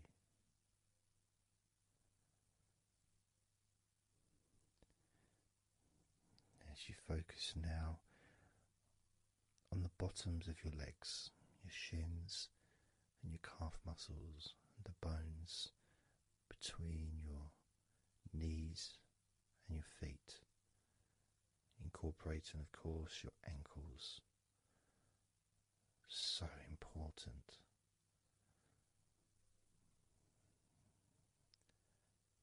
Anyone that's had even like the slightest sprain of an ankle knows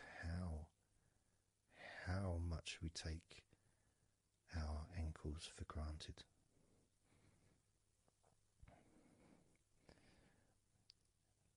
And it's kind of strange in a way when you think that, logically our wrists are a lot thinner than the rest of our arms, which is okay, can't see any problem with that because we're just picking stuff up. But our ankles are so much thinner than the rest of our legs.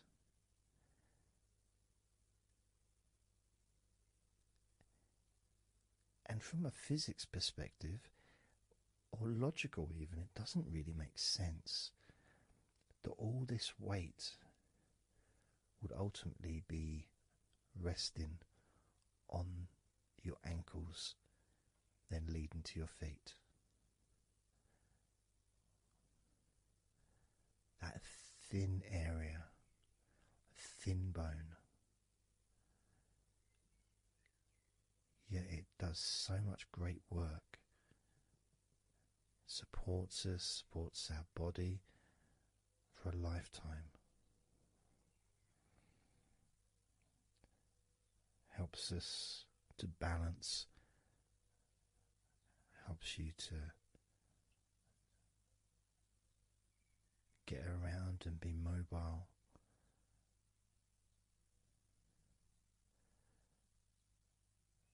And there's the calf muscles, of course.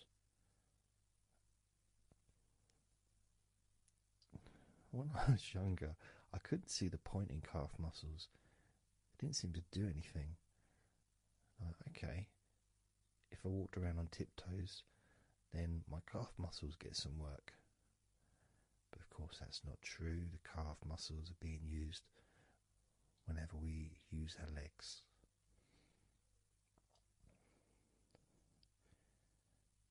And your shins,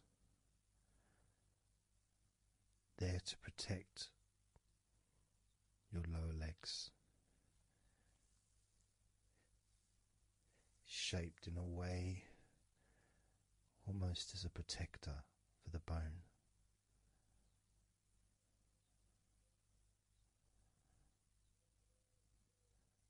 Leading, of course, to your ankles and your feet. But we're not going to focus on your feet, we're just going to focus on the legs.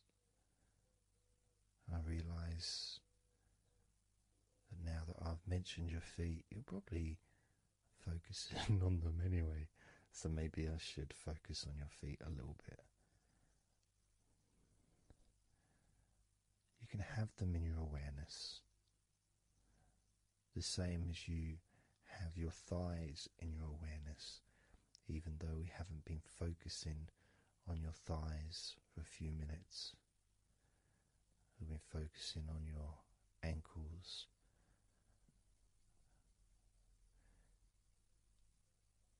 there's still that sensation of comfort in your thighs. And there's that movement of energy, because the thighs hold lots of different sensations. Of course, there's the muscles, the big, strong muscles that we have in our thighs.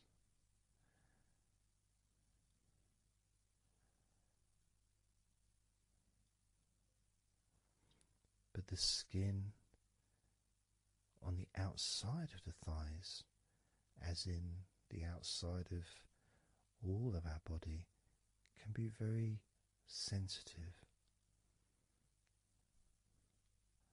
sensitive to the touch, sensitive to temperature.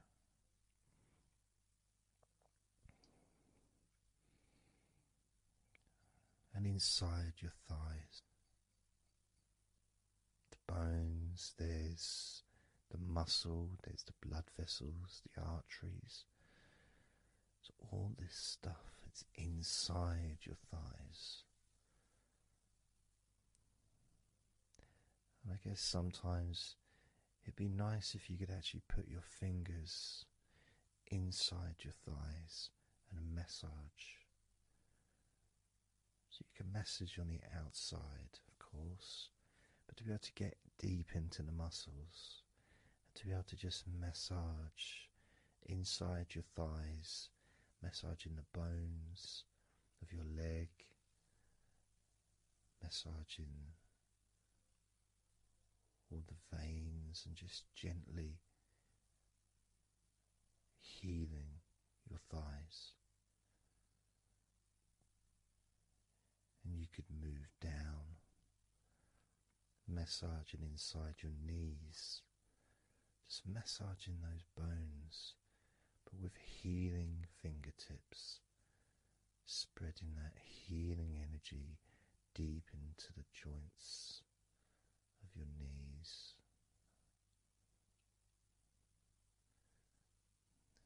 Of course, there's the back of your knee, you know, the inside crease where your knee is. It's a very sensitive area. Feels very nice when you stroke it. That might be because it's an area that's not really touched very often. It's almost like a hidden part, that crease in your legs. It's almost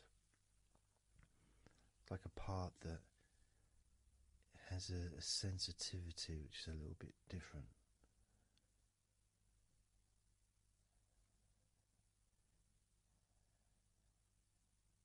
Of course, it's protected by your legs.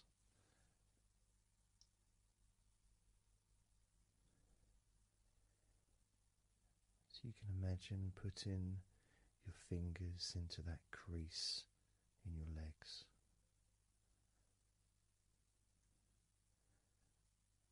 That fold in between your legs, you can just massage with your fingertips. Imagine your fingertips going inside, massaging the muscle tissue. You can of course feel the bones of your knees healing through your fingertips.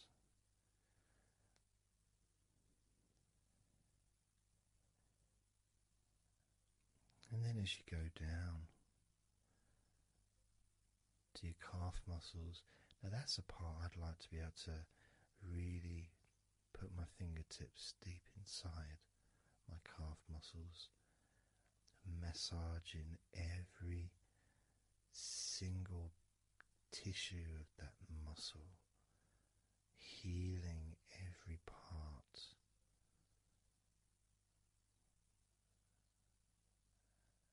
And then doing the same for my shins, massaging and gently stroking the bones, gently stroking them, healing in a loving way, because they deserve to be treated as the precious bones that they are, because our legs are so precious, as in all the other parts of our body. They're more precious than any jewel on the planet.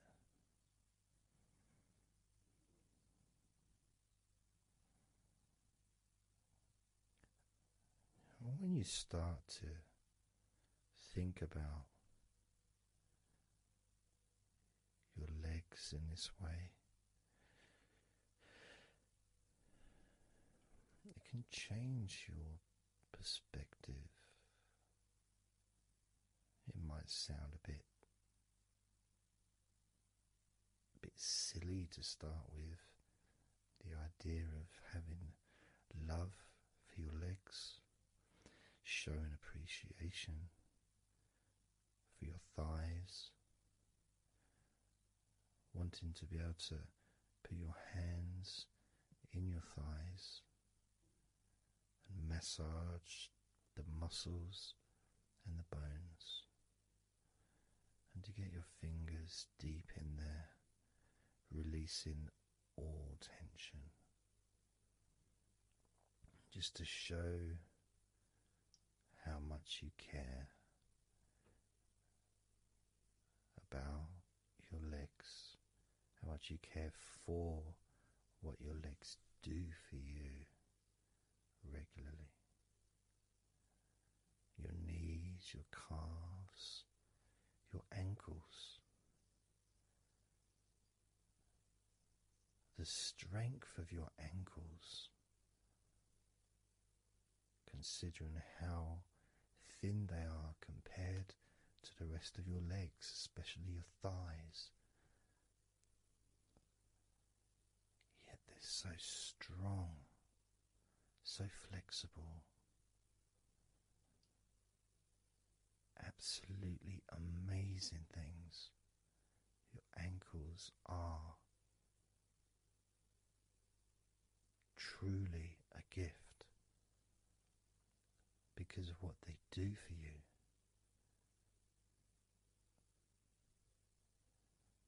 Supporting all that weight, regardless of what weight you are, even if you're only 8 stone, it's still a lot of weight for these little ankles. Now I'm a lot heavier than 8 stone, double that. Yet my ankles support my body all the time. Although they do give off a sigh of relief when I sit down. As, in fact, my whole legs do. My feet also go whew, and my toes clap. They're so happy.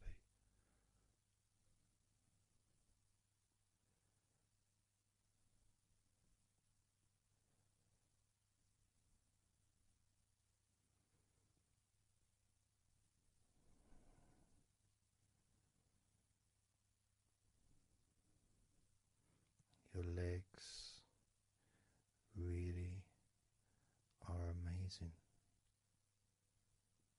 And I know that talking about your legs is probably possibly among the most boring things you've ever heard anyone say, possibly. But boring or not, everything I said is true. Your legs are amazing.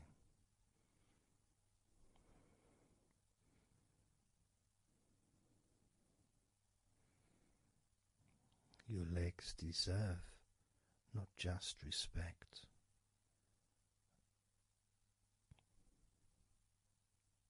but they deserve to relax deeply.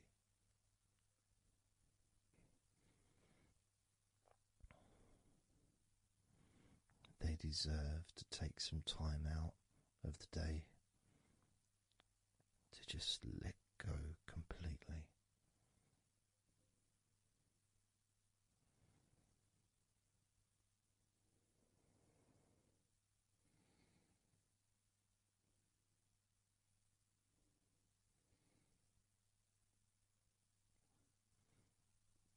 Your legs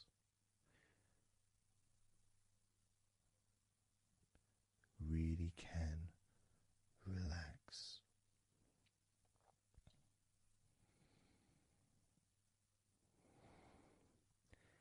And because the legs are such a very important part of your body, when you relax your legs, the rest of your body also naturally follows in that journey of comfort.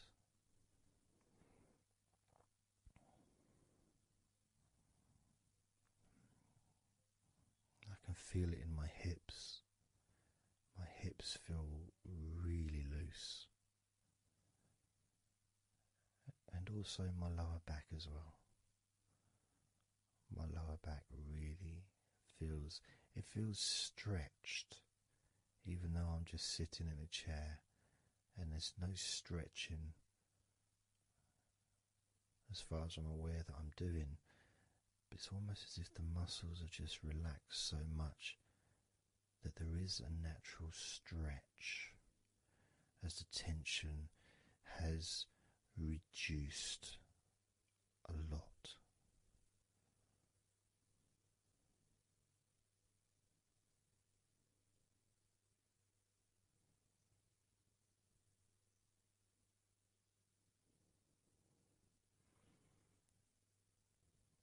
And I'm now going to count down from 10 down to 1. And you can continue to feel wonderfully relaxed. 10, 9, 8, 7, 6, 5, 4, 3, 2, 1.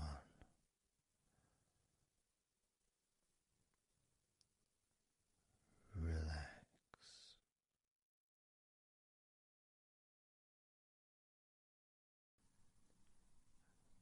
So I'm just going to count down from 5 down to 1. And as I count down, if you just focus on the numbers, just the numbers, counting down, and notice how you feel in this moment as you hear the numbers counting down, knowing that those numbers counting down represent you feeling calmer, not just in your body but also relaxing your mind. And just notice how you feel. There's nothing to do, there's nothing to say, there's nothing to think about. Starting with number 5.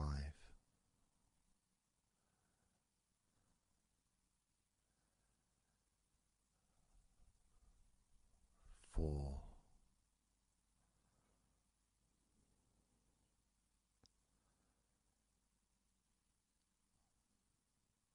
3.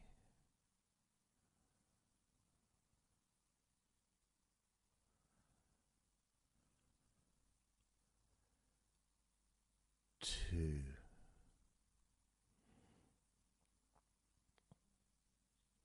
1.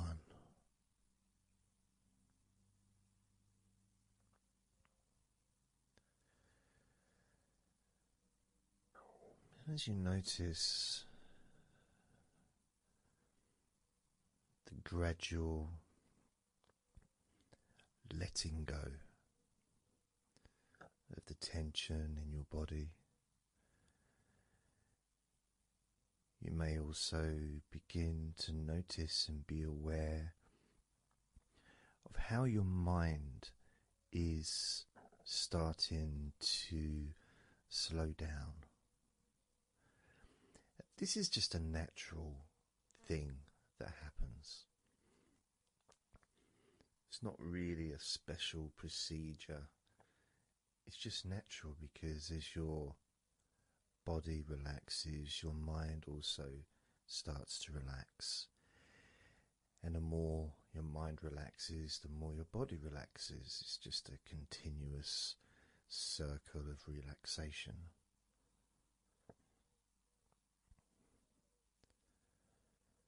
And there's that calmness that comes from relative quietness. You know, even if there's background sounds, either your side or mine, it's still going to be quite calm. You know, you haven't got the television on, there's no music in the background unless you're listening to the recording with music, of course. You're very likely not going to be sitting in a room with other people. Of course, you might be, but generally it's more ideal if you can do this on your own. So, no distractions.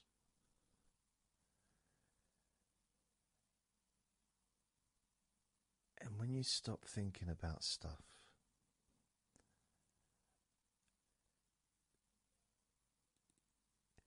relaxation automatically rises. A sense of comfort starts to grow. And without trying to build it up into something fantastical or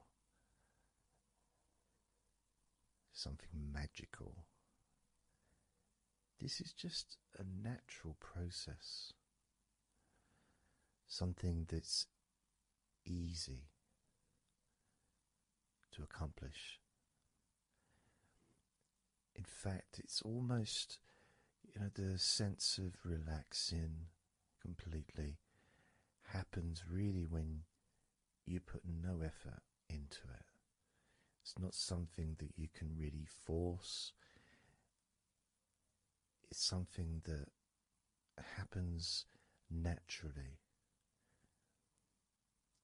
And part of the process of this recording and others is simply to allow you to take advantage of this space, this time, to just let go, to just be here, to be in tune with how you feel.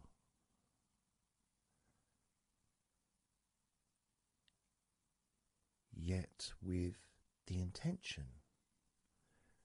of wanting to relax deeply.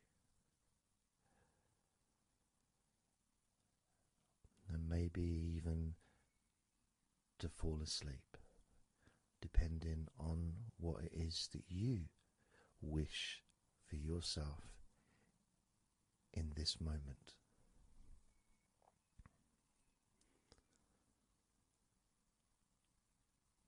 As we know, relaxing is the majority of the process of falling asleep. The actual falling asleep part is the tiny bit at the end. The deeper relaxed you become, the easier you find yourself drifting.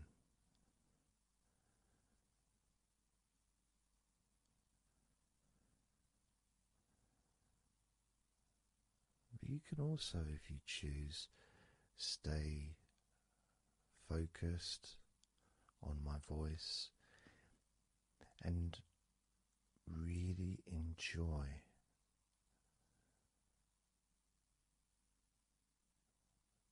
the process of gradually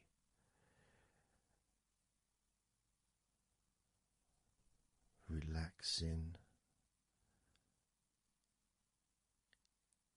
each muscle in your body effortlessly,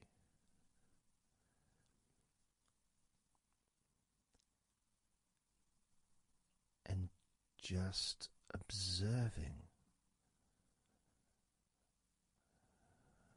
the sensation of letting go.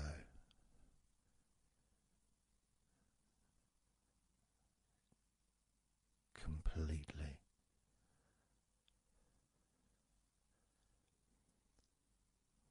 This time I'm going to count from 6 down to 1. And you can notice your mind calming down more with each number that you hear me say.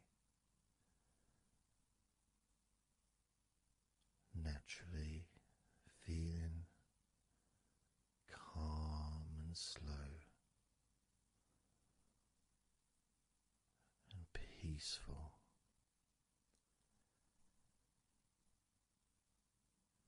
6.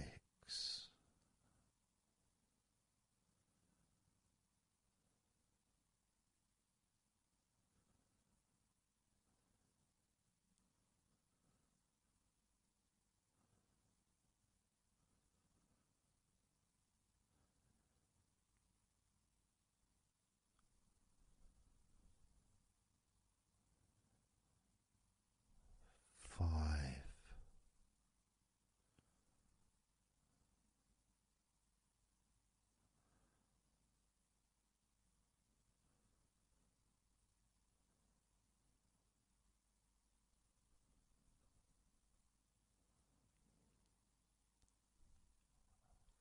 4.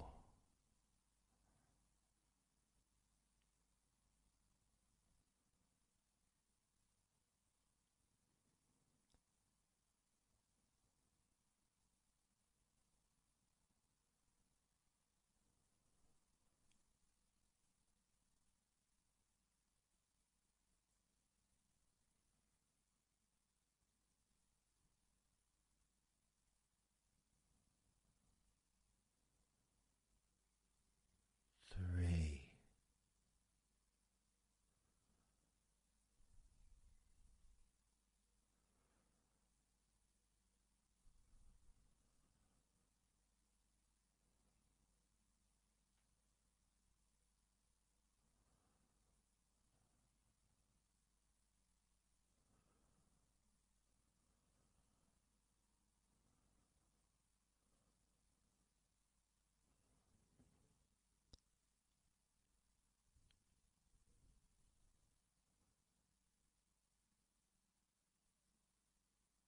2.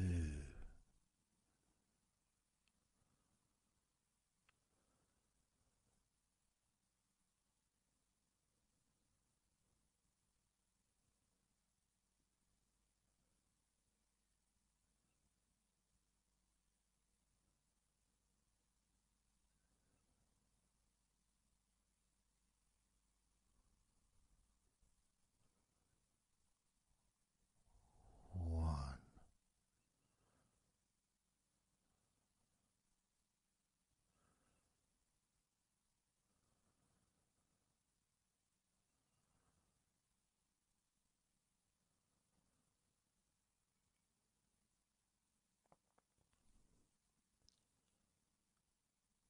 Being aware of how your mind has slowed right down, sinking deeply into relaxation.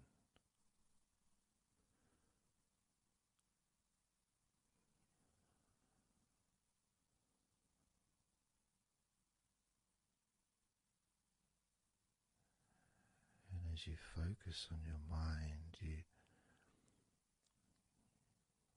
may notice notice that there are some thoughts still there,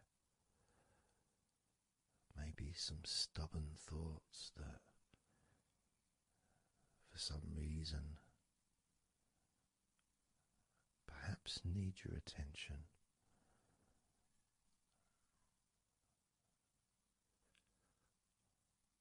So what you can do is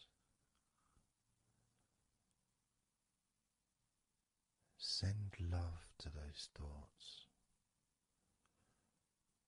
Sprinkle those thoughts with love, like little petals from a flower. Just sprinkle it over them. Petals filled with love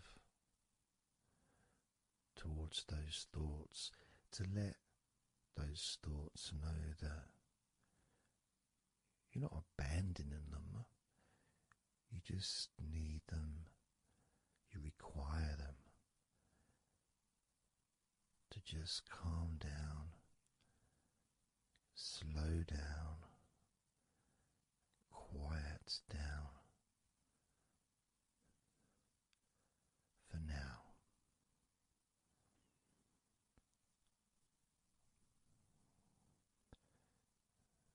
So as you focus on those remaining thoughts, as we count down this time from 7 down to 1, with each number, just imagine sprinkling those flower petals of love, kindness, gratitude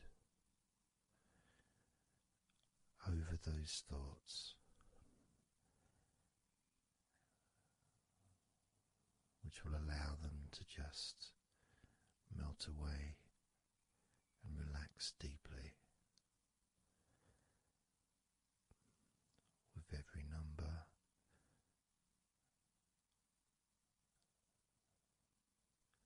Those thoughts will become more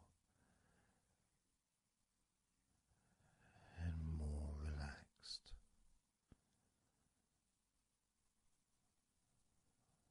Starting with number 7.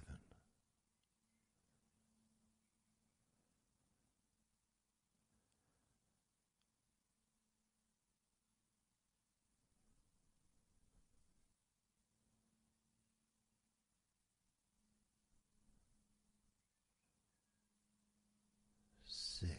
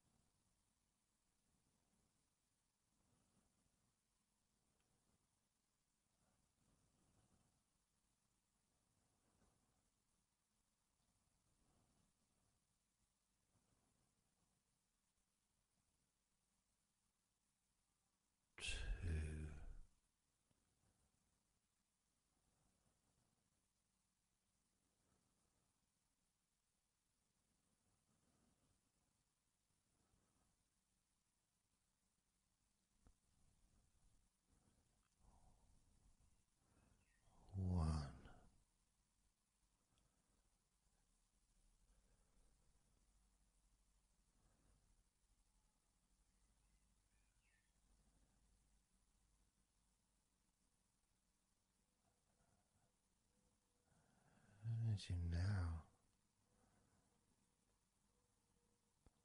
notice how relaxed you're feeling in your body.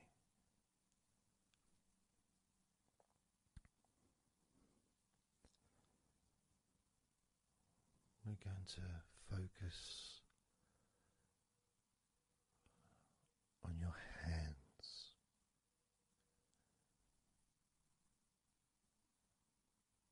Because the more relaxed your hands are, the more relaxed your body and mind are.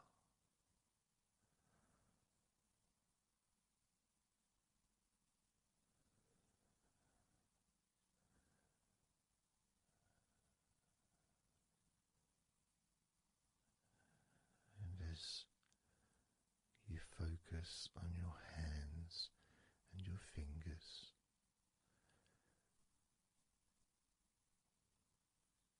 there's nothing needed to be done. There's no clenching of fists or tensing the fingers or anything like that.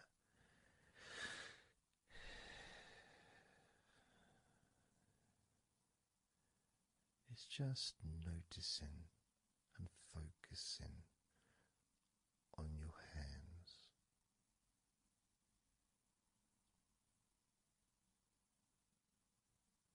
Noticing how they feel.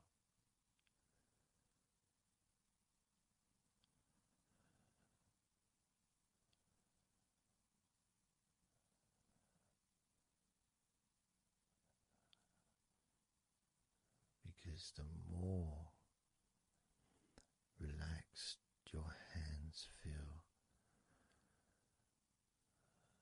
the calmer your mind feels, and the more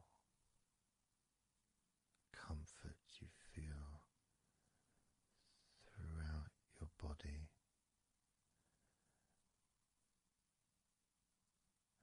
And you may have already noticed that your mind is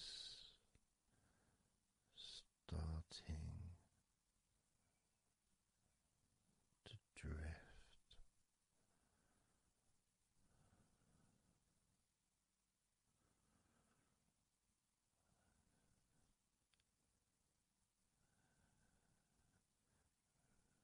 Focusing just on your hands and fingers, allowing them to experience a real deepening of that relaxation in your hands and fingers.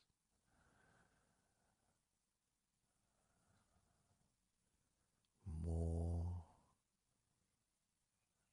and more relaxed with each number.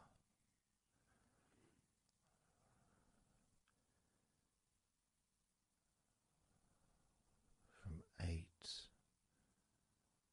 down to 1.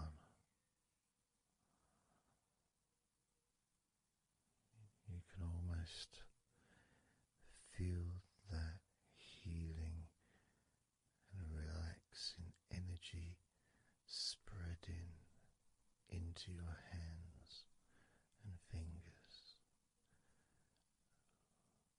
becoming even more relaxing with each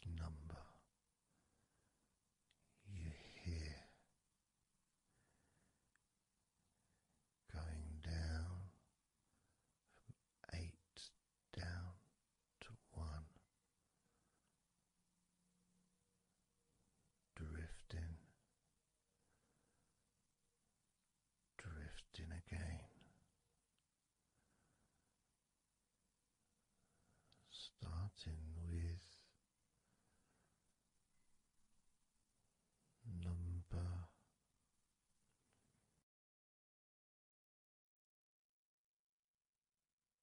8.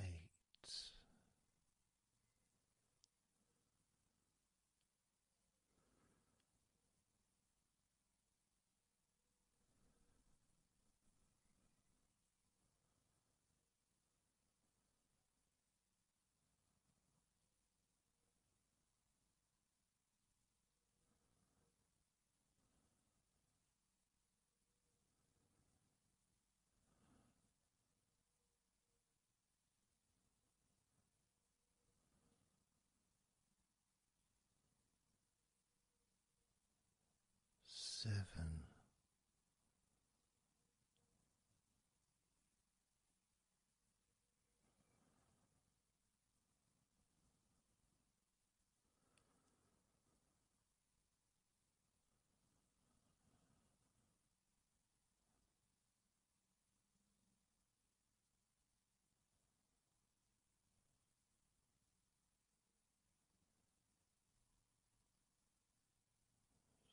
6.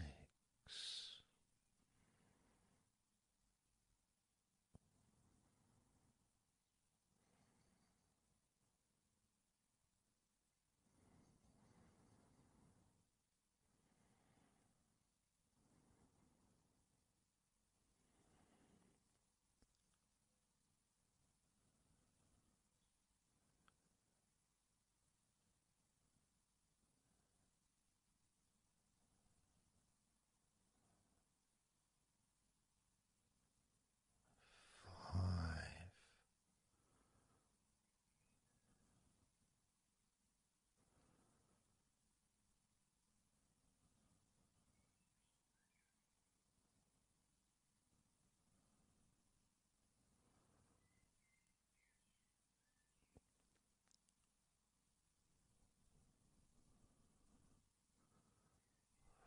4.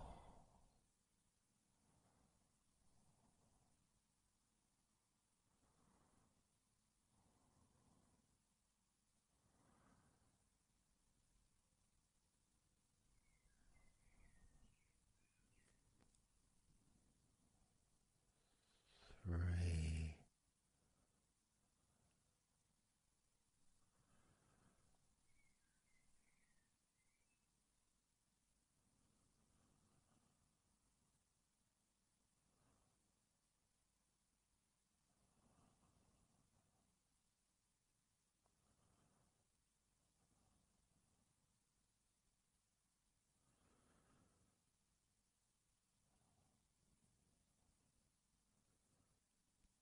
2. 1.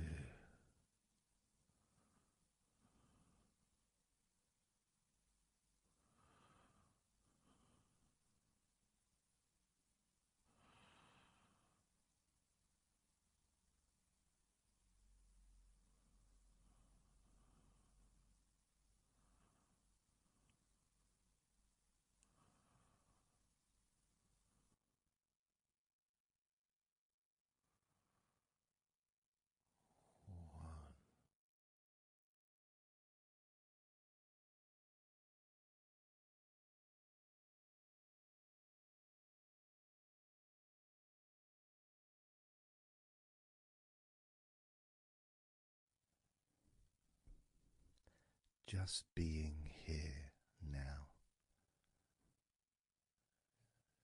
Nothing to think about, nothing to do, nothing to say. And everything just feels calmer. This is your natural state of being. This is how you just normally feel when you take away all of that other stuff that we add. You know, things like stress and worrying and overthinking and anxiety, tension, generally thinking about stuff. When you take that away, which is what we're doing now,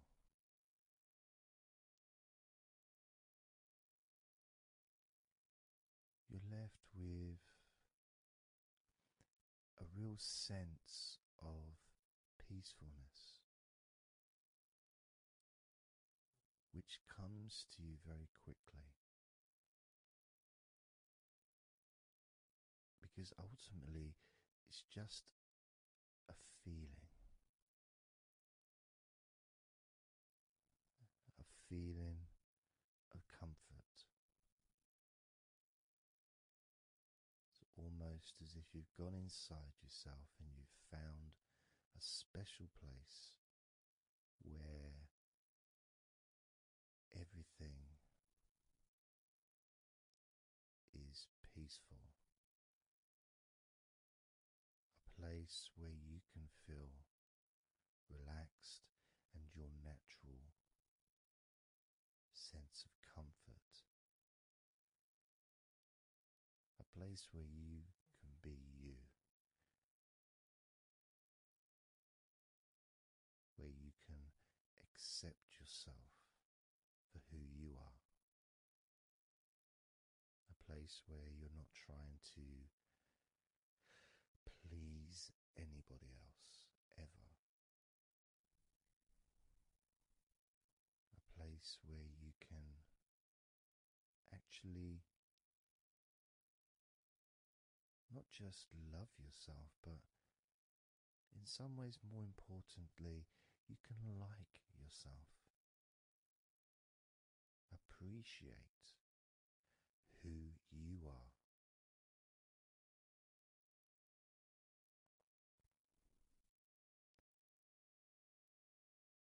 And that sense of gratitude is in the air all around you.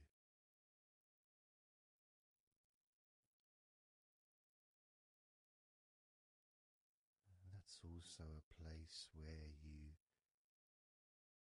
can actually feel the healing energy soaking into your body.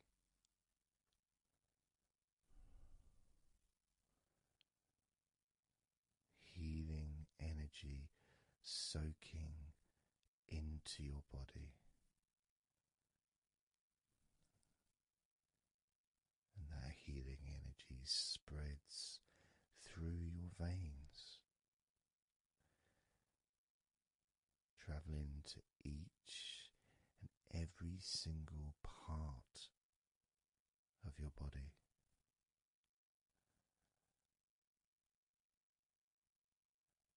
And you start to realize that actually that healing energy has not just entered into your brain, it's become part of your brain. And that spinal fluid is now mixed with healing energy.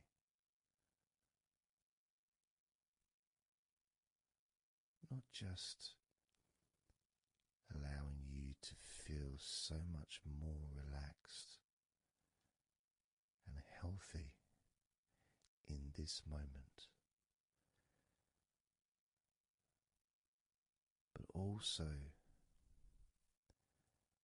you start to realize that actually what's happening now with that healing, relaxing energy spreading through your body is actually changing your life. It's actually changing the way you're going to feel, not just now, but tomorrow and the next day, as your health improves. Not just your physical health, but your mental health. Things that used to bother you in the past for some reason no longer have the effect that they used to, because something has changed deep within you. Maybe things that used to cause you to feel anger no longer have that power to control you the way they seemed to be able to before. As you realize that you're the one who decides what affects you. You're the one who decides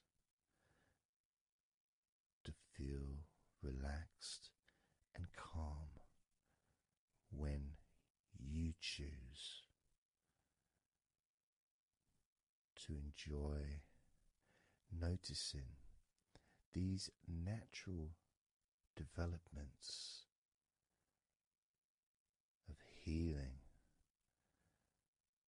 continuing to grow and improve your life day by day.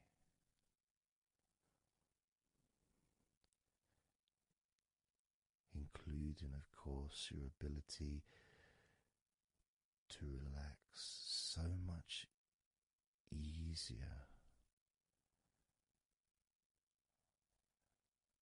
and sleeping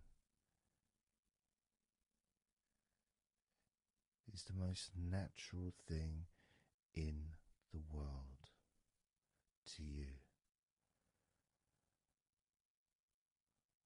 because falling asleep is something that you've done so many times in your life, and you know that you were born, as we all were, with the ability to fall asleep naturally. We were born with that ability to just drift off into a deep, healing sleep.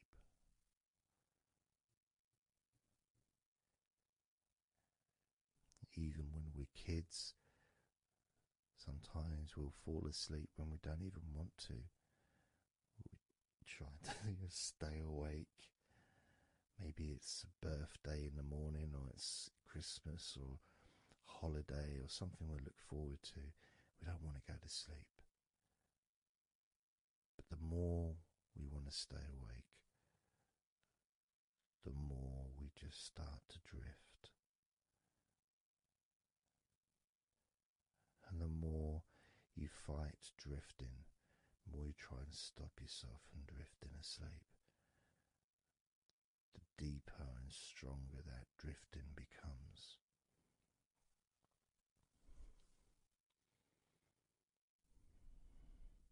Because we're born not just with the need to relax deeply and to naturally fall asleep, but it's our birthright. It's part of our DNA.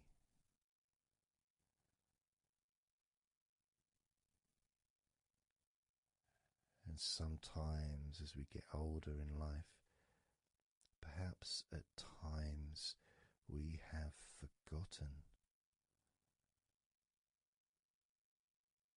that relaxing completely is not only a wonderfully pleasant experience,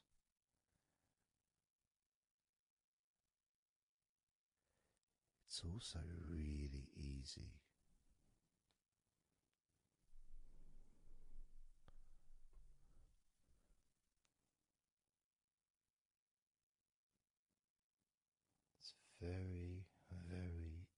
easy to let go, because that's all it is. It's just deciding to let go.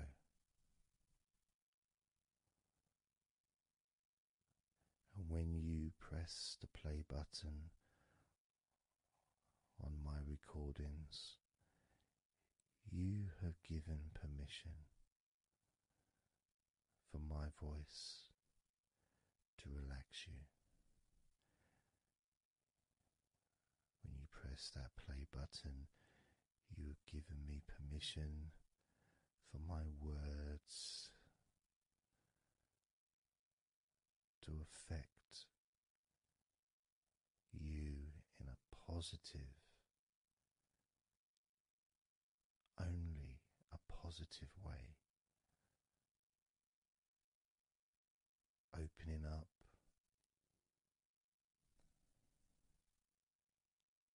your mind to useful and healing suggestions that can have such an amazing effect on how you feel right now, as well as those changes that continue long after the recording ends, those changes within you that continue to flourish and grow, transforming your life in a positive, beautiful way,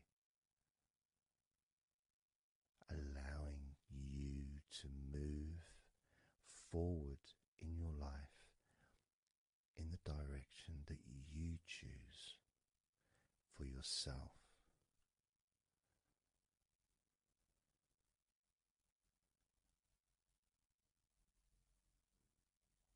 And this feeling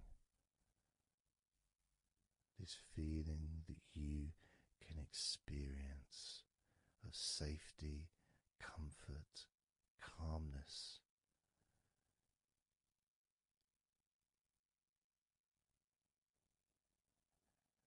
just feels so nice.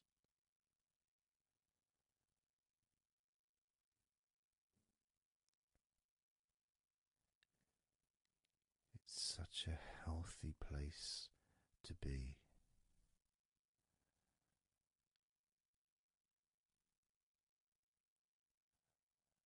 And that positivity grows within you.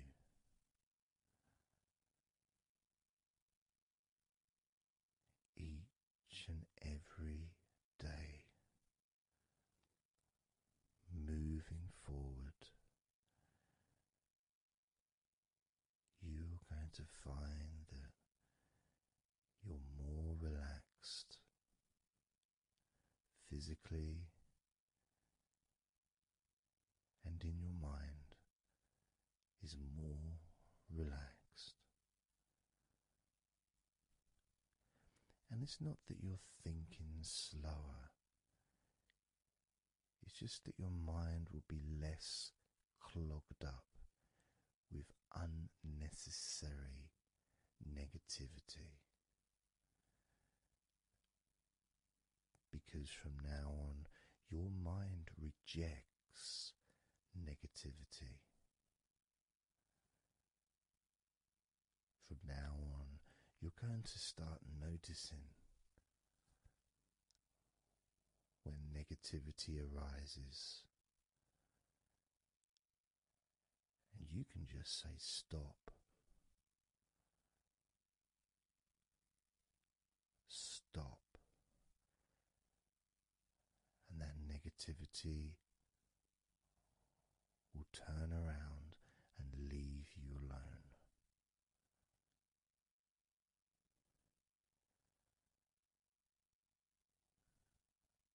stop, and that negativity will disappear.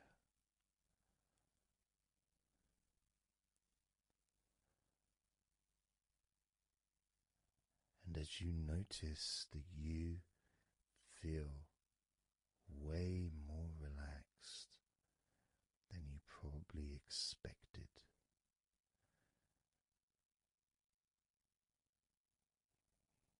you can now congratulate yourself because you're the person that has done this.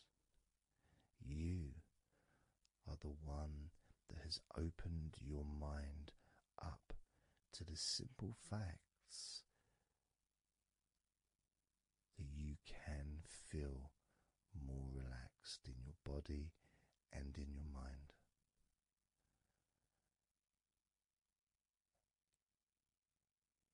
You've opened your mind up to the birthright of being able to just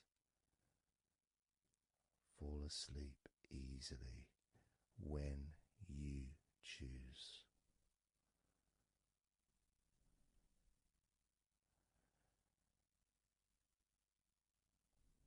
And that's a nice feeling, don't you think?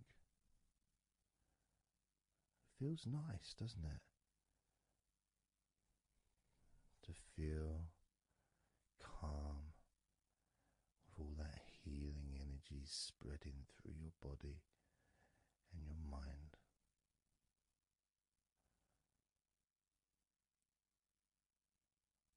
To spend time in that special place where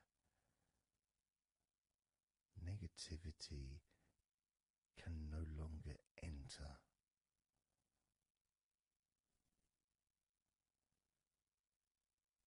Negativity is banned, it's barred, it's not allowed entry. It doesn't deserve to be here, doesn't belong here. Negativity has no place in your life.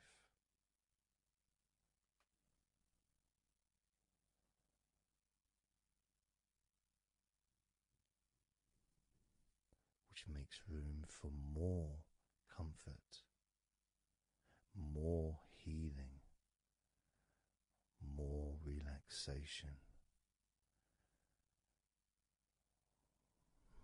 more peace.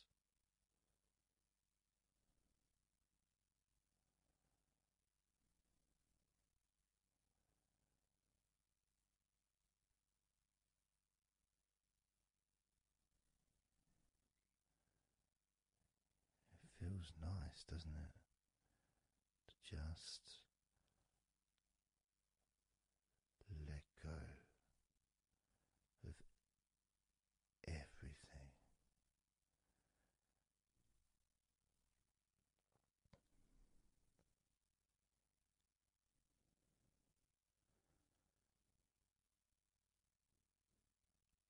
And I'm going to count down now from 20 down to 1. You can continue to relax. If you choose, you can drift to sleep. With every number you hear me say, you can feel twice as relaxed. Or if you choose, you can feel twice as sleepy.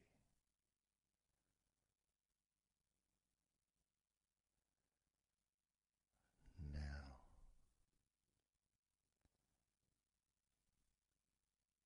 20.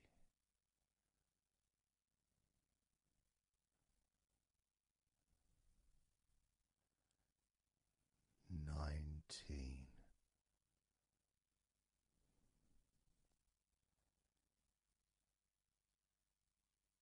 18. 17,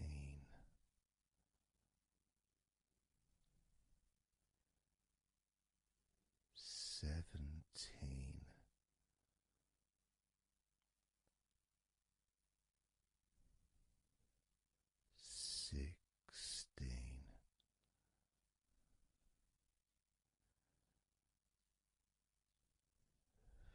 15,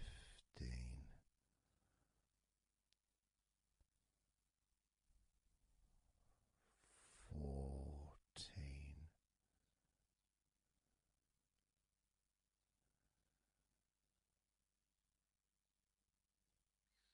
13,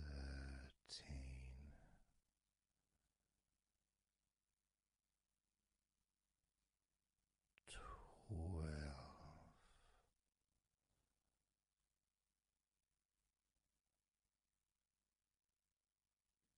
11,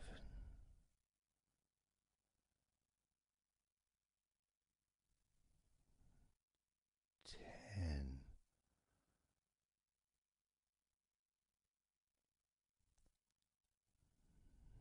9,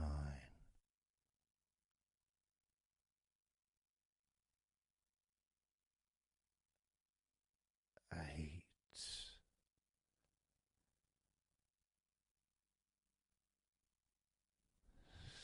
7,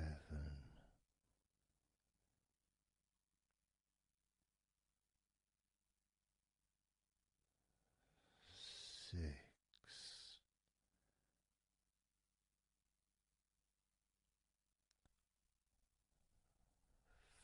5,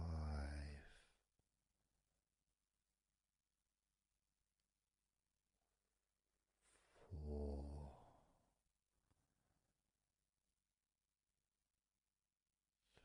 3,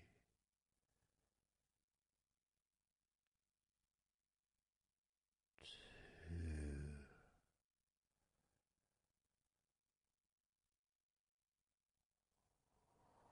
1.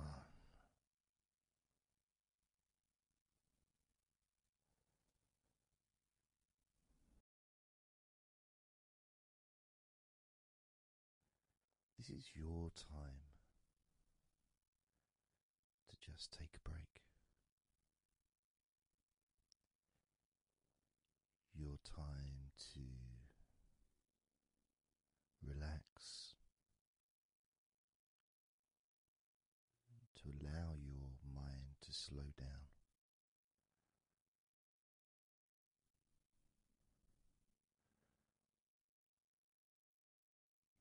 To give yourself permission to take a break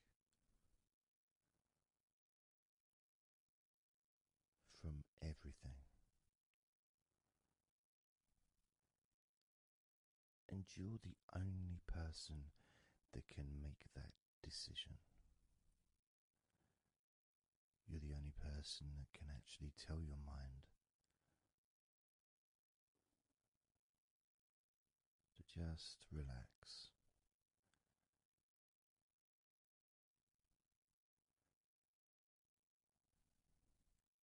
To just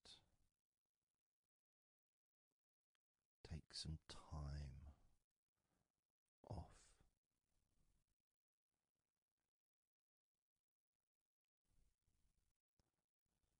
So that you can focus on your body, getting in touch with how you feel physically.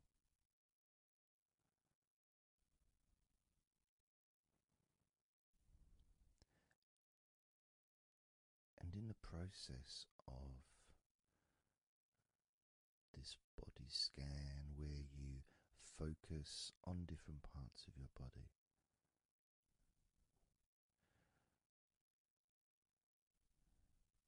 those parts that you focus on and observe, even though you're not purposely requesting for those parts of your body to relax, it's kind of expected. You expect, when you listen to my voice, to feel more relaxed naturally.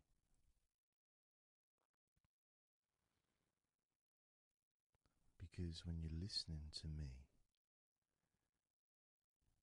your attention is focused on my words,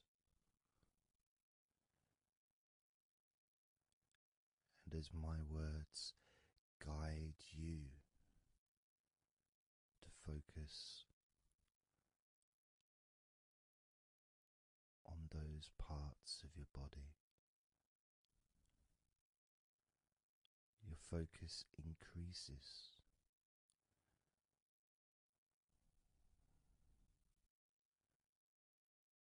Which actually calms your mind.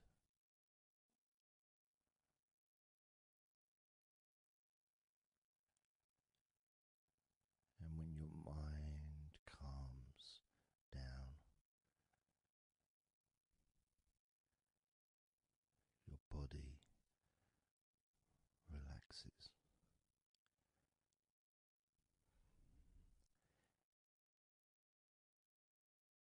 And when your body calms down,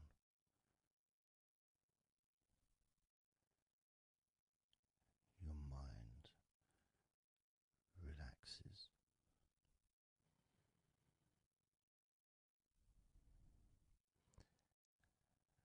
And even though we've not really started to focus on your body, you can already feel that healing energy spreading through your body, pushing out stress and tension, healing all the parts of your body, including your skin, your bones, your blood, all of your organs inside your body, all of the muscles, all of the fat, all of everything. Every hair on your body is filled with that healing energy.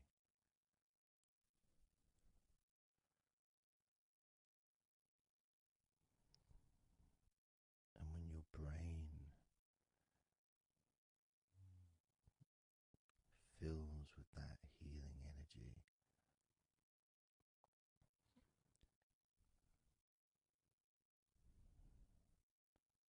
the feeling of comfort and relaxation increases.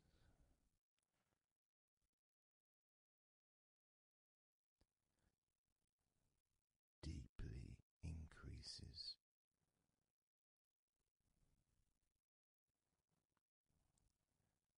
In a way that your mind starts to feel perhaps a bit drowsy,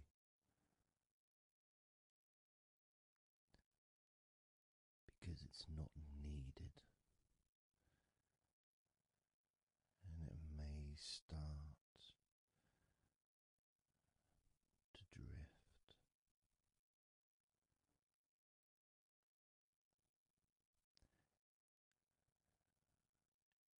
If that's what's needed. So if you're listening to this and what you need is deep relaxation, that's what you'll get. If what you need is to fall asleep naturally and easily as your mind drifts, that's also what will happen.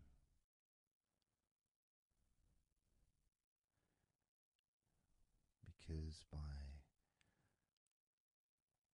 pressing that play button on the podcast and listening to me, you give permission for your body and your mind.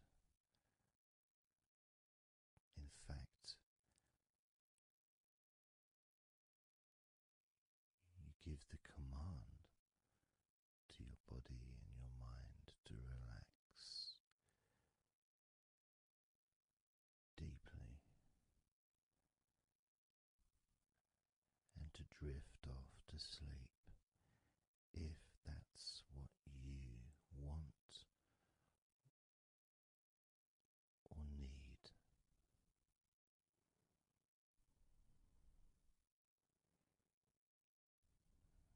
And as I focus on the different parts of your body, you may start to just drift,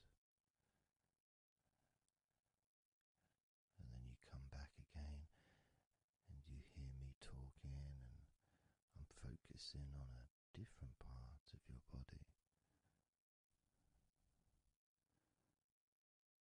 And you may find yourself drifting, but you don't realize you're drifting until you stop drifting and you're alert again to my voice, focusing on a different part of your body starts to relax even deeper, because that drifting is basically you already in the sleep zone.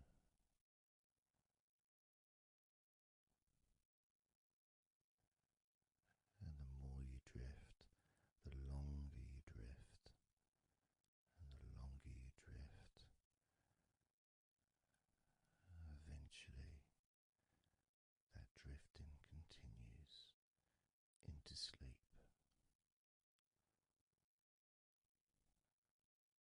And that's the last you remember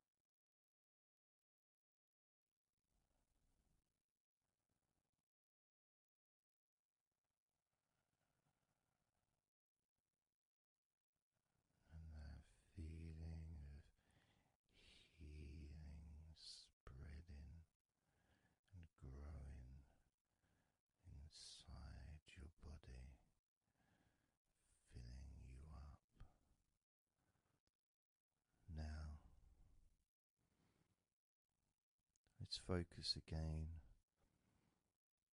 on parts of your body. Focusing this time on your forehead.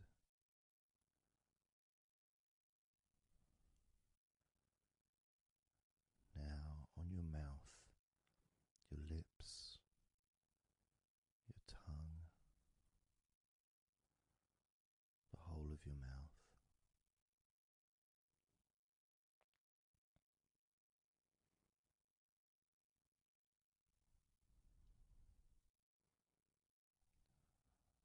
Focus in on your fingers.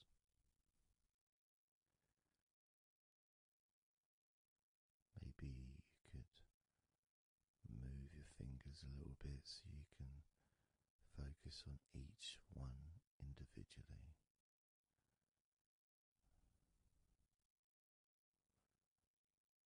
Both hands. And even though as you focus on both of your hands now, they almost seem to just melt into one.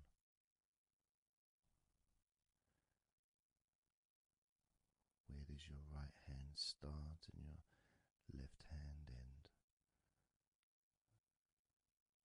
It's almost as if it just mixed together.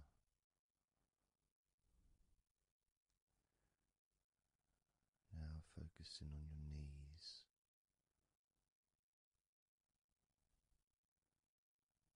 Just noticing how your knees feel.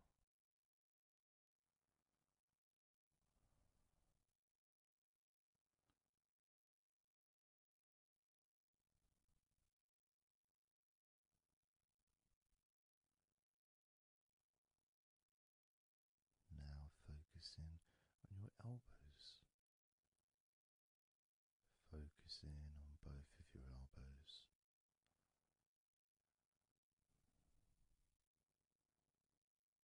Just observing the feeling of your elbows.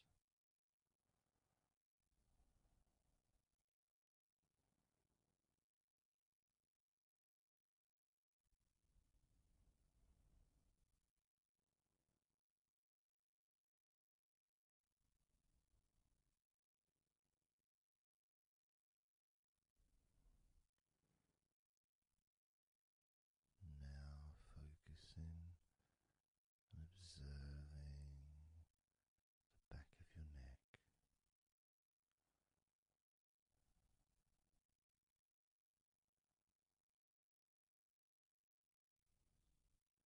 Feeling that energy in the back of your neck.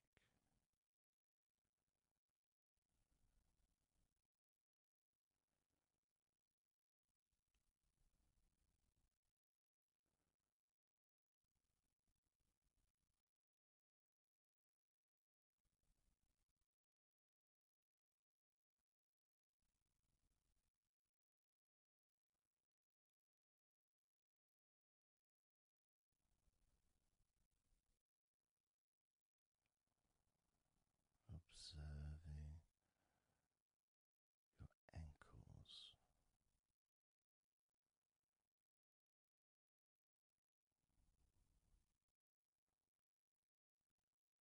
Being aware of the physical sensations in your ankles.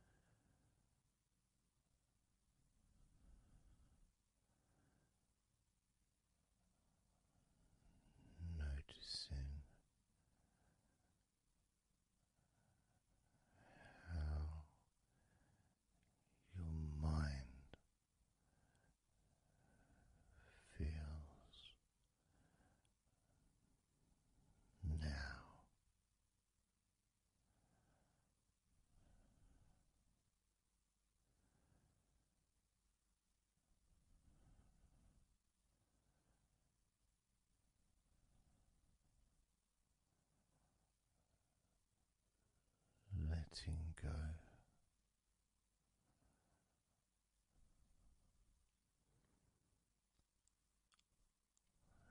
Letting go.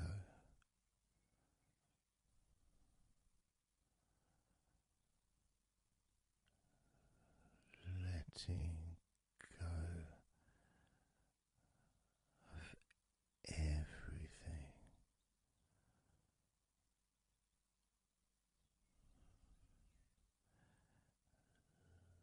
Letting go.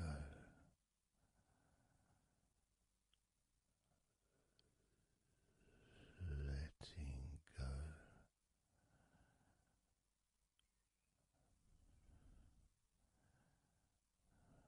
Letting go of everything.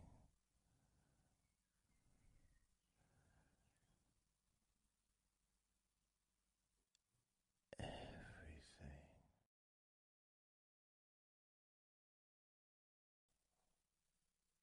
I'm going to start now, and I'd like you just first of all just to see yourself lying down on that massage table, lying on your front, your head is supported, your arms are supported,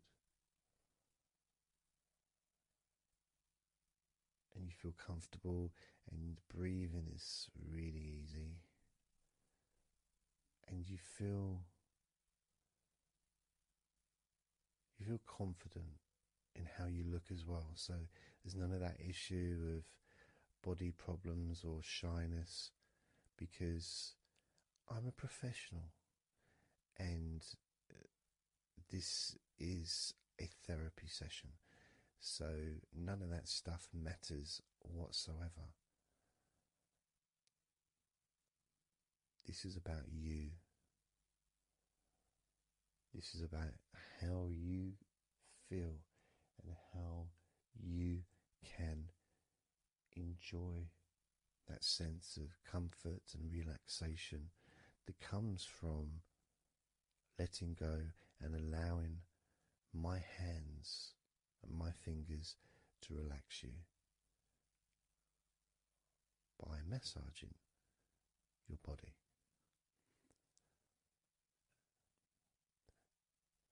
So I want to start off just by placing my hands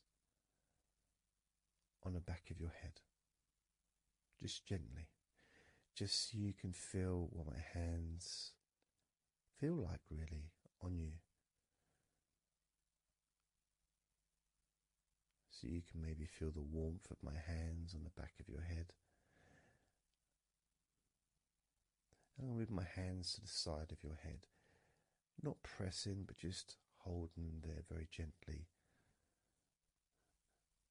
Maybe over your ears and a little bit on your face, just so you can feel my hands, so you can become accustomed to them.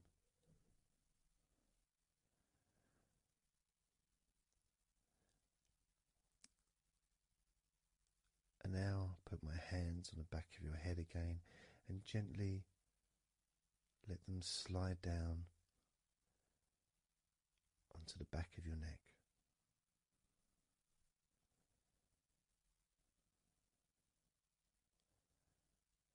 You can feel my hands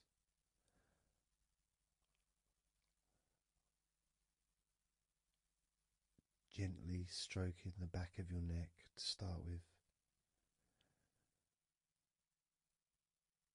just so you can get used to the feeling of my hands on your skin. Get accustomed to it. Realize that you're safe and it's all good, it's all fine.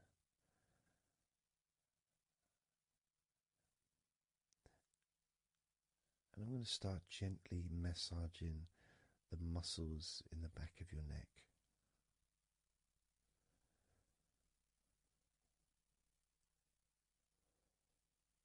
With both hands.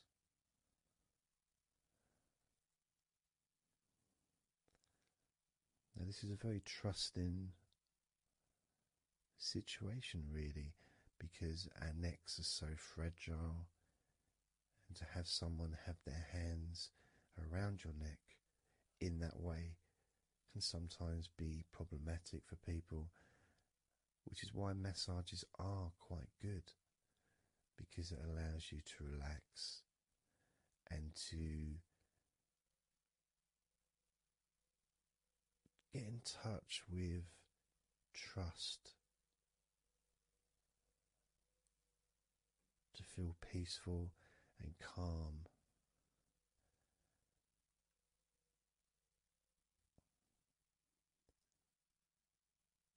There's a massage the sides of your neck gently, moving from the bottom of your neck, which would be sort of near where your shoulders start, I guess, all the way up to your jaw, your ears kind of area, that side of your neck. Of course, is a lot longer than the front of your neck.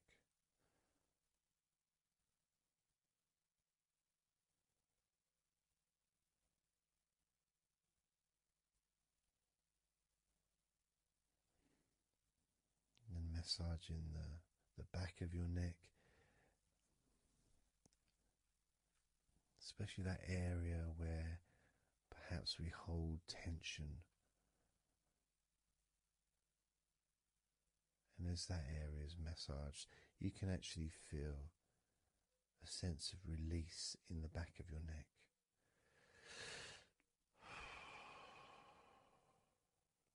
And maybe you can breathe it out as well.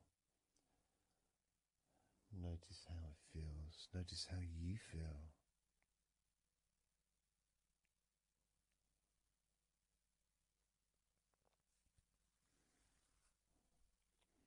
And then moving down to that area between your neck and your shoulders, that muscly area,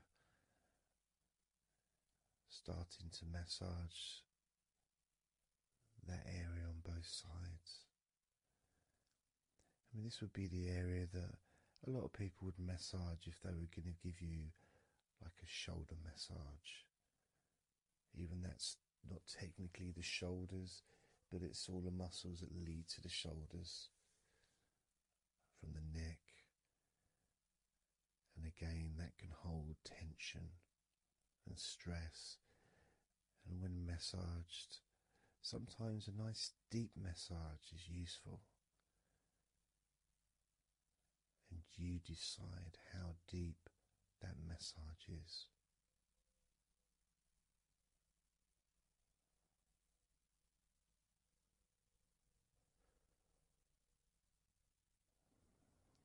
And just allow my knuckles just to dig in, to get to those muscles and to really relax them. All the time being firm yet gentle with you.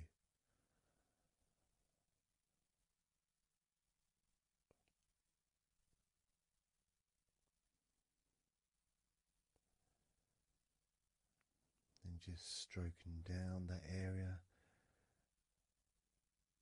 to your actual shoulders, moving to the muscles of your shoulders.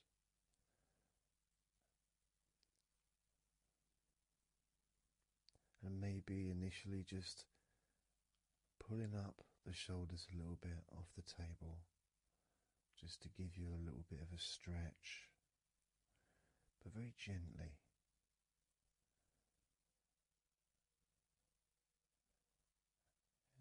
And you've got the muscles at the front of your shoulders, the sides and the back.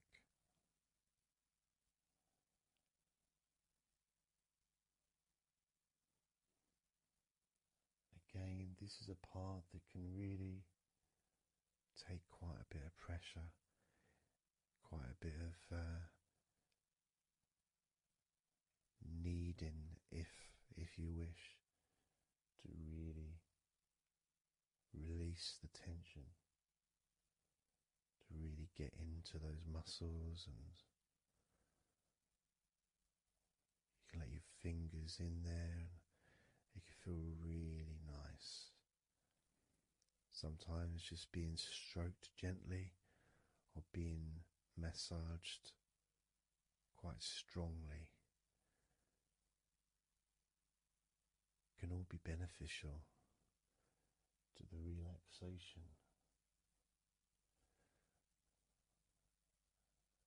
of the muscles in your shoulders.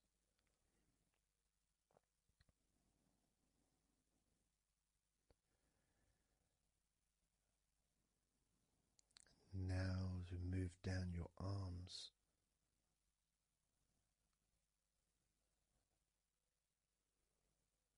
we'll do one arm at a time, starting with your right arm.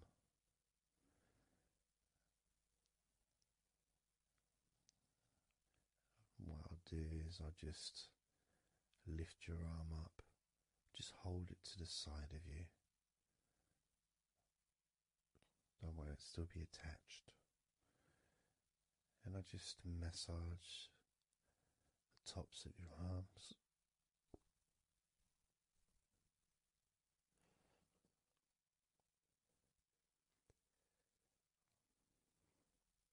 All the way down to your forearms, into your wrists.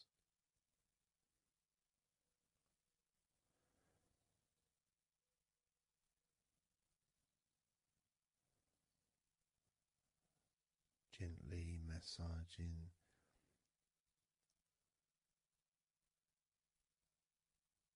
that part, the softer part, which is the under part of the arm, which leads to the crease in your elbow, the inside. It's much more sensitive skin.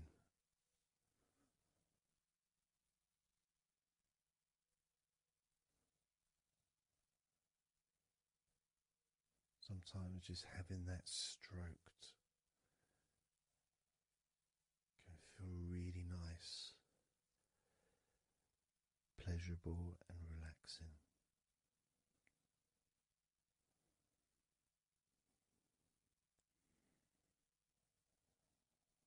Now moving down to your right hand.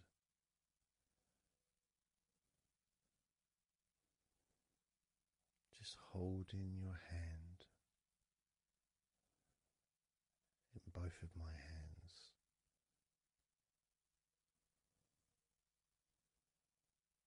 Just pressing gently on the back of your hand and stretching your fingers ever so lightly. At the same time, pressing down and massaging each finger.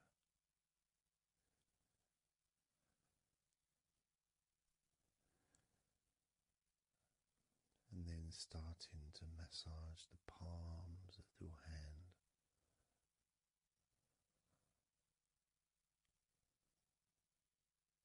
Just turning the hand gently, stretching it gently.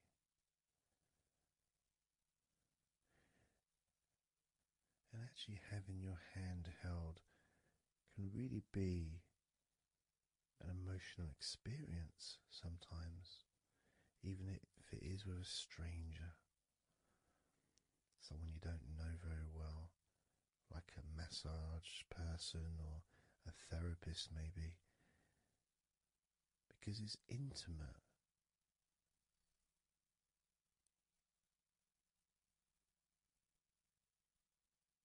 And it can feel nice, and you can feel safe.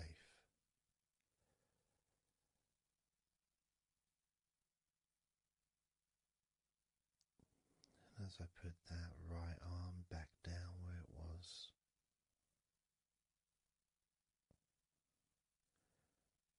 we're going to do the same with your left arm. Exactly the same. Massaging the muscles in your arm all the way down to your wrist, stroking the inside of your arm.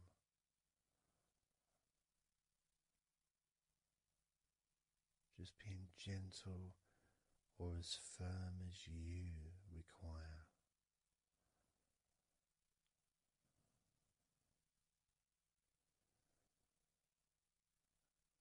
And then massaging your left hand,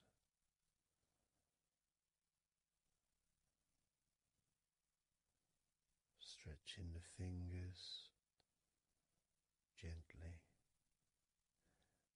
massaging the palm of your left hand.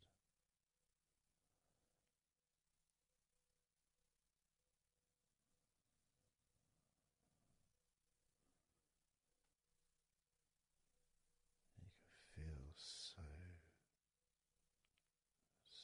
relaxing.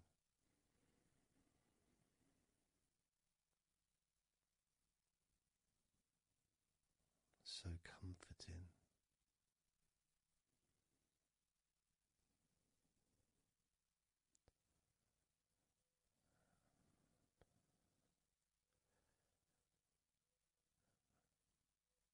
Now just rest your left arm back down.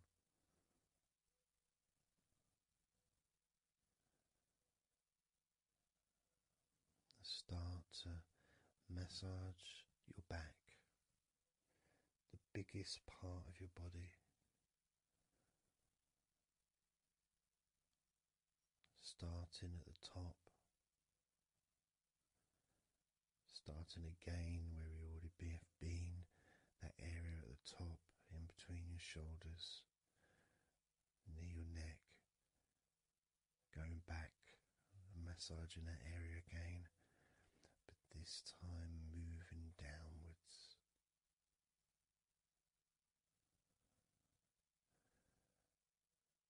Making a downward stroke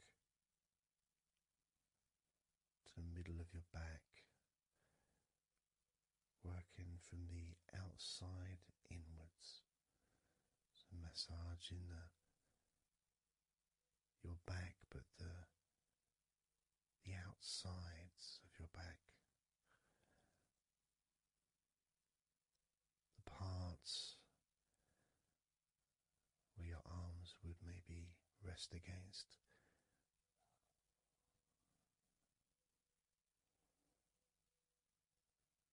Almost the part that connects your front to your back.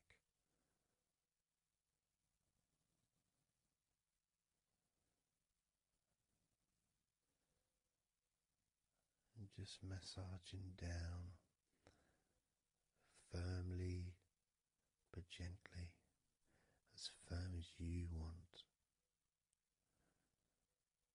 Moving down and then moving across a little bit and moving all the way down again. Being very gentle, yet firm as you choose.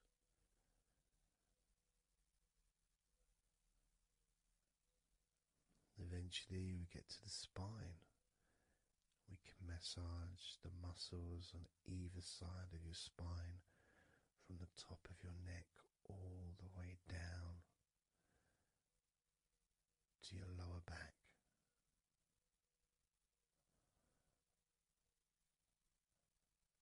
We can do that a few times. Sometimes people would use the knuckle or the two fingers and just go either side of the spine and almost just push down and go all the way down to the bottom of the spine, each time releasing tension and opening up the body, stretching your body so that you feel more relaxed, but at the same time rejuvenated.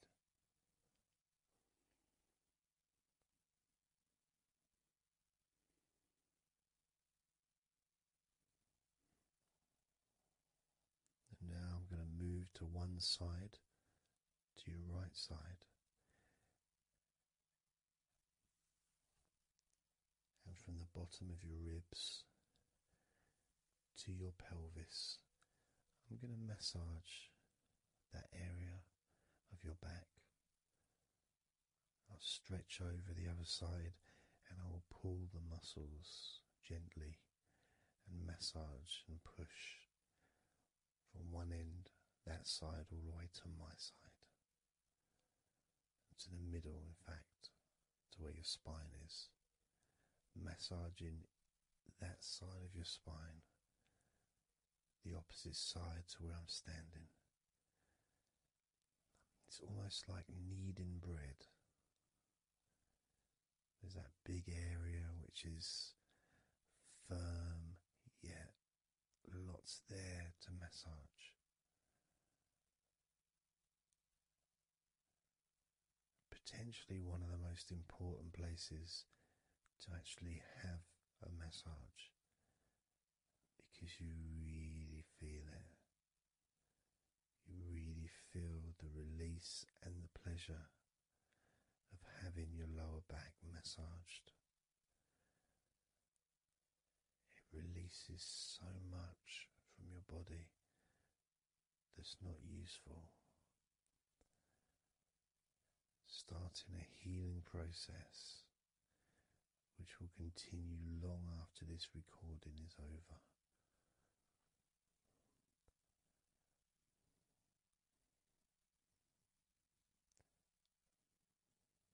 And massaging this part of your body not only feels really good for you, but it's actually fun to do, because it is, as I said, like kneading bread.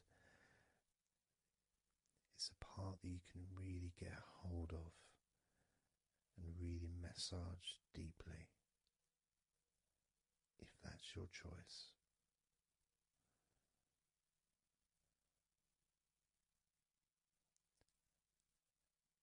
Then I'm going to move over to the other side of your body and do the same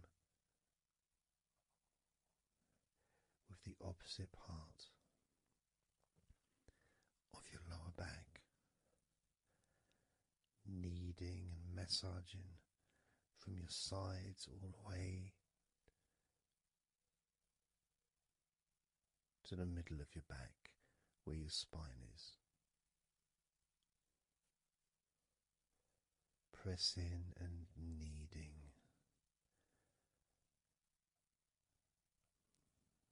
firm and gentle at the same time. It feels so releasing. There's a mixture of pleasure, comfort, release, calmness, relaxation, all mixed together.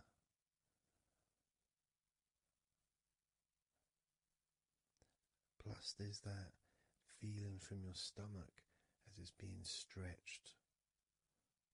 Even though you're on your stomach now, you can feel it being stretched because that whole area is connected to your stomach.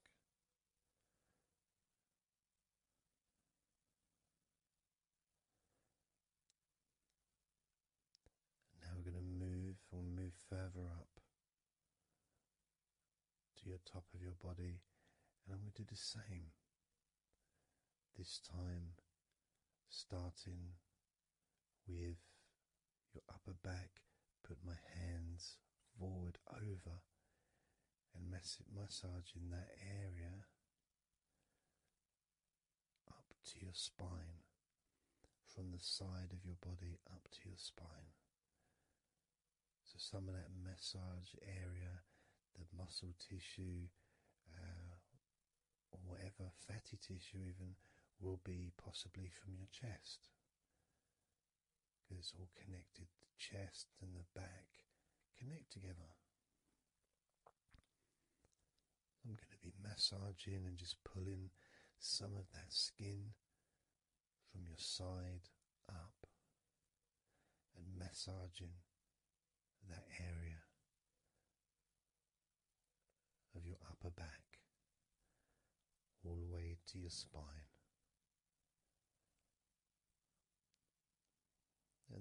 down a bit, and I'll continue with the middle of your back, doing exactly the same thing.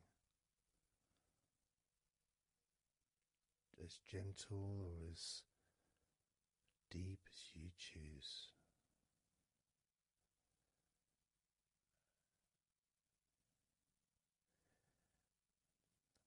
Now I'll move the other side again and do the exact same thing with the top of your back on the other side, from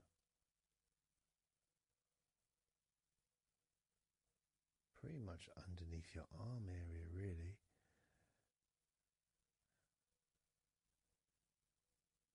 to your spine.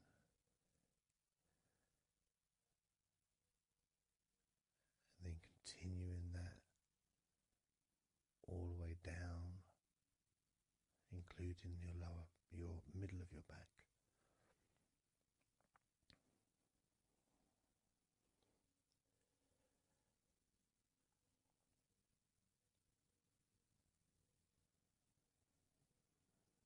Now I'm going to go to your thighs, the backs of your thighs, and the sides of your thighs. Starting with your right leg, massaging the back and the sides of your thighs, gently and firmly. There's a lot of muscles there. It's an area that can be very tense at times and maybe needs a little bit more pressure than the rest of the body. But that's up to you. You can gently stroke the back of your legs where, opposite your knee joint or underneath your knee joint. It's a very sensitive, gentle area.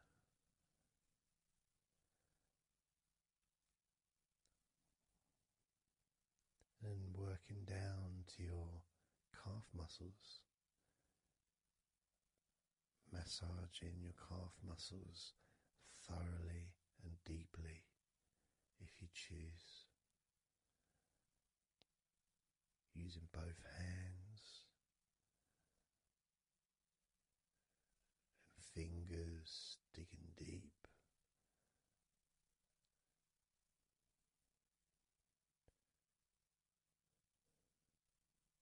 To your ankles and the back of your ankles, just gently massaging that area.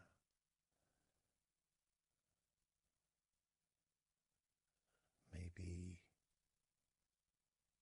lifting the leg and stretching it a little bit.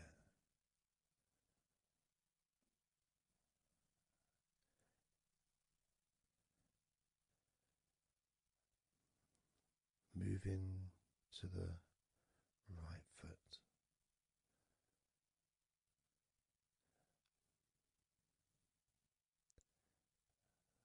Massaging the bottom of your feet and the sides of your feet.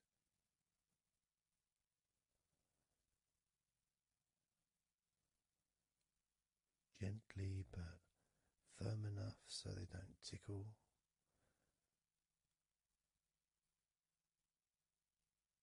And just allow the pleasure that you get from having your feet massaged to just overtake you. As I continue to massage your feet, the bottoms of your feet, the sides, your arches, your heel. You can put a lot of pressure into your heel and it feels amazing. Yet the arches need to be a bit more gentle. Stretching your toes gently and massaging the bottoms of your toes with my fingers, each one individually.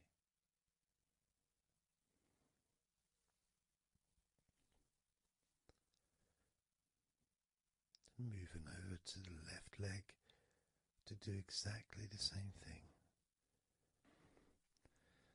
Starting at the top of the thighs, working the back of the thighs and the sides, massaging deeply and gently that whole area,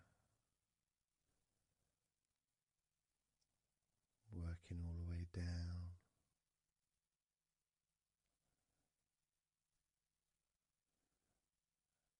And this is an area that maybe you could like to spend more time relaxing and massaging. So perhaps if you wanted, I could make a future recording where I spend more time on one particular area.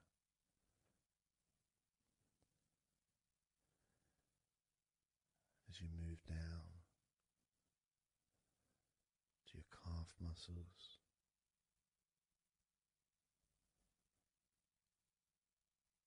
massaging your calf muscles firmly and gently.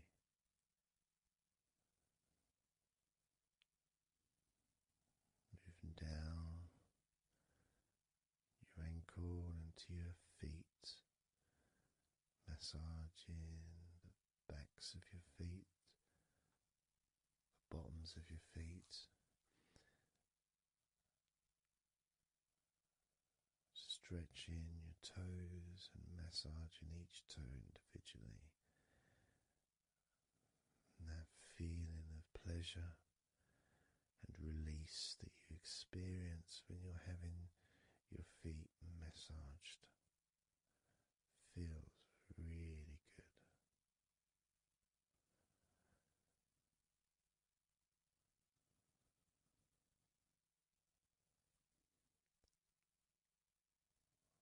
Now, as you turn over in your mind, laying on your back,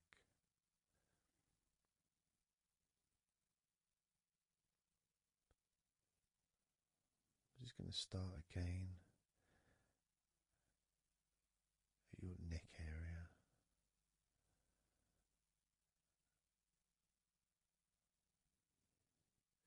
In your shoulders, just to get back in touch with that area.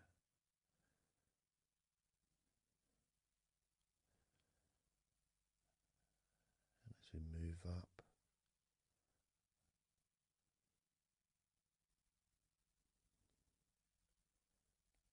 I can clean my hands, make them all fresh, because now I'm going to massage your face gently.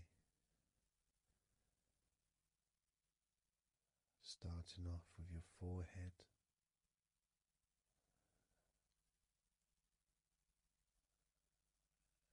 your eyes are closed, and I can just stretch your eyes a little bit, pushing up on your eyebrows.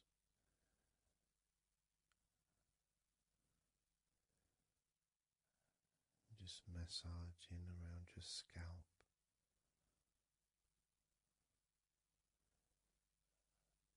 Massaging down your cheeks, around your ears, into your jaw, gently. The sides of your neck, your chin,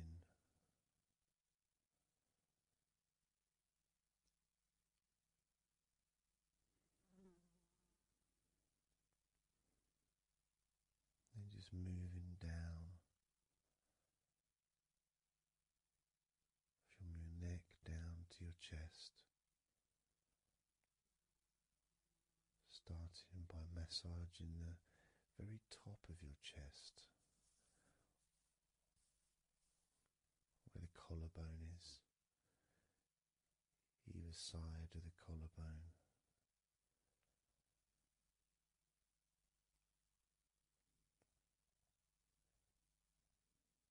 And then just massaging the whole of the chest.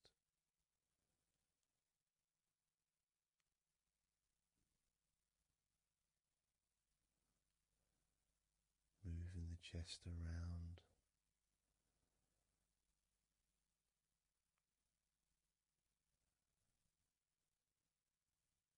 Because it's quite a large area, you can move from one side to the next, moving my hands from underneath pretty much where your arms are, stretching up, stretching some of the muscles of your back in the process.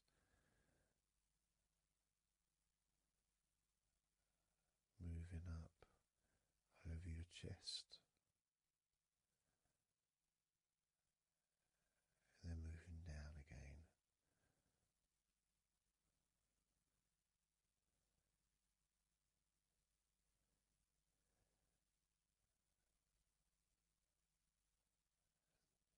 Then allowing my hands to just massage gently and slide down towards your stomach, starting in the middle of your chest.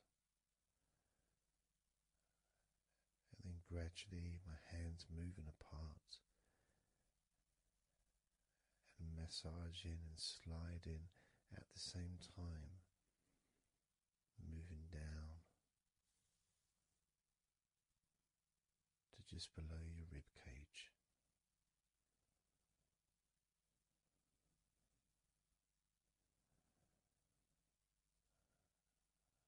Moving down, then massaging up again, giving your chest all the attention that it needs to feel completely relaxed.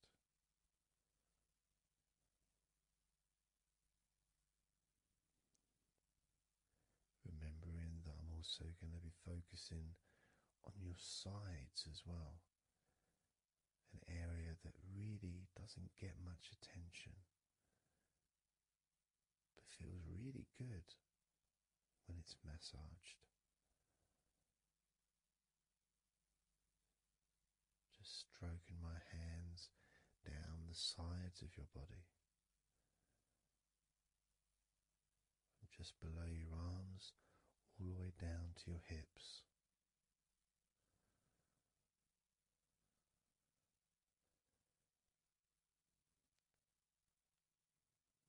Now, moving to your stomach area, I'm going to stand one side of you like I did when I did your lower back. I'm going to do a similar process of just stretching the muscles from your side gently, massaging from one side to the next, moving that whole area from below your ribs all the way down to below your belly button.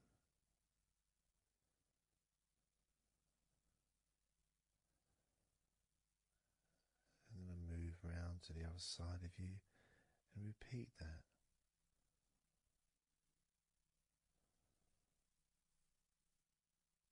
Process of relaxing deeply, calmly. You feel loose, you feel free, and there's something about having your stomach massaged that's different from any other part, because we do have a tendency of holding a different kind of stress in our stomachs that we may not be aware of.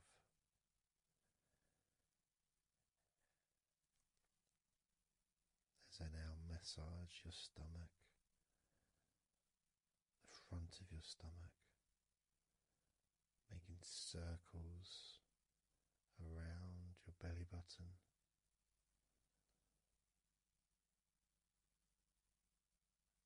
And then going the other way around.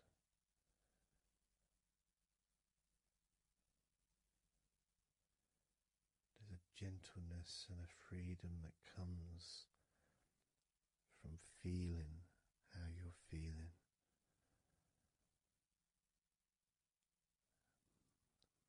As I now move down the tops of your thighs, the muscles, massaging them. And I can do this 2 legs at the same time, pressing down,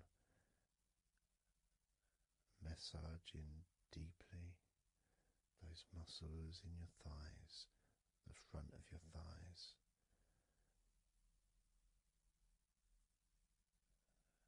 And moving down to your knees, gently massaging your knees. Sliding down your shins, putting pressure on either side of your shin, gently, softly but firmly. Moving down to your ankles, stroking the tops of your feet.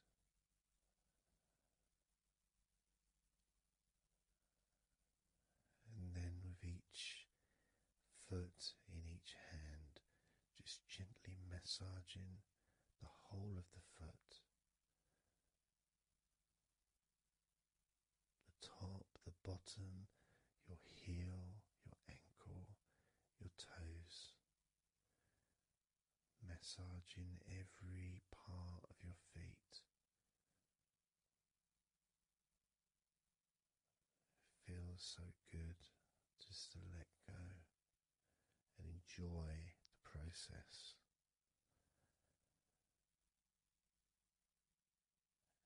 Enjoy feeling so deeply relaxed.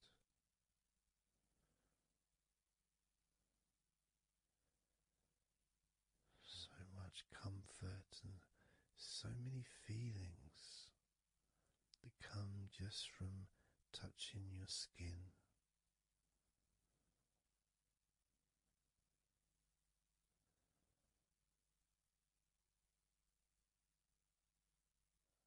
And you can just lie there for as long as you choose, enjoying the feeling of deep comfort from being massaged by me.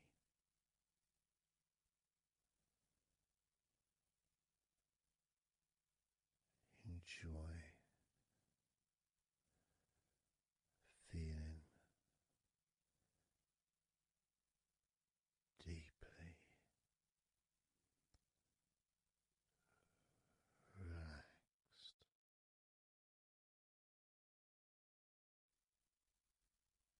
And all we're going to do is blow out some candles in your mind.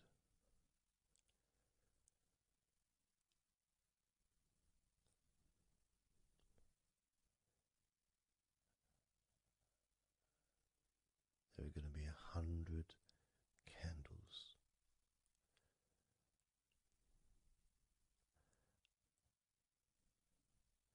And you're going to blow each one out individually, one by one,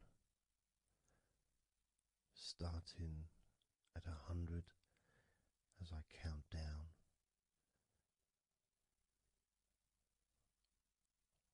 All the way down to 1.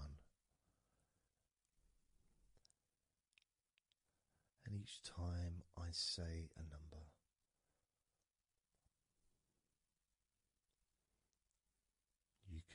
imagine that candle in front of you,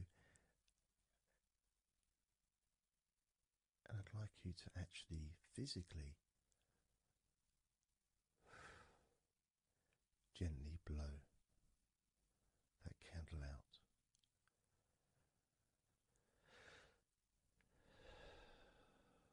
Just so it's not a big blow, it's just a gentle, and that candle will extinguish. And then I'll say the next number as we move down, and you can just blow that one out as well.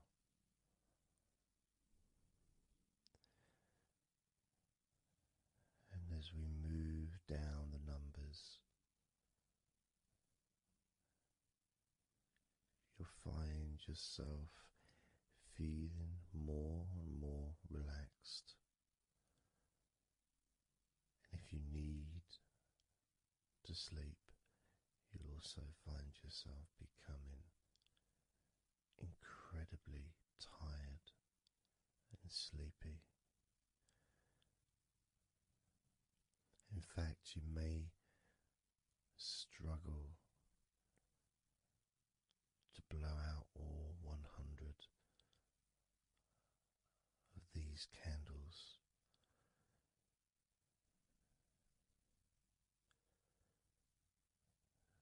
As you feel more and more deeply relaxed,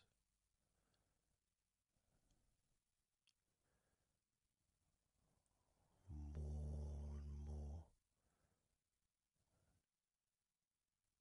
deeply tired, and the further you go down, the more your mind starts to drift.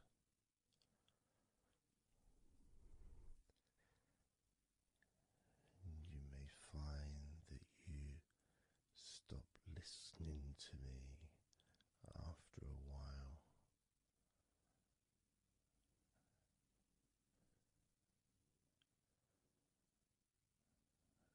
And even though there may be background sounds where you are,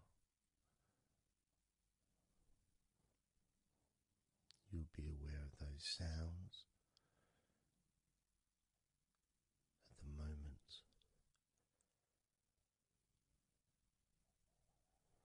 You may start to just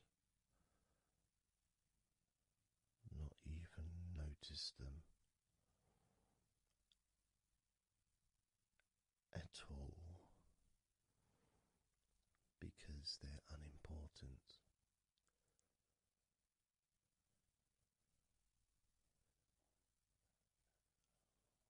Where I am, I've got the sounds of the birds. There's Horace the pigeon, who likes to say hello sometimes. And there's the odd plane that goes by. Maybe traffic and trains in the distance.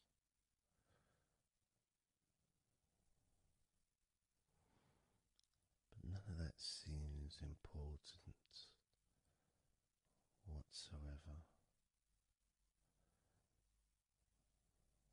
The more candles you blow out, the less important anything is. The more candles you blow out, the further you seem to move away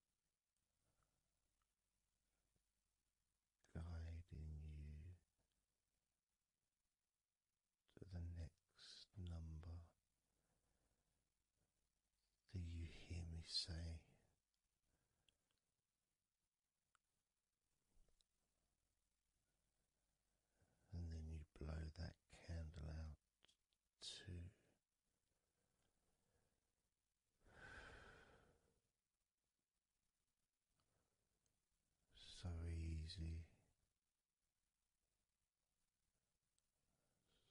so simple.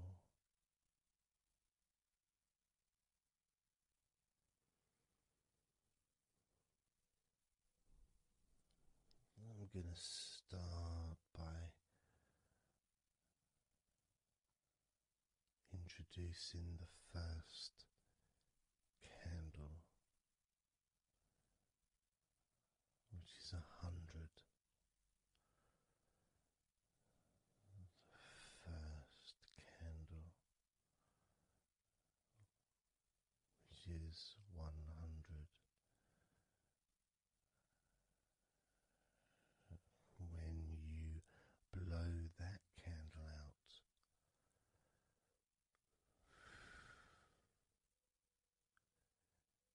you'll find immediately a slight change in how you feel,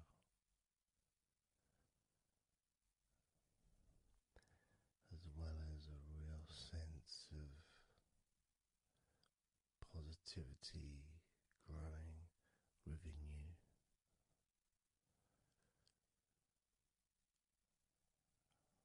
Relaxation and sleepiness expanding.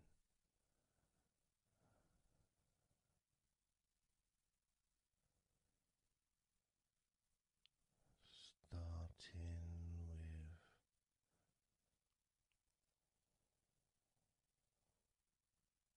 with 100. Blow out that candle now.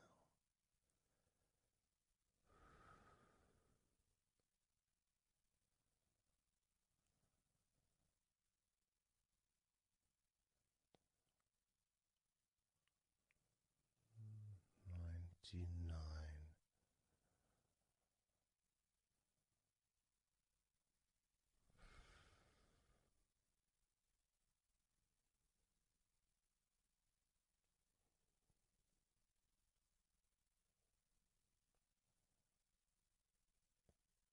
Candle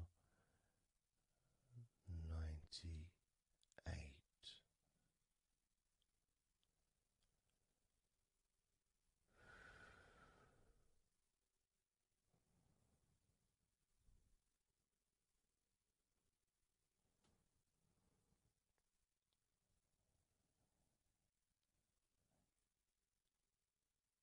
Candle 97.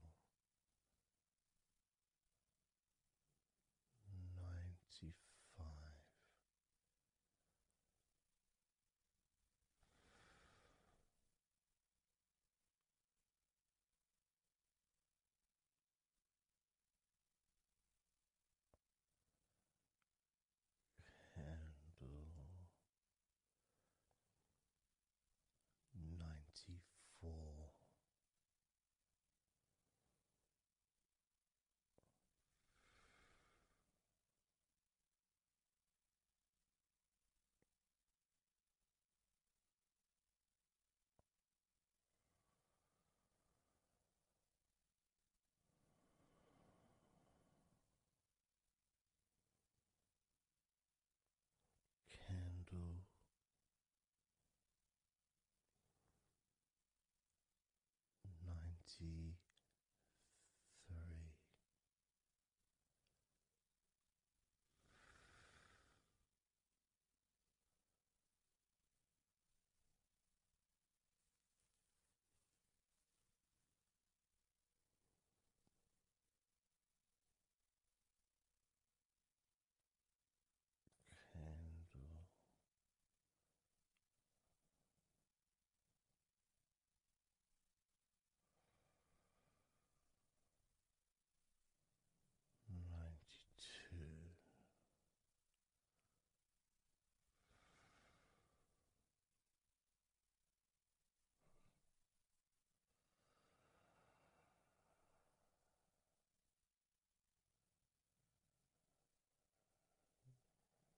Candle 92.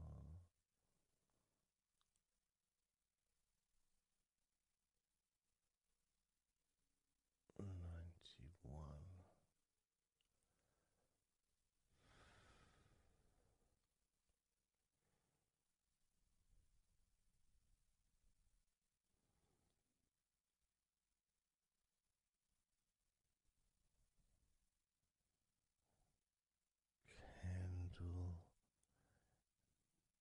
90.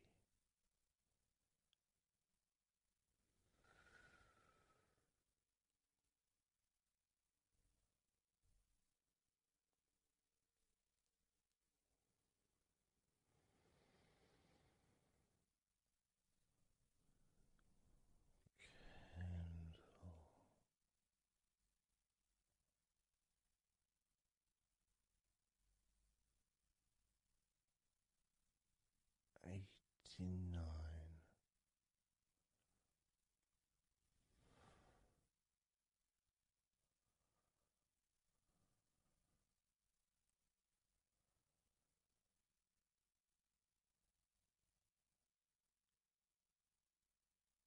Candle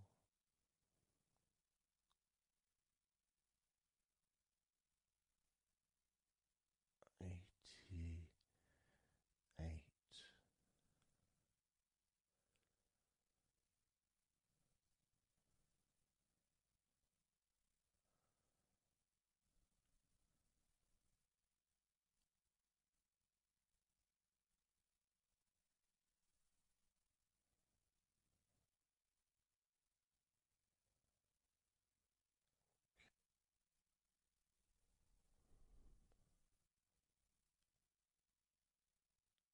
Candle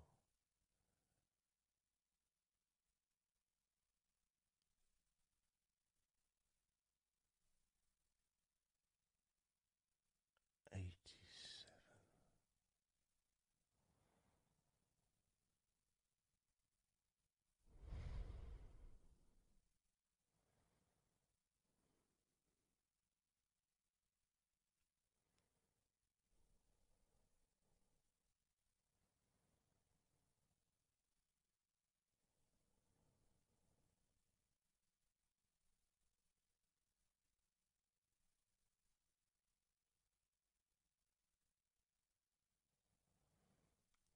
Candle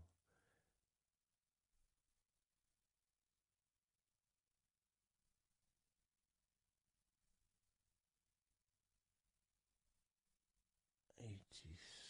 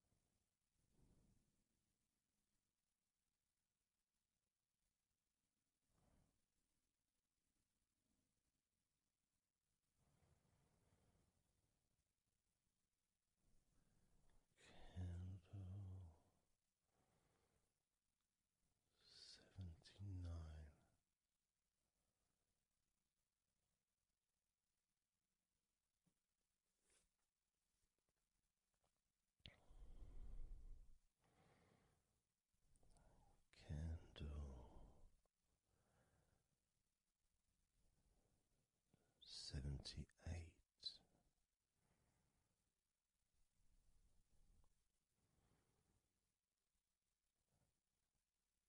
Candle 77.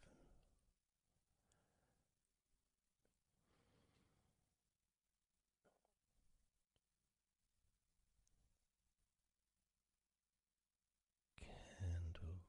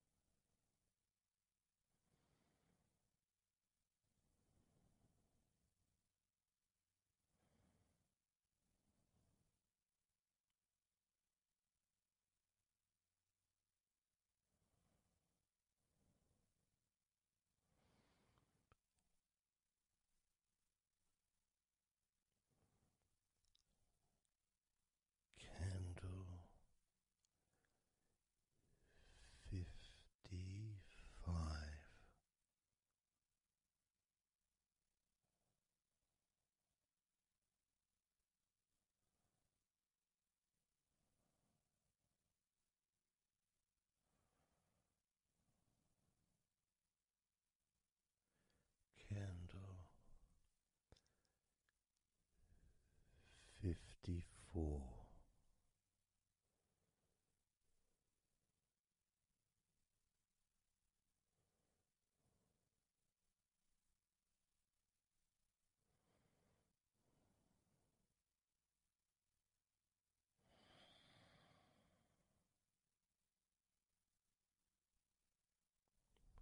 Candle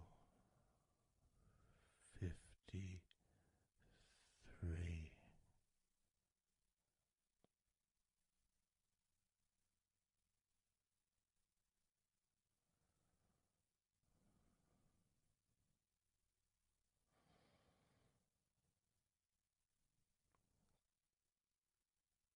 Candle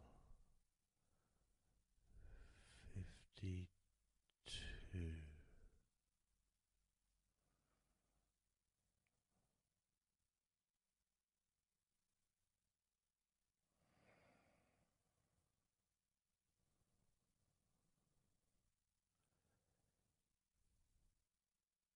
Candle 52.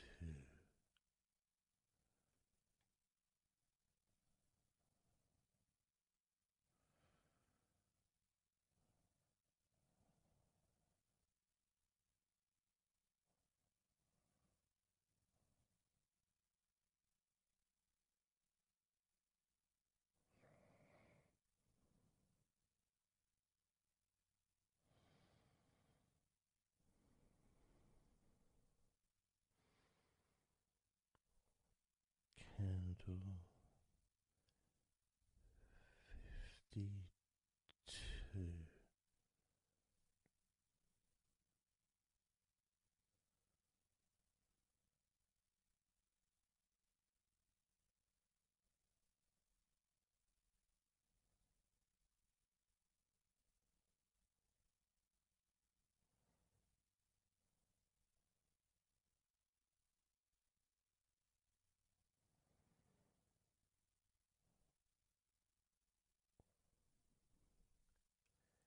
Candle 51.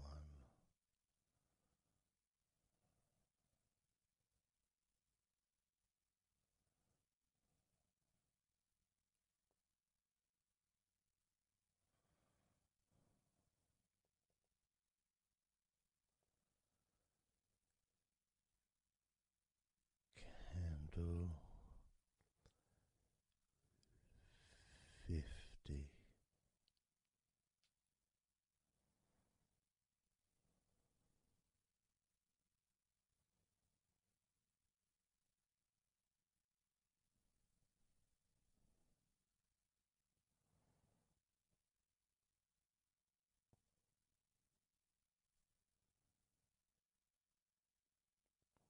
Candle 49.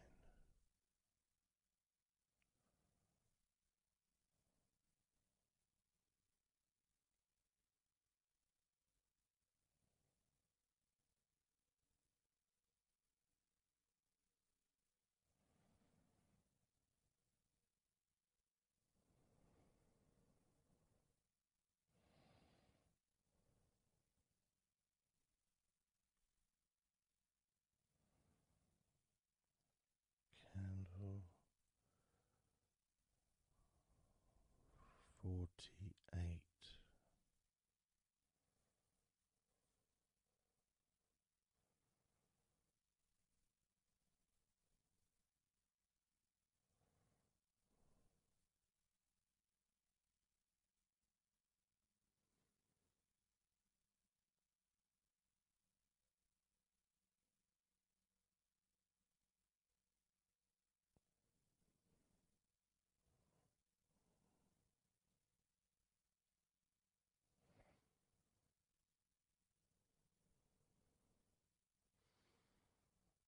Candle 47.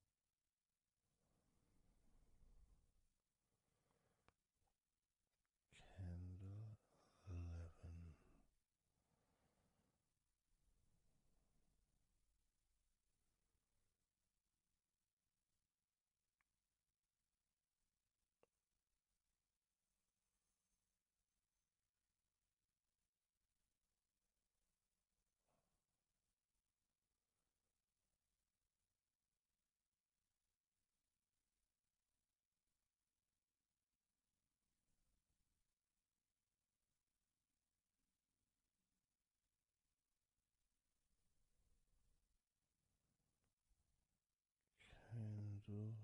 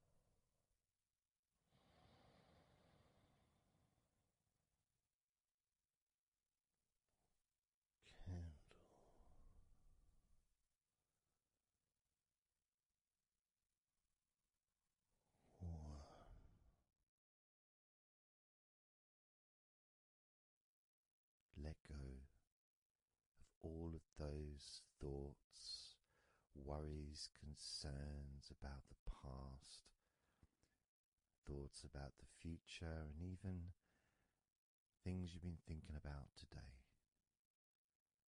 Just let it all go, because none of it is useful in this moment.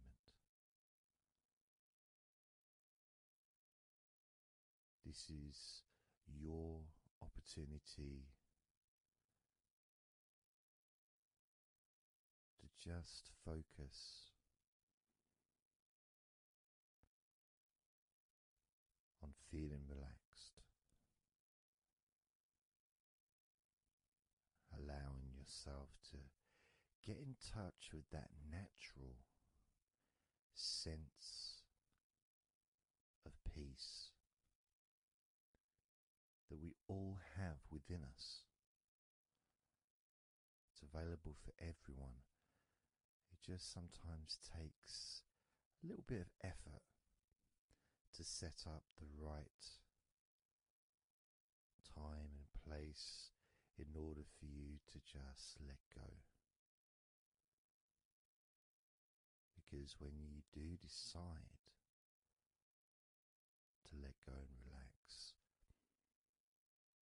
that's what your body starts to do. Because you've chosen to just allow your body to unwind, and your mind starts to slow down. And it's a nice feeling. It's a nice feeling at the beginning just to know that you have chosen to decide to relax deeply. And because you've made that decision, your body will just follow suit.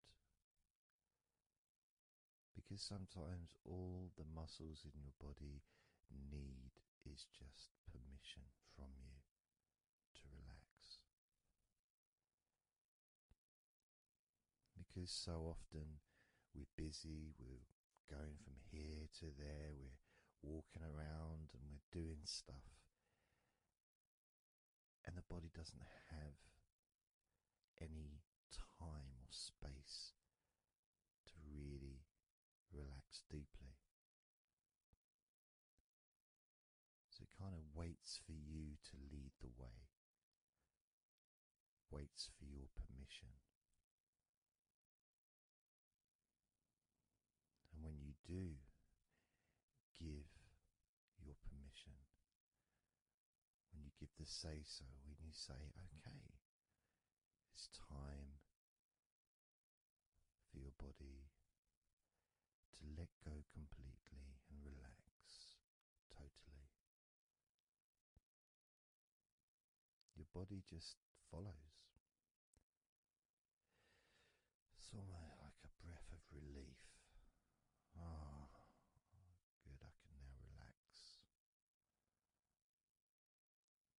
That feeling at the end of a day, of a very physical day that you may experience in the past, where you get home and you just sit down on a chair, maybe you kick your shoes off and feels so nice. Knowing that you don't have to get up again for a little while at least.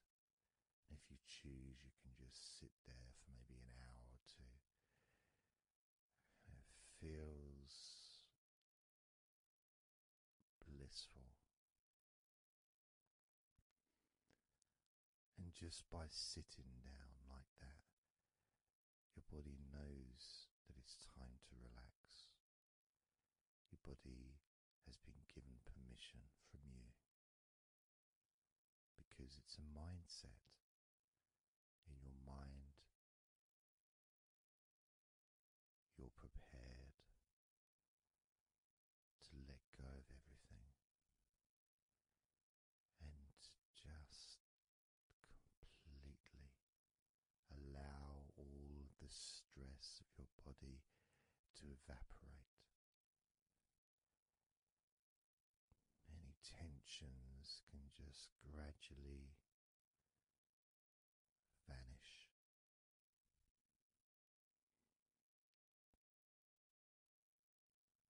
It's almost like magic, really.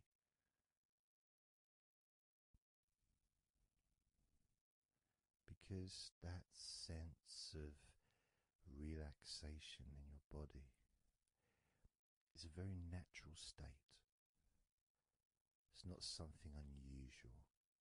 It may feel unusual when you first start to relax if you haven't really spent a lot of time focusing and giving yourself this space to let go completely and relax. It may seem almost alien, but it isn't. It's actually the most natural thing in the world to let go completely, to relax totally. The most natural thing in the world to allow yourself to feel really calm in your mind. And it is almost like a literal unwinding. It's like you press a button and all the tension just releases. And it's like a wheel, like a cog, like the inside of a clock just unwinding. And it's almost like you could see the little wind up knob that's used just going the opposite way that you would use to wind it up. And the energy, that frenetic, stressful energy, gradually winding down, losing its power, losing its strength, as the sense of relaxation becomes stronger and deeper. And you may find that the more relaxed you feel, that your mind starts to wander. Maybe you seem to stop listening to me for a while and your mind goes somewhere else, and then you realize you're listening to me again. And that was just your mind drifting to sleep, which is quite natural, because sometimes when we're stressed and tense, we may not actually be aware of what we need, what we physically or emotionally need in this moment. But when you allow your body and mind to relax completely, and you let go of all thoughts, concerns, worries, ideas, all letting them go, allowing them to drop onto the floor.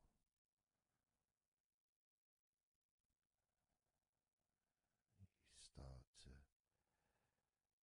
get in touch with the feelings of such relaxation.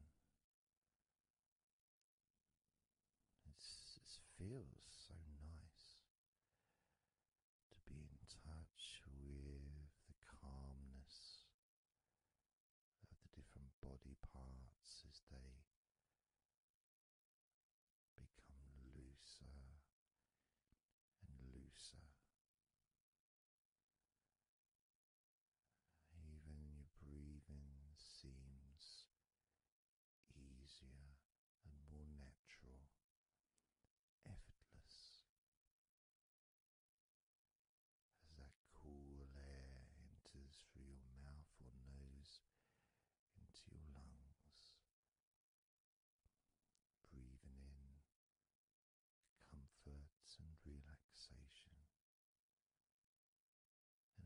breathing out any excess remaining tension or stress from every part of your body and mind.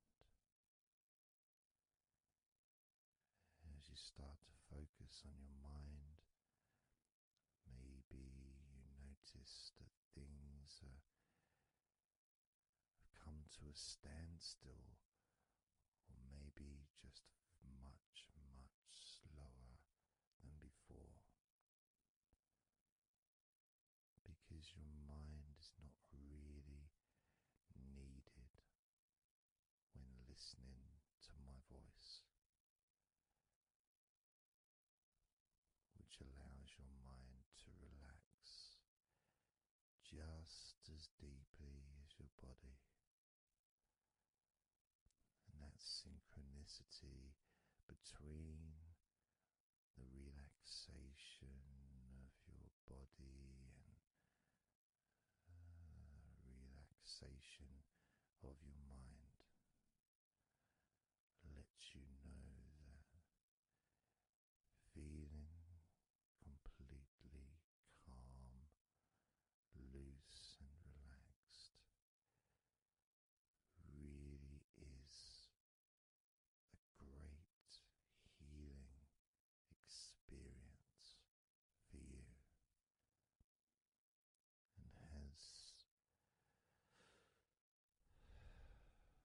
so many positive benefits for your body, your mind, and your life,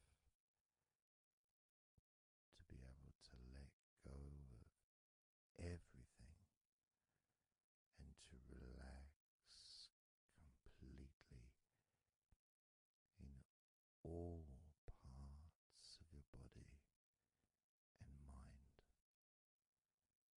Even your bones are relaxed. All your muscles are relaxed.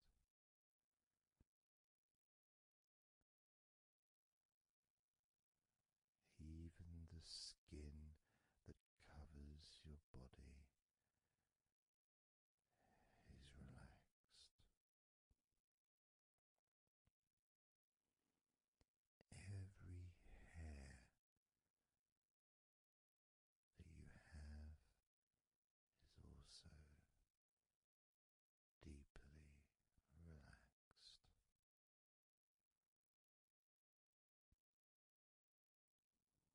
And your brain really starts to feel the benefit of this healing relaxation.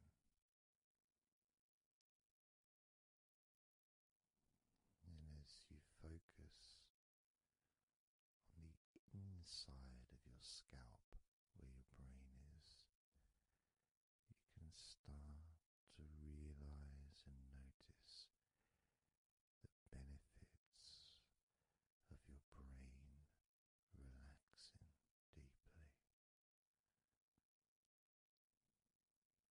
And as your brain continues to relax,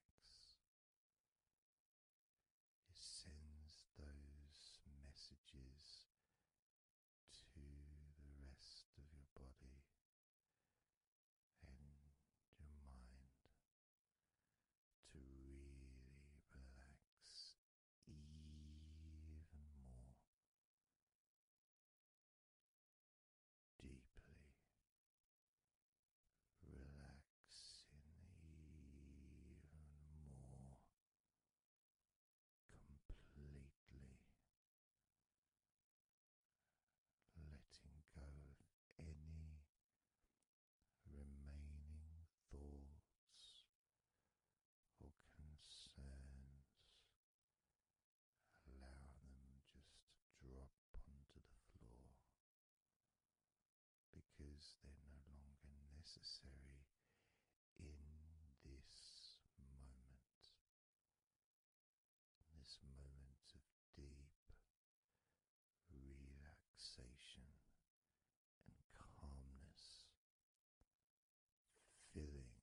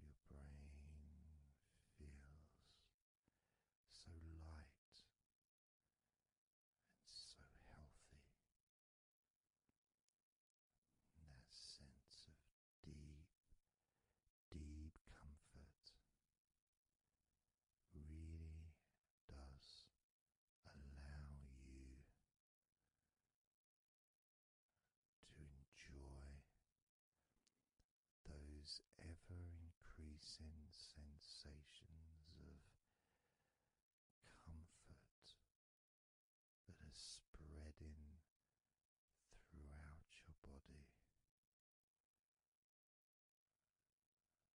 relaxing each and every muscle of your body even deeper, even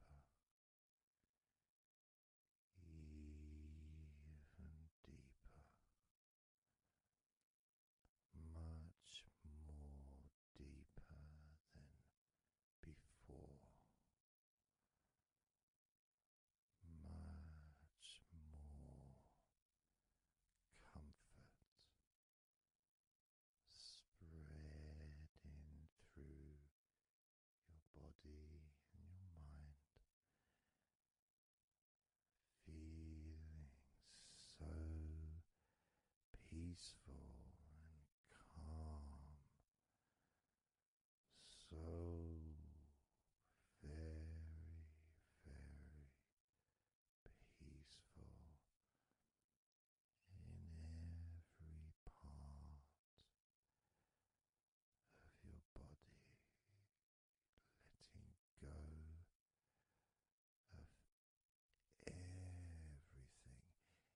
of everything, so peaceful and calm, so relaxed.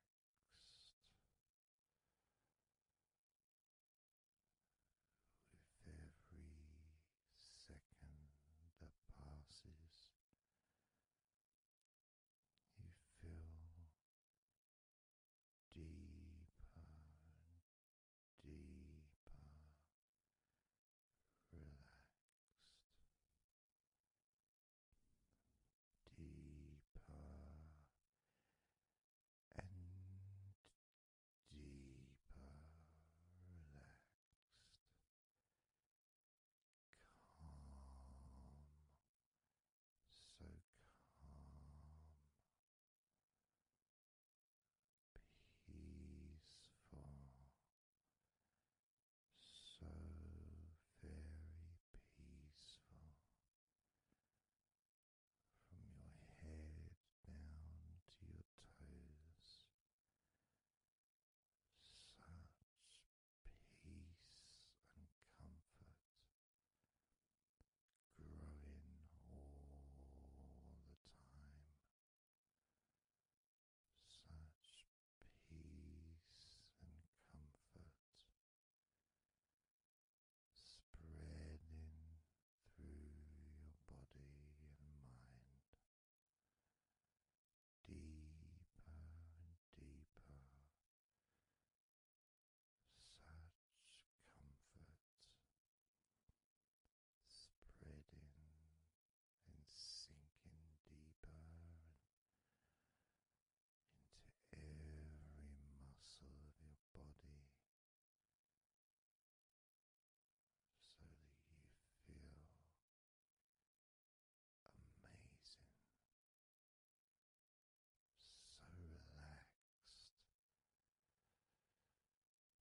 so peaceful, so relaxed and peaceful, letting go of everything.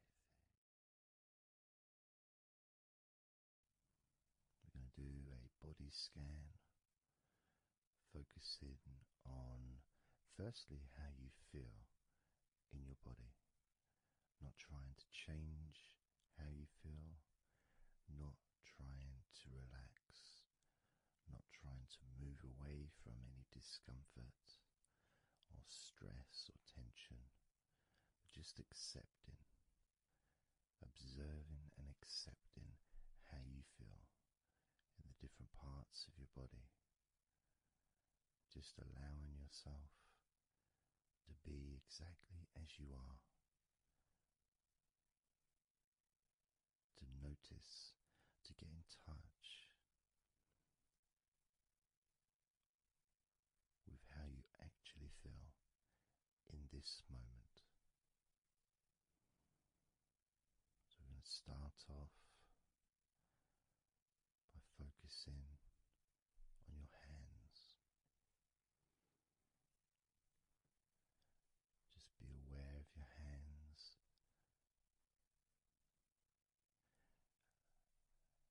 I'd like you to move your hands around. Just maybe move your fingers a little bit, opening and closing your hands very gently, just so that you can get in touch with how your hands and your fingers feel, with very, very slow movements.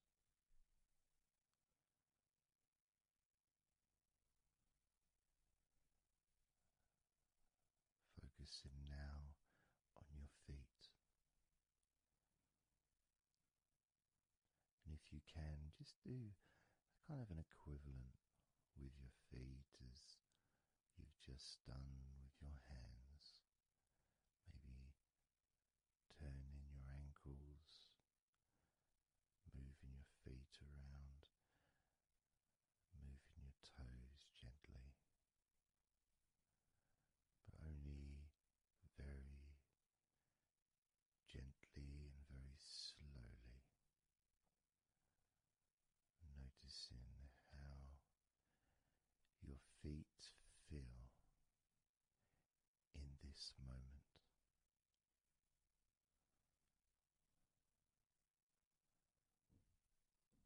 Focusing now on your eyes. I'd like you to just focus on your eyelids.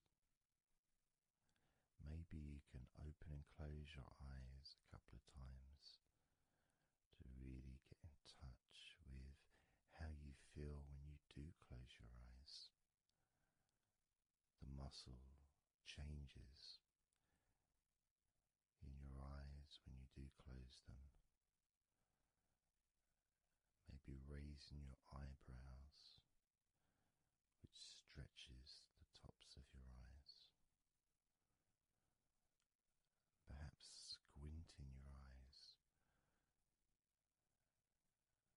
scrunching up your eyes, just so you can really get in touch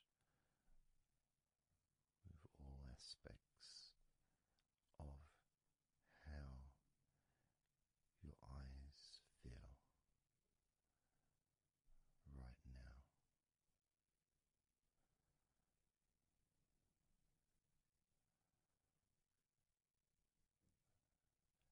Now focusing on your thighs, and I'm going to just ask you to gently tense your thighs, just very, very gently, just enough so you can become more attuned to the physical sensation of your upper legs, the front of your thighs and the backs of your thighs.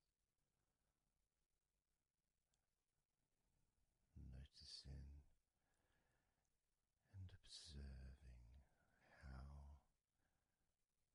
your thighs feel right now.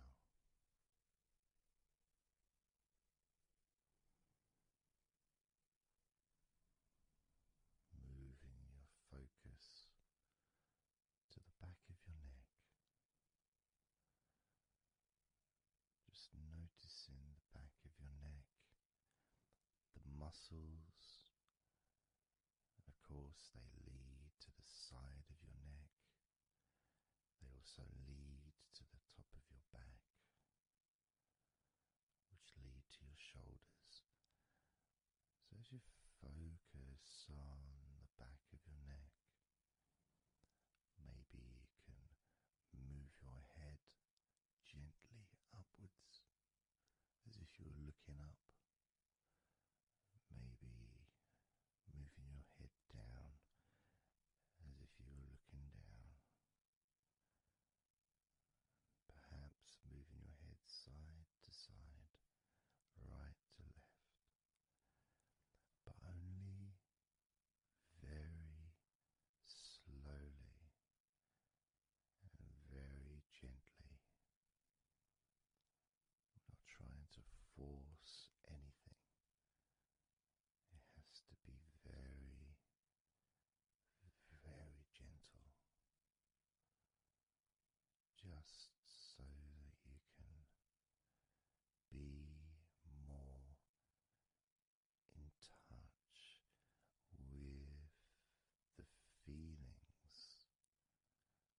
the sensations, the physical sensations of how the back of your neck feels right now.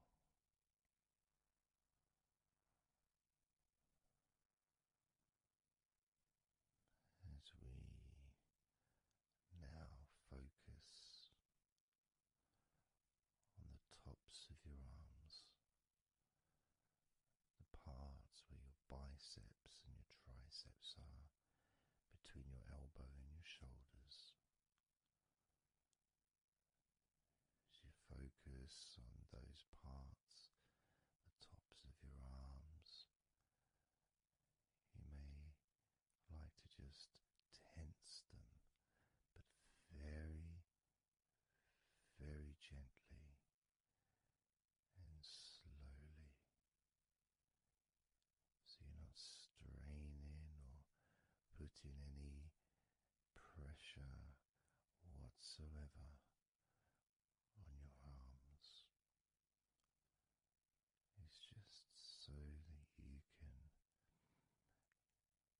gain more of a sense of how your upper arms are feeling in this moment, and just noticing as you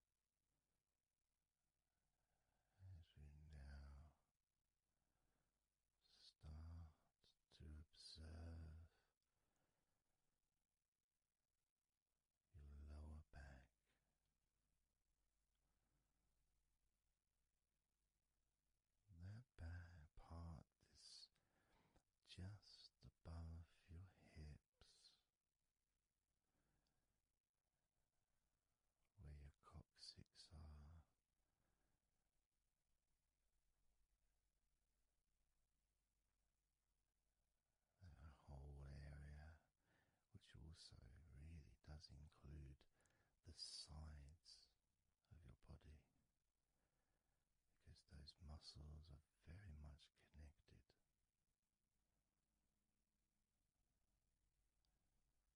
As those muscles also move into your hip area, connecting to your buttocks, the sides of your hips.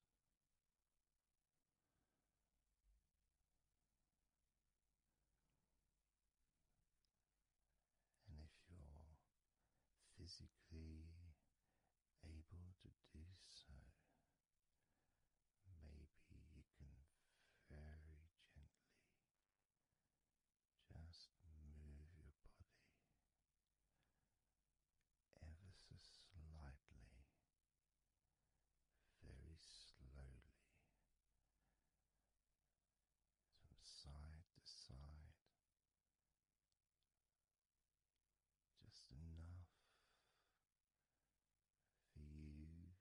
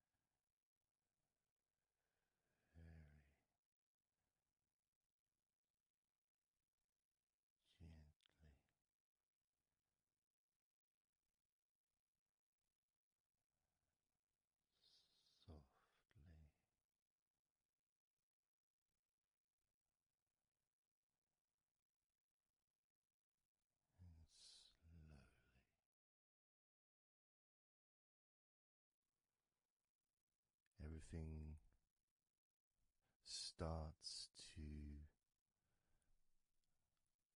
slow down,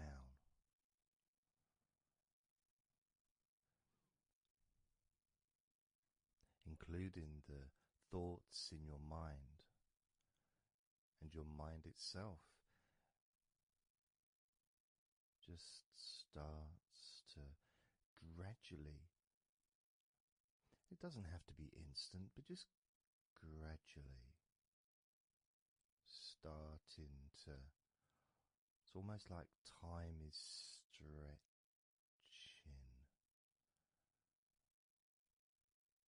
It's a slower pace to maybe what you're used to in your day-to-day life. It's a slower movement of energy.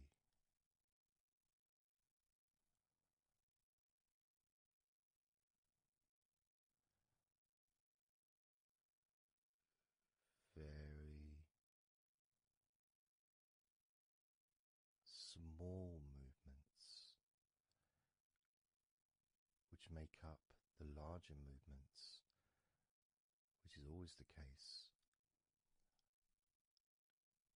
You know, when you move your hand, it might seem like it's one movement, but it's lots of minute different muscles moving in accordance with each other, and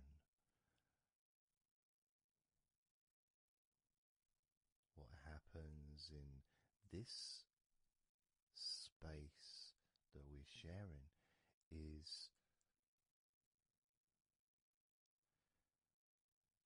we move from that big movement into those smaller movements.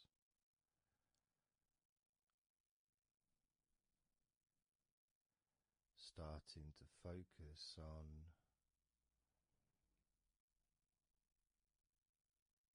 how your body feels, but not just as a whole, not just, oh, I'm feeling this way, I'm feeling stressed or tense, or I'm feeling relaxed and calm, I'm feeling this way, I'm feeling that way.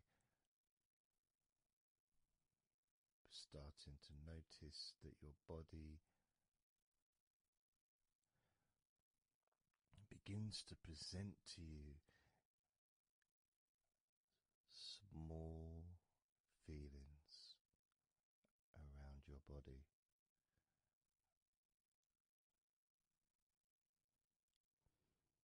Small physical sensations in your legs, whether pleasurable or not.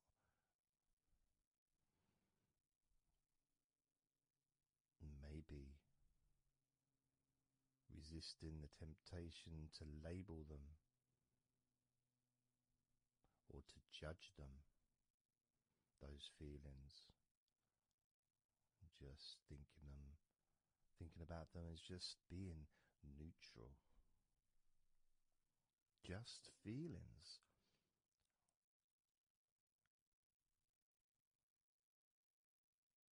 Not being particularly concerned, but just noticing what your body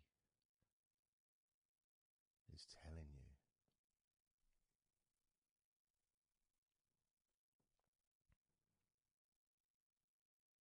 The feelings in your arms. Instead of feeling the whole of the arm, maybe notice those individual feelings of all those different muscles and the skin, the hairs of your arms, all the internal parts of your arms, the veins.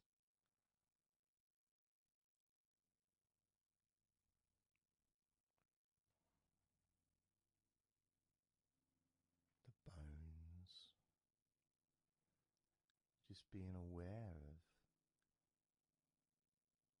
maybe your elbow on your right arm has a certain feeling.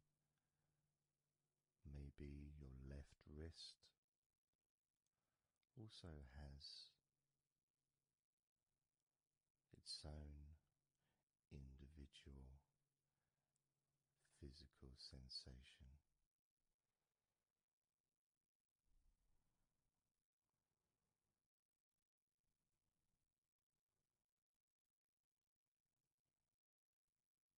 What about your forearm on your right arm? Your right forearm.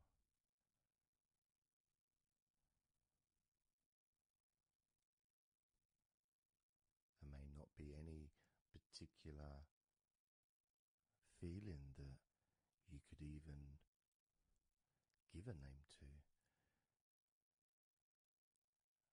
May not feel like anything other than just a feeling. You know, it's there.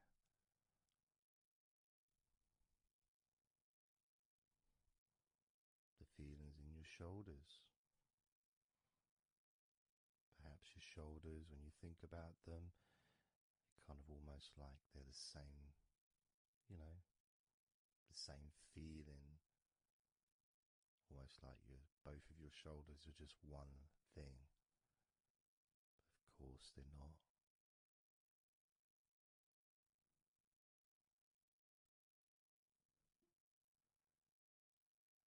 And when you focus on your left shoulder and then on your right shoulder, maybe you find that you move the muscles a little bit. Maybe tense the muscles gently.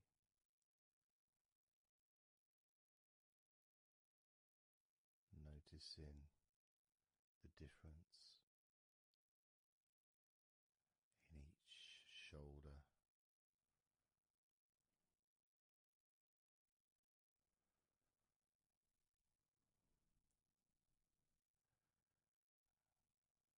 Your lower back.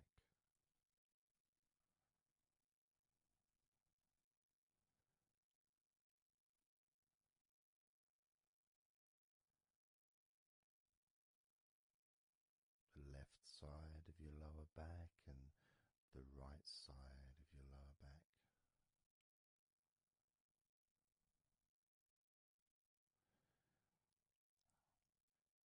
Of course, that connection to your buttocks and to your hips.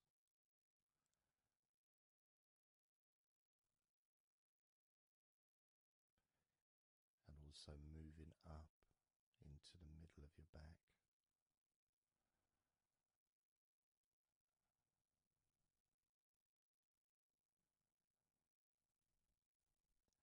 And sometimes, like right now actually, when I focus on that part, when I focused on my buttocks, and then I focused on the middle of my back, it almost felt like the muscles in my lower back were being stretched very gently, but just stretched a little bit, even though I wasn't doing anything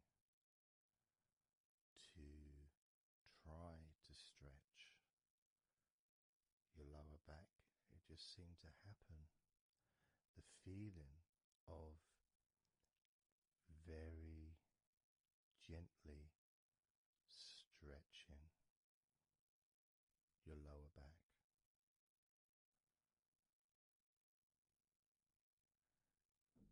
Comes along. That feeling.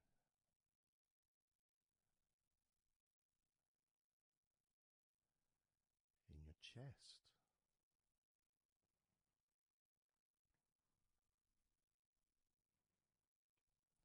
Just noticing what sensations you are experiencing in your chest right now.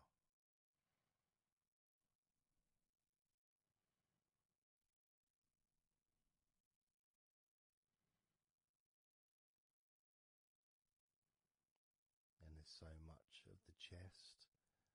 Obviously, there's the collarbone leading to the chest. You've got the chest bone. You've got the muscles in your chest. And of course, if you're female, there's possibly the breasts. If you're male, you've got the different, well, mine aren't that different these days, but there may be more muscles at the top of the chest, but at the side, underneath, it's pretty much the same, whether you're a man or a woman. There's muscles there, muscles that stretch out to your back, as well as breast tissue which stretches and moves into your back. So just being aware of your chest.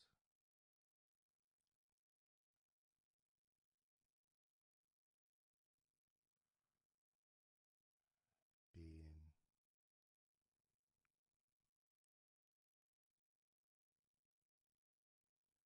with whatever feeling there is in your chest.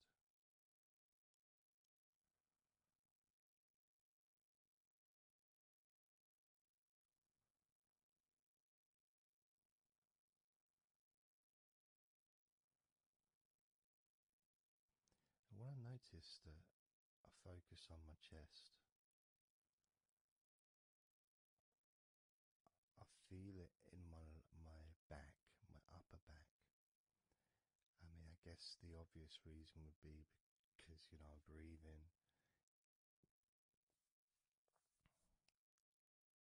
in, and it stretches my chest and my back at the same time.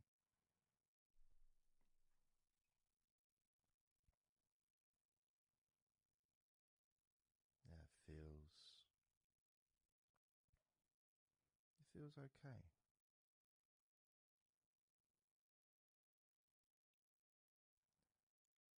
Doesn't feel. I got a little bit of pain in my right chest. A little bit, not pain, but little discomfort, maybe stiffness, possibly. I don't know. I notice my shoulders are also wanting to flex for some reason. I think that's probably part of my upper back.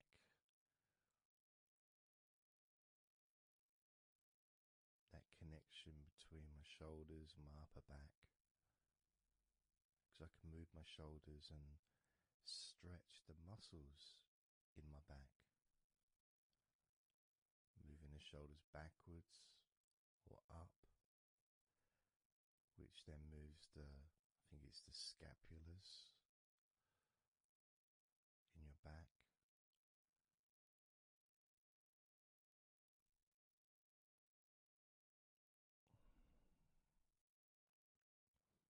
It feels quite nice, actually.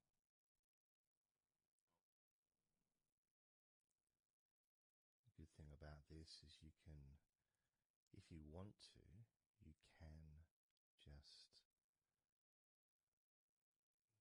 flex or stimulate the various muscles in your body gently in order to get more of a sense of how they feel.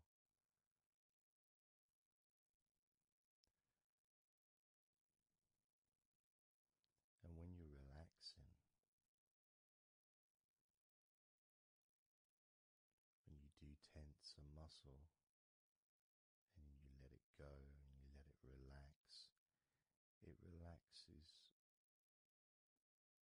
way more than it would normally. But you have to feel that you're able to do that. There's no point doing it if there's issue with a part of your body, you need to be gentle with yourself at all times when relaxing deeply. It's important to be kind to yourself.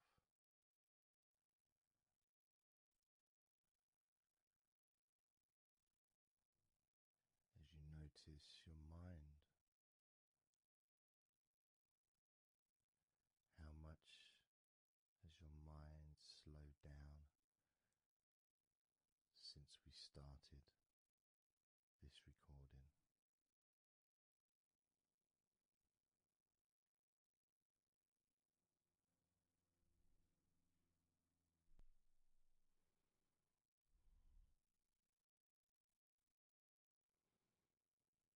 How calm and peaceful is your mind right now?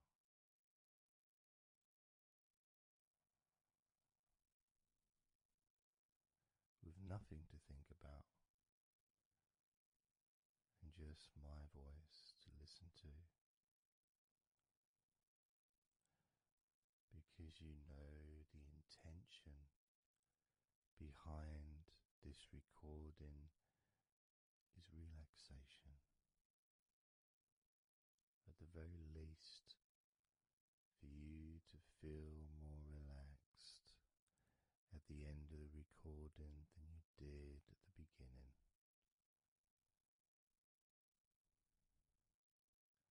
At the very least, for your mind to slow down as your body continues to relax, because that's what you want to happen. That's what you expect to happen.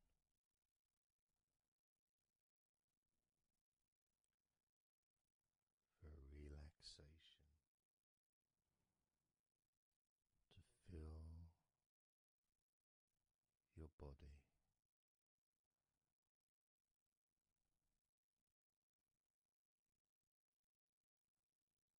Maybe calming your mind to the point of boredom when you start maybe to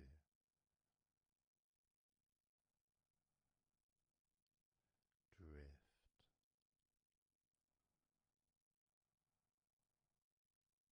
away.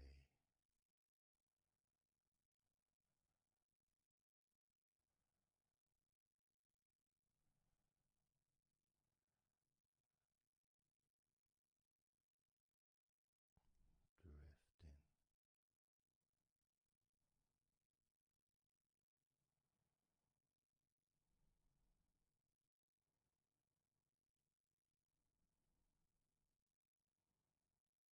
It's almost as if you're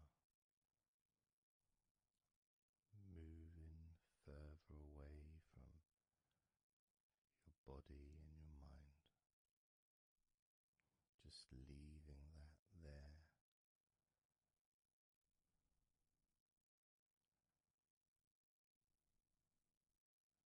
Kind of like an escape pod in a spaceship and movie, a space movie, you know, when they get into that little pod and it sends them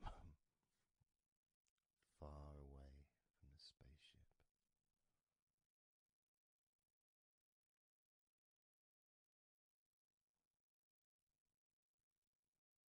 Safe to dream.